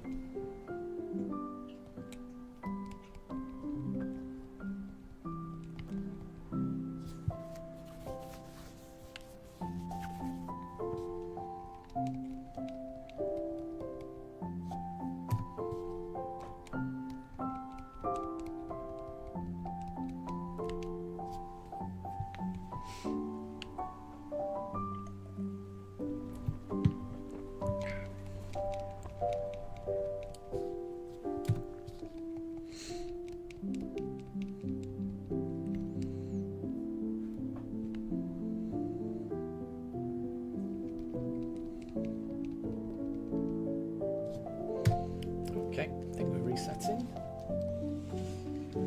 The next encounter will be 2222. Could that be the one that we get it on?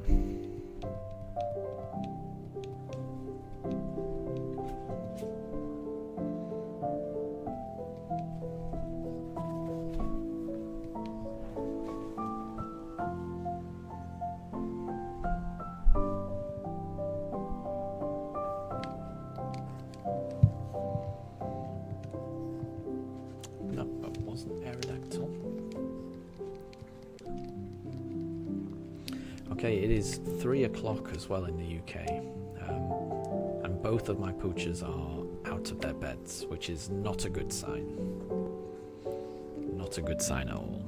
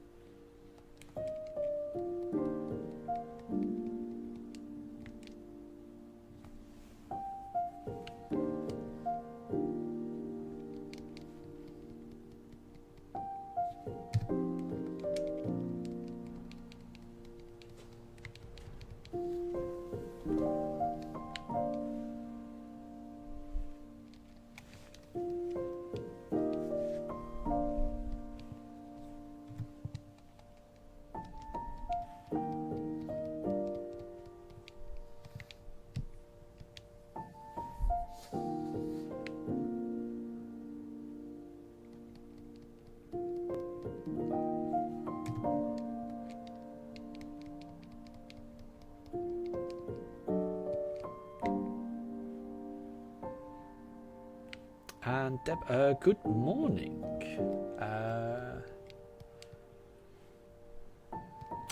Good afternoon to you. It's not morning for you, is it? It's It's evening for you, right? And it is 3 p.m. here in the UK. But I hope you're doing well.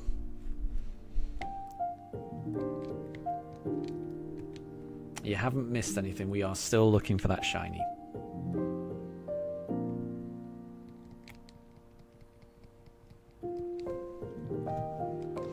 No luck yet.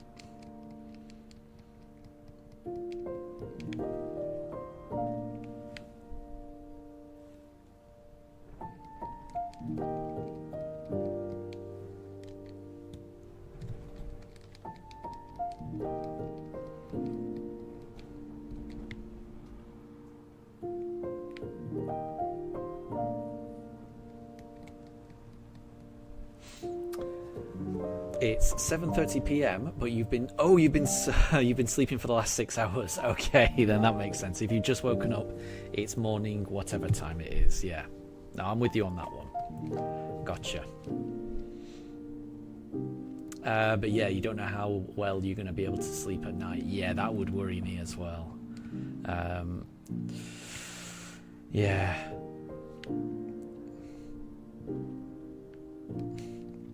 Hopefully you do get a good night's sleep. Hopefully.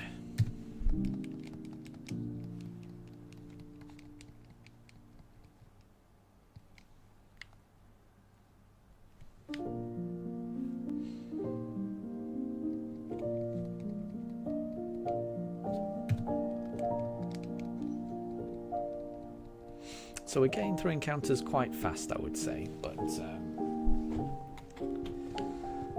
no shiny just yet.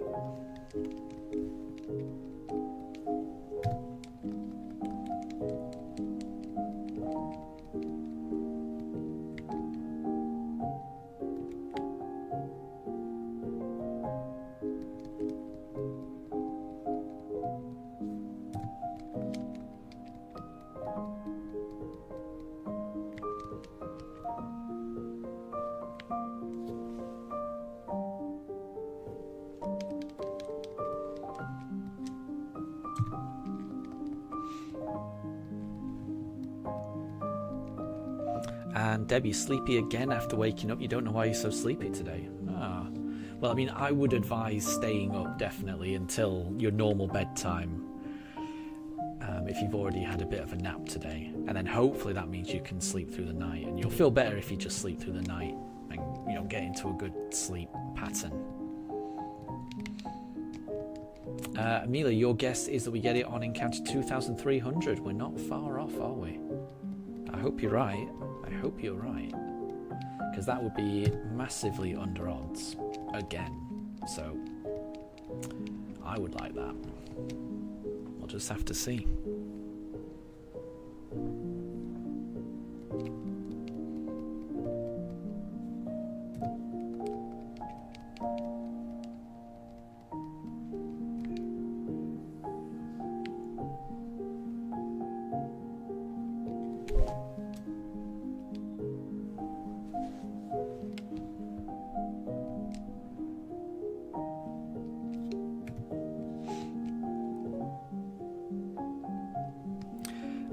Deb, you think we're going to get it either before 2,500 or after 2,500, but before full odds? Okay, well, if we can get it before full odds, I will be happy.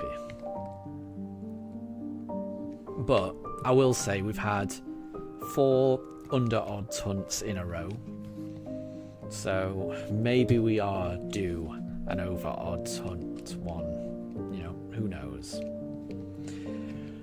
We shall see.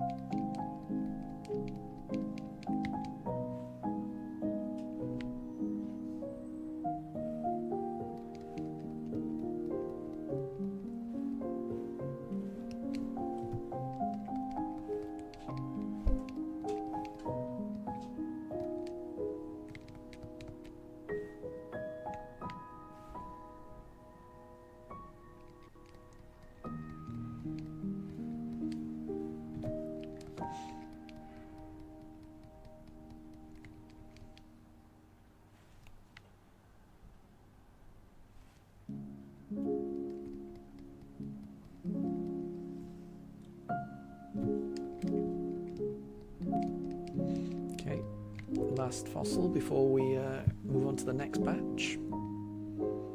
Could we get a shiny Cranidos? No, not this batch. Try the next one.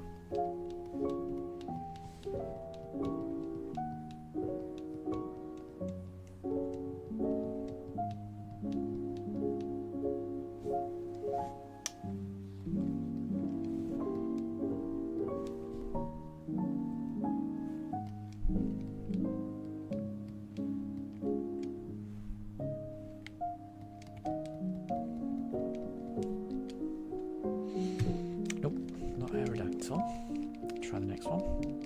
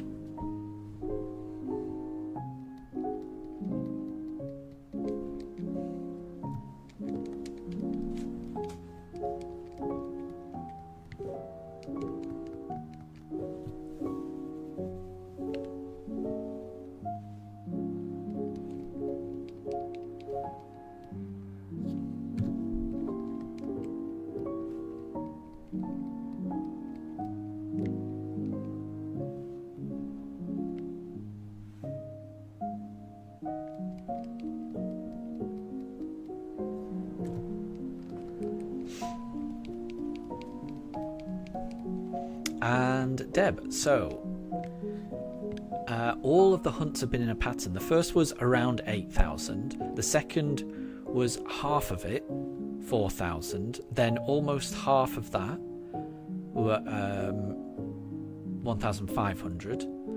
Then 1/3 of it, 300, and now it increased to 2,000. So with that trend, you think it could be times by 10, which would be, what would that be?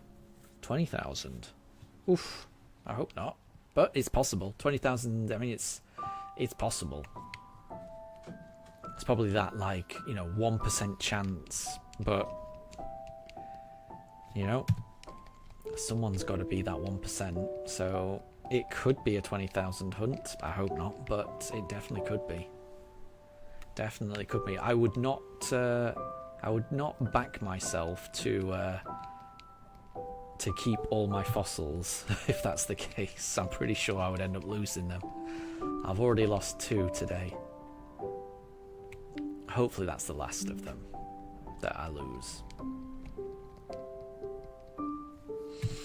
I mean, you never know. You never know. In my mind, every time I give the person a fossil, in my head I'm always about 4,096 away. Because every time you give it to the person, there's a 1 in 4,096 chance. You never know. Oh, and Deb, when is Legend ZA coming out? I'm not sure either. It's definitely October, and I think it's around this time, next month. So I think it's around the 18th of October, if I had to guess. But I don't know for certain. I don't think we're gonna finish the run by then. We'll see.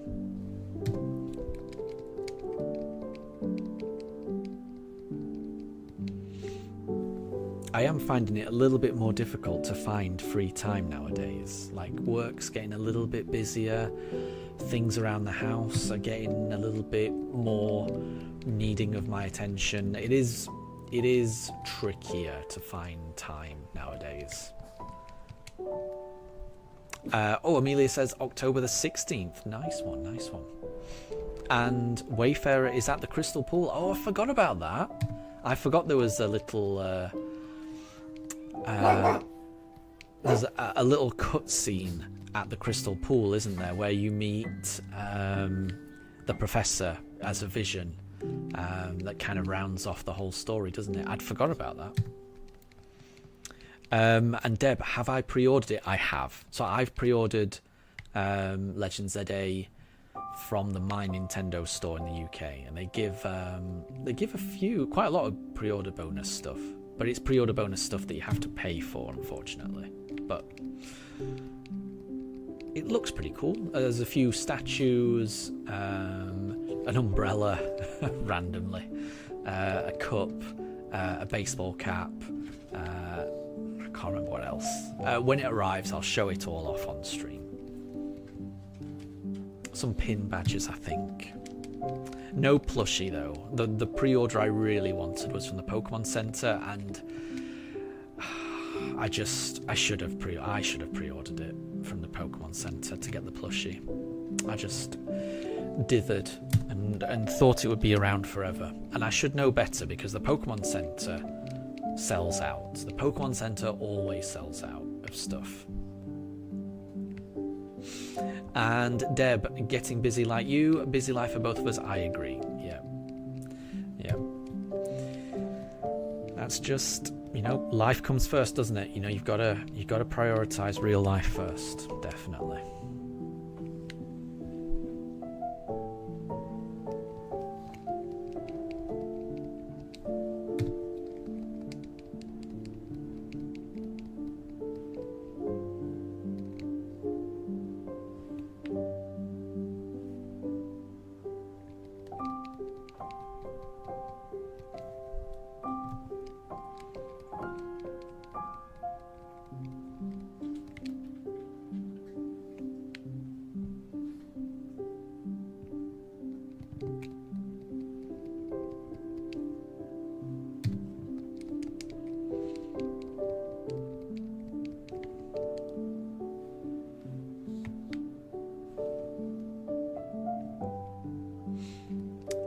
Oh, Deb, did I get the Turtwig plushie? Well, I definitely haven't got it yet, but I must say I haven't checked to see if it's come back in stock yet. Let me have a look. So I want to keep an eye on this for when it does come back in stock. Turtwig plush. Let's have a look. No, you see that? Yeah, the one I really want is still sold out. Annoyingly. Yeah, this is the one I want. Hold on, I'll show you guys. For those that don't know. That's the one I want. And let me just show you how it looks. Can you see that little happy face? That is an adorable plushie, right? But it's sold out. And these are the other options. And it's just not as nice. This is another option. Can you see? It's just, there's something about that one that just isn't as nice. It's got a creepy smile. I don't like it. I don't like that one. And then there's also this one, which is better, but it's still not as nice. It's just not as nice as the other one. This one's an improvement over the other one I saw. But and then the other two are just keychains. But this is the best one. I just, in my head, that's far and away the best one. I adore that one. But yeah, it's still sold out at the moment. I don't know when it will come back. But yeah, I don't mind waiting. I don't mind waiting for something that, that I want. I'd rather wait for something that I really want rather than just get something, settle for something that I can get right now. I'd rather wait, honestly. Deb, the medium size one's the best. Yeah, I agree. Yeah. So for the one that I showed first, the one that sold out, that's the medium one. Then the one I showed next, that's the small version. And then the third one I showed was the biggest one. And the biggest one isn't bad. I've got to be honest, it's not bad, but it's just not as nice as the medium one, the one that's sold out. It's, in my opinion, and I agree, Deb, the medium one is the best one. Right, where were we? Do we have a fossil behind the desk, or is it reset time? It's reset time. Okay. And Pranjul, good to see you. I hope you're doing well. Welcome back. You haven't missed anything. We are still trying to find that shiny. It has not arrived. But it could always be the next one. You never know. You never know. Could it be this Aerodactyl? No. No. But maybe the next one.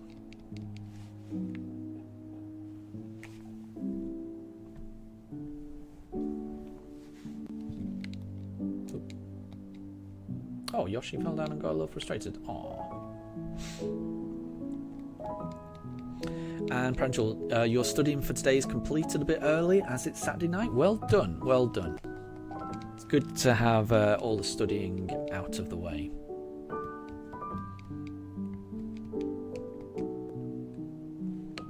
Hopefully that means you can just relax for a few hours, unwind, have some time to yourself.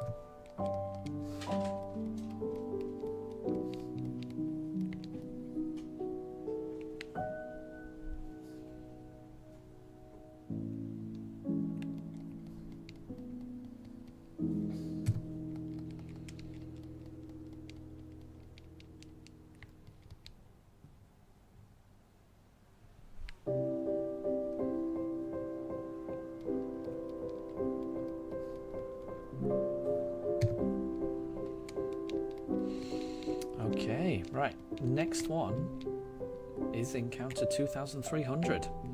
And it'll be a Kabuto if it is shiny. No, it's not shiny. So we keep going. We'll keep going.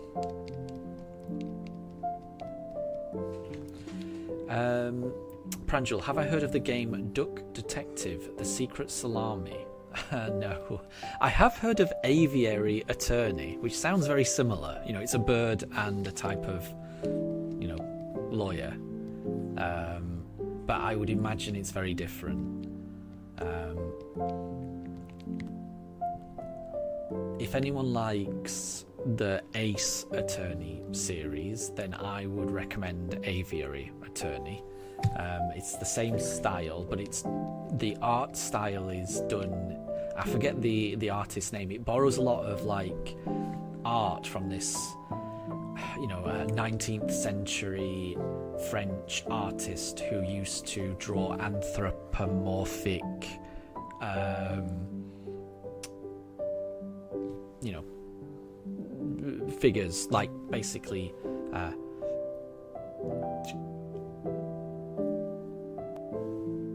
What's the best way of describing it? Like, you know, fancy, you know, gentlemen and ladies, dressed in, you know, fancy clothes, but they're basically anthropomorphized like animals. So like there's you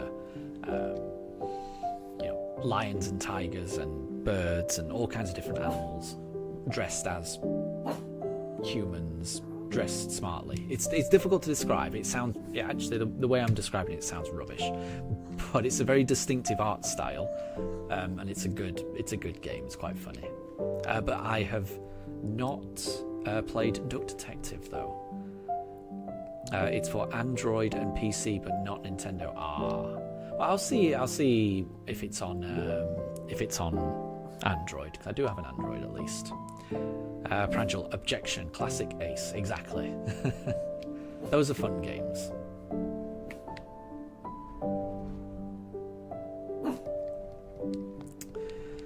Okay. Well, we didn't get it that time. So the time is currently 3:30. My dog, Daruk, is currently barking. There you go. Presumably because he realises, you know, any time it gets to around about 4 o'clock, he wants to go for a WALK around the block. Today's going to be a shorter stream, so oh my gosh.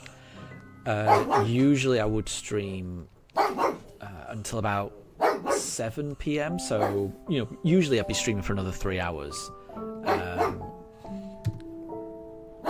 Which means if I took a break around about now, there would be another couple of hours left. But today it's going to be a shorter stream, and basically when I have to end the stream to take the dogs for a WALK, I'm not going to pause it. I'm probably just going to end the stream at that point because I've got some other things I need to do around the house. So I don't know how long the stream is going to last now, because if Daruk starts to really throw his toys out of the pram, then we may have to end it. I'm hoping we get a little bit longer to play this though. Pranjul, have I heard of Castlevania Symphony of the Night? Its other games would be on Nintendo. I don't think I've heard of it. So I mean, I know of Castlevania, but I've never played one of the games. But I know of it. And Erazushi, you're using the Switch 2's top USB port for the first time. Nice. I think I've only ever used it for the camera, and that was just for the first few weeks when we got it, when I was playing Mario Kart online with my my brother and my nieces and nephews, which was nice.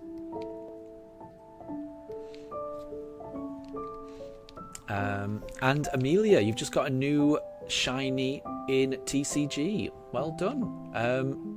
Is that TCG Pocket or actual trading cards? And Pranjul, thank you. Yeah, this is the thing. If the Pugs get too restless, then we may have to end the stream. I'm hoping we can make it until at least 4, but we'll just have to see. If they start getting restless, then yeah, we may have to end it. And Amelia, TCG is the trading card game. Well done. Well done on getting a shiny in the trading card game. Keep hold of that, and yeah, look after it, because cards like that are rare.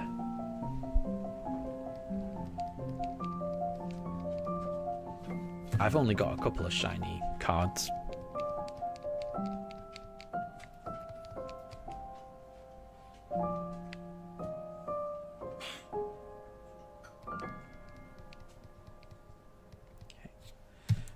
No Cranidos. Okay. Could it be this Cranidos? Who knows? Let's see.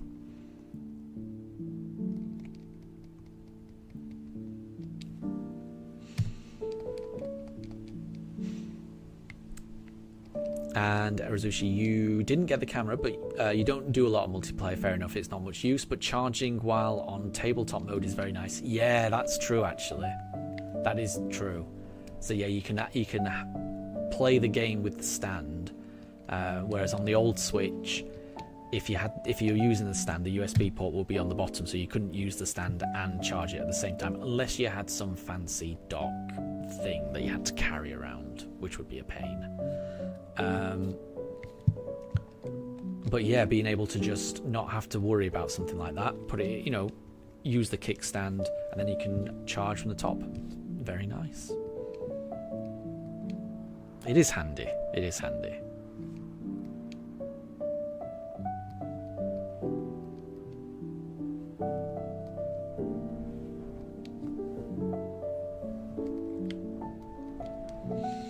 Okay, could it be this Aerodactyl? Nope, not that Aerodactyl. What about this Omanyte? Could it be this Omanyte?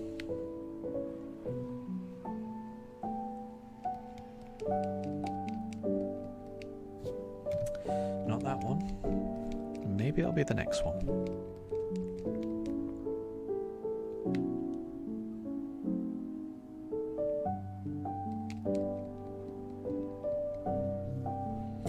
Nope.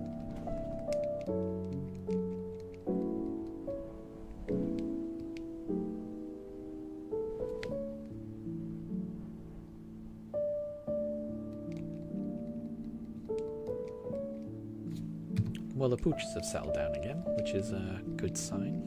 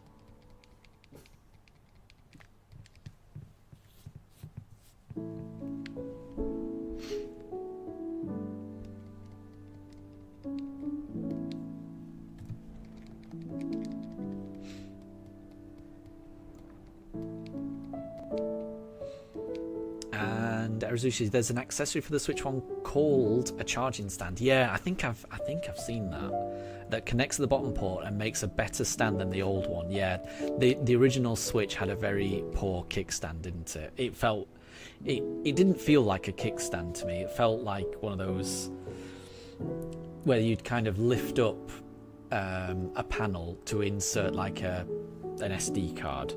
That's what it felt. It didn't feel like it was meant to support anything. It just felt like it was just meant to access the SD port. That's what it felt like to me. And it has a port on the side so you could charge it, yeah. But it's good that you don't need something like that with the Switch 2. You don't need to carry around something extra like that, which is very handy, I think. Amelia, you're very tired. Oof. Sounds like you've had a long day. Hopefully you get lots of sleep tonight. And me, the Wayfarer, is ending the stream. I'm not going to catch it then, am I? I'll have to watch it. I'll have to watch a replay of it then, because I do want to watch it. Because, like I say, I do like watching him play through storyline things.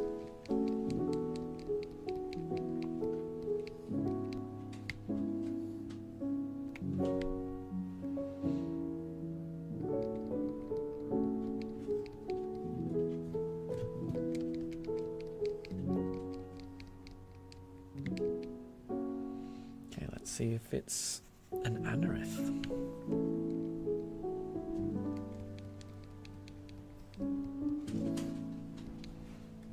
It's not that anorith. Maybe it's the next one.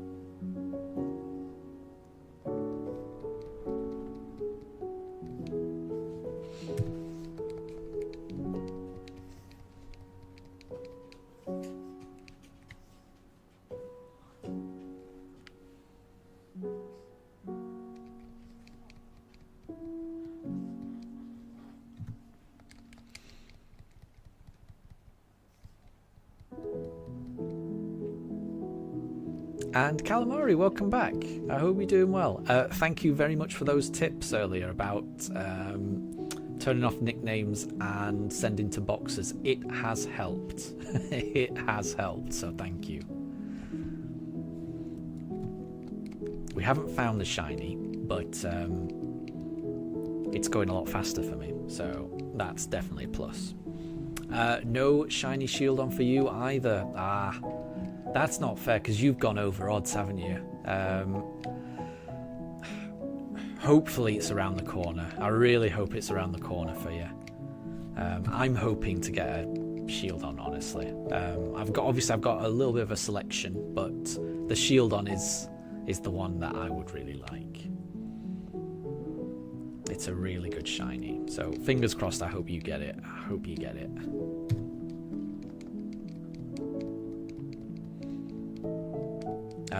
I may be ending the stream quite soon though. Usually I would stream a little bit later than this, but I've got a few things I need to do around the house. So this is, at the moment it's 3:40 in the UK, and my poochers do like to go for a WALK around the block at around 4. And Daruk especially has a very good internal clock, so he knows what time it is. Basically, he's getting a little bit restless, and when I do take them out for a WALK, what I would usually do is just say, I'll be back in usually 45 minutes for this 4 p.m. break, but rather than that, I think I'll just be ending the stream so that I can get on with some errands around the house afterwards. So at the moment, I'm going to be streaming up until my poochers start, getting restless and start barking. Then I'll realise that it's the time that I need to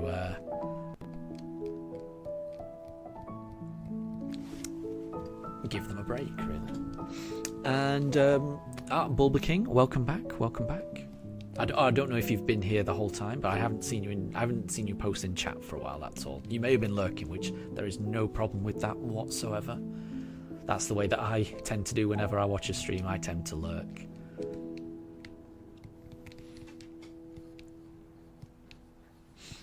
And Calamari, you'd be happy if I got it first. It would give you motivation. That's very kind of you to say. But I know what you mean. It's nice seeing someone else get the shiny, because then it's like, oh, it's not far off.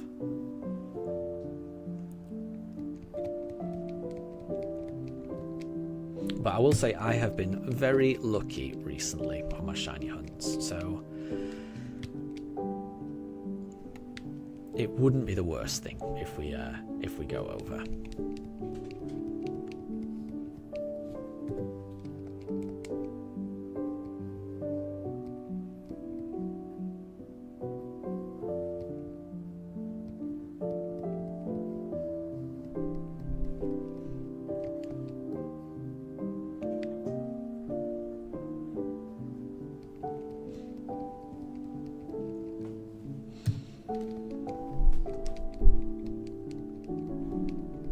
And Pranjal, will I be streaming tomorrow? It's looking like it, yes. The reason I say that is the only thing that would stop me streaming tomorrow is if I mess up with my autosaves and lose all my fossils again. So if that happens in the next, I don't know when, between now and when we end the stream, then I may have to cancel tomorrow's stream just to do, more digging. But at the moment, I'm in a good rhythm. I've only lost a couple of fossils, so I think we're okay. I think I can confirm I'm going to be streaming tomorrow. I know it's jinxing it a little bit, but I can't see me messing it up here. I think we're fine. So yeah, the plan is to stream tomorrow. I should start the stream, I'm not sure, around about 10 a.m. and we'll probably stream from similar amount of time, so another 7-hour stream, something like that. Fingers crossed we can get it. You never know. And Pranjal, have I played Undertale? I haven't actually. I've heard ridiculously good things about that game. It's not even like I've heard good things about that game. I've heard it's one of those games where people have said it's like one of the best games ever. So I've heard ridiculously good things about that game, but I have never played it. So it's definitely a game I'll have to play at some point. But no, I have never played it. And Calamari, if we mess up on the fossils again, you've got loads of spare ones. Oh, that is really kind of you. Thank you. I'm really hoping and praying I do not have to take you up on that offer. I'm really hoping. But I just... Yeah, the amount of fossils that I have lost so far is embarrassing. Does not cover it. And every single time it's my own just not paying attention. Just I'm absent-mindedly doing stuff. I get distracted. I do something that causes it to save it, or I actively save it. And then just mess it up. Pranjal, you think we should play Undertale on the stream? We could do. After the BDSP run. I'm not sure about that, because I've got a couple of things I want to do after this. Because I do want to do Legends ZA. I also kind of want to do Pokemon Let's Go, doing a shiny only run, but trying to mirror Ash's journey in the first season. I really want to do that. And then another part of me wants to just do some Dynamax Adventures. And when I say do some Dynamax Adventures, at the moment, my plan for Dynamax Adventures is doing Dynamax Adventures until I've caught every single shiny in the max lair, which I haven't tried to work out how long that could take, but in my head that may end up being a year-long, 2-year-long endeavour.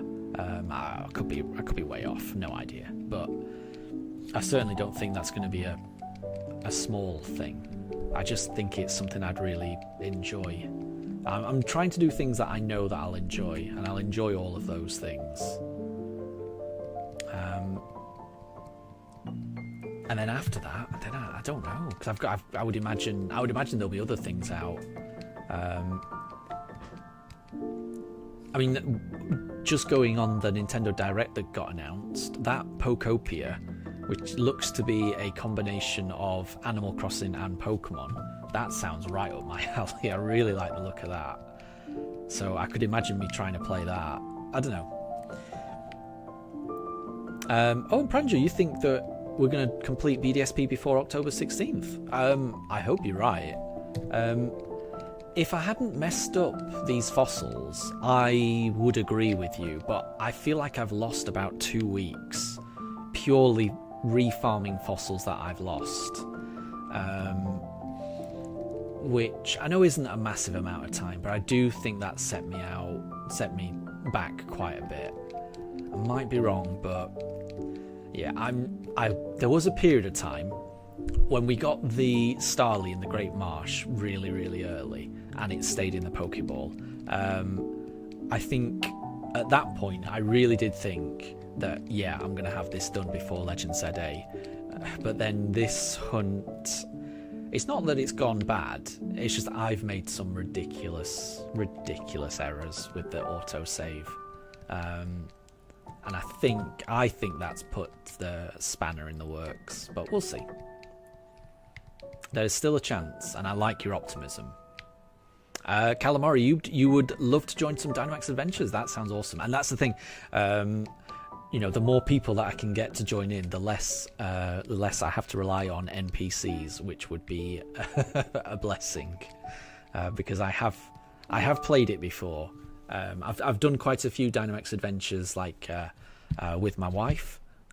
So it's usually just me and my wife, with 2 NPCs, and it's still difficult. Having to deal with 2 NPCs is difficult most of the time.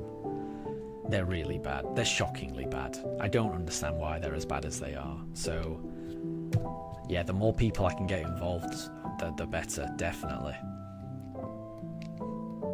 It would be very much appreciated. Pranjal, do you think that the release of ZA will crash the Nintendo stores? Possibly. No, I don't think so, actually. Because, what is it? Silk Song did that. But I've got a feeling that Silk Song is more... I feel like there was more hype for Silk Song. I mean, it's not something. So it went over my head a little bit because I've never played Hollow Knight, but I am aware of that game, and I am aware of how long people have been waiting for its sequel, and how highly anticipated it was. So I think maybe it's that combination that caused it to crash. I'm excited about Legends ZA, and I know everyone in chat probably is, but I'm not sure if Pokemon is as big as Silksong. Maybe I'm wrong. I don't know. I'm really not sure. Calamari, do we have the shiny charm in Sword and Shield? I do. Although I don't have it on my Switch 2. But I think I can just run it on my Switch 1, it's fine. Because it's not like there's going to be any resetting or massive load times or anything. I think it's fine just to play it on my Switch 1. So I think I'll be streaming Dynamax Adventures on my Switch 1, where I do have the shiny charm. But yeah, I've never found a shiny legendary in Dynamax Adventures. In fact, the only shiny legendary I've ever found in an actual game, not counting Pokemon Go, and where I have to use this qualifier as well, and where it wasn't guaranteed. So I'm not counting the shiny Rayquaza from the Scarlet and Violet games, because that was a guaranteed shiny. Yeah, the only shiny legendary I've ever found in a game was the shiny Mewtwo that I got a few months ago in Let's Go, and hopefully the shiny Palkia that I'm planning to get on this run. But yeah, it'll be really cool to find one in Dynamax.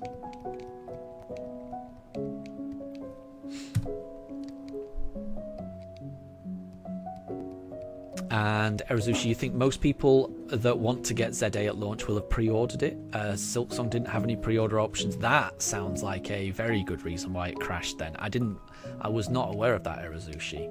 So yeah, I mean, yeah, I've already pre-ordered my Legend ZA, so yeah. And Calamari, you would love to get a shiny Zygarde in the Dynamax layer. Yeah, that's what I mean. I want to try and get everything. That's going to be the most difficult one, right? I've heard horrendous things about how difficult Zygarde is. I have fought a Zygarde before, just in a random encounter in Dynamax Adventures, and I comfortably lost. Didn't come close to beating it.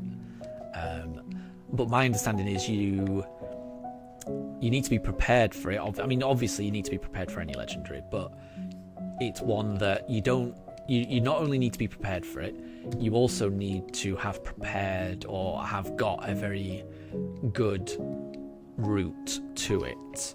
And what I mean by that is that you're able to pick up Pokemon that have got like the wide guard ability that can protect you from a lot of Zygarde's attacks. That's my understanding of it. So I'm sure I'll be able to find a good route, hopefully. We'll see. You never know. And Shadow Wolfman, good to see you. I hope you're doing well. Thanks for stopping by.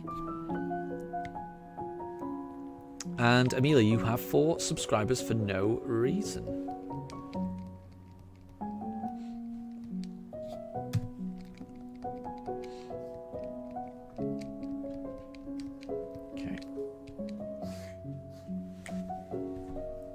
I can't remember if I'm one of them.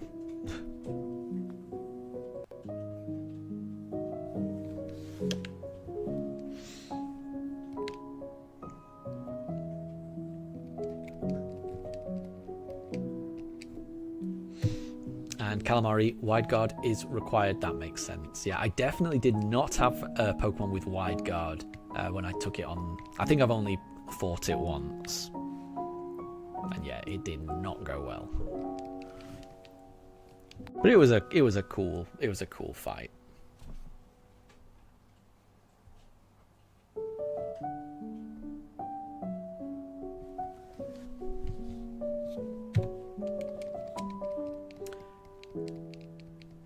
Okay, let's hand that over. So in the UK, the time is 3:55, and my pooches are surprisingly calm. I thought they were going to get quite anxious, but they are quite calm. I like it. So I'm going to keep streaming until they get really anxious and yappy, at which point we'll be ending the stream, just so that everyone knows. And Calamari, you still need to complete the decks for the shiny charm. Ah, yeah, it's definitely worth it to get the shiny charm, isn't it? Definitely. I will say, but I mean, I am months and months away from being able to do Dynamax Adventures. But I guess it's good to get the shiny charm no matter what, definitely.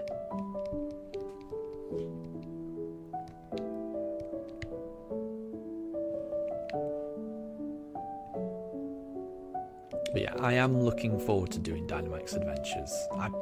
I'm pretty sure it's my favourite way to shiny hunt. Like, even when I was not finding shinies, even if it's just going through, it's just fun. I don't know what it is about it, I just find it fun. Yeah, I think it's definitely my favourite.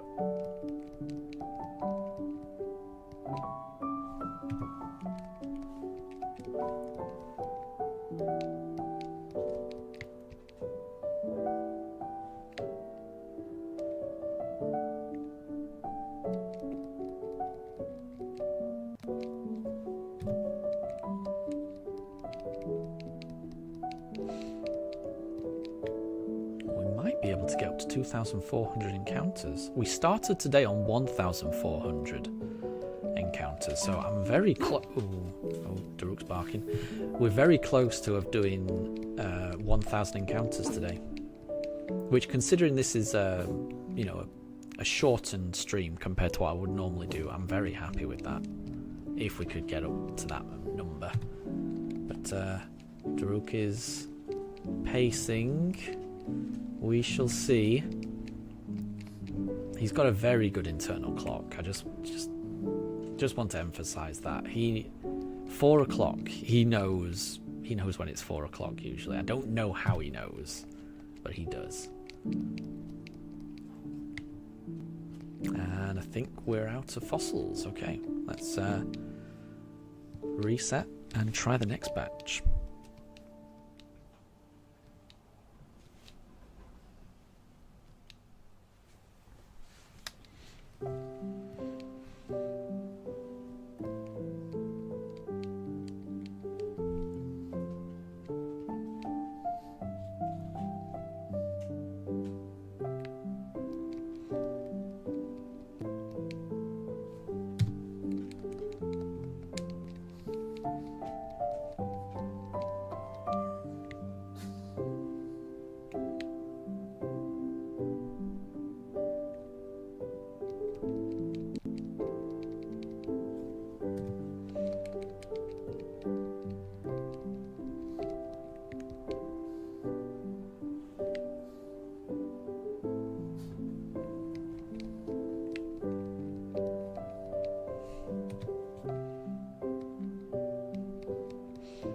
Daruk has decided to sit on the footstool.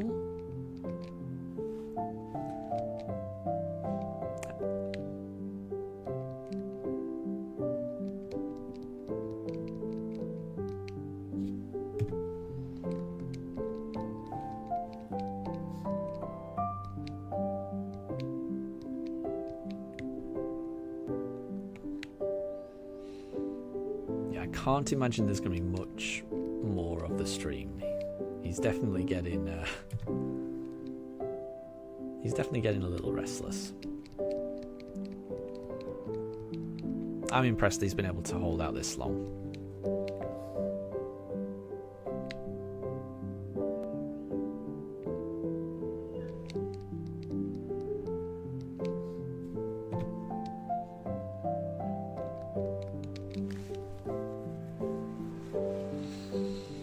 So I mean, I think it's pretty clear that he wants to go for a WALK.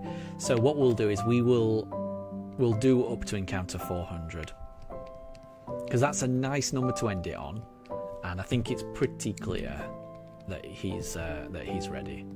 So we're going to do 7 more fossils, and let's see if we can get a shiny today. If not, then I'll be streaming tomorrow, and fingers crossed, maybe we get the shiny tomorrow. You never know. The shiny could always be around the corner. It could always be the next one. There's always a chance. As long as there's another fossil, there's always a chance. As long as I don't lose my fossils.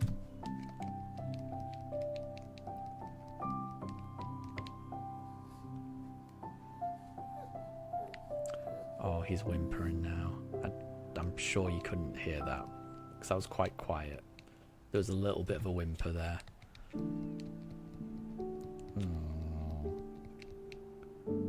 Aww. Yeah, yeah, okay, this is... Right. We're just doing 4 more and then we're ending.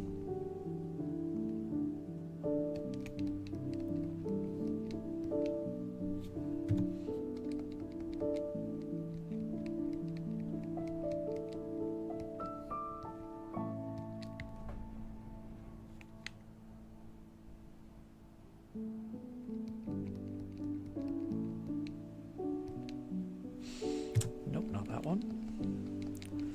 Okay, 2 more.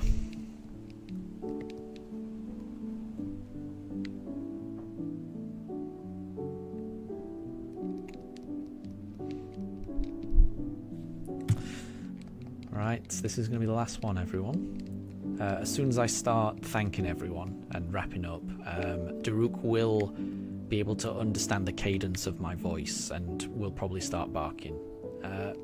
So this is the last fossil, everyone. Thank you very much for joining so far. It wasn't shiny. Anyway, thank you very much for joining today, everyone. You've been lovely, and thank you very much for stopping by. I will be streaming tomorrow. Told you. I will be streaming tomorrow. Same time. We'll stream at 10 AM.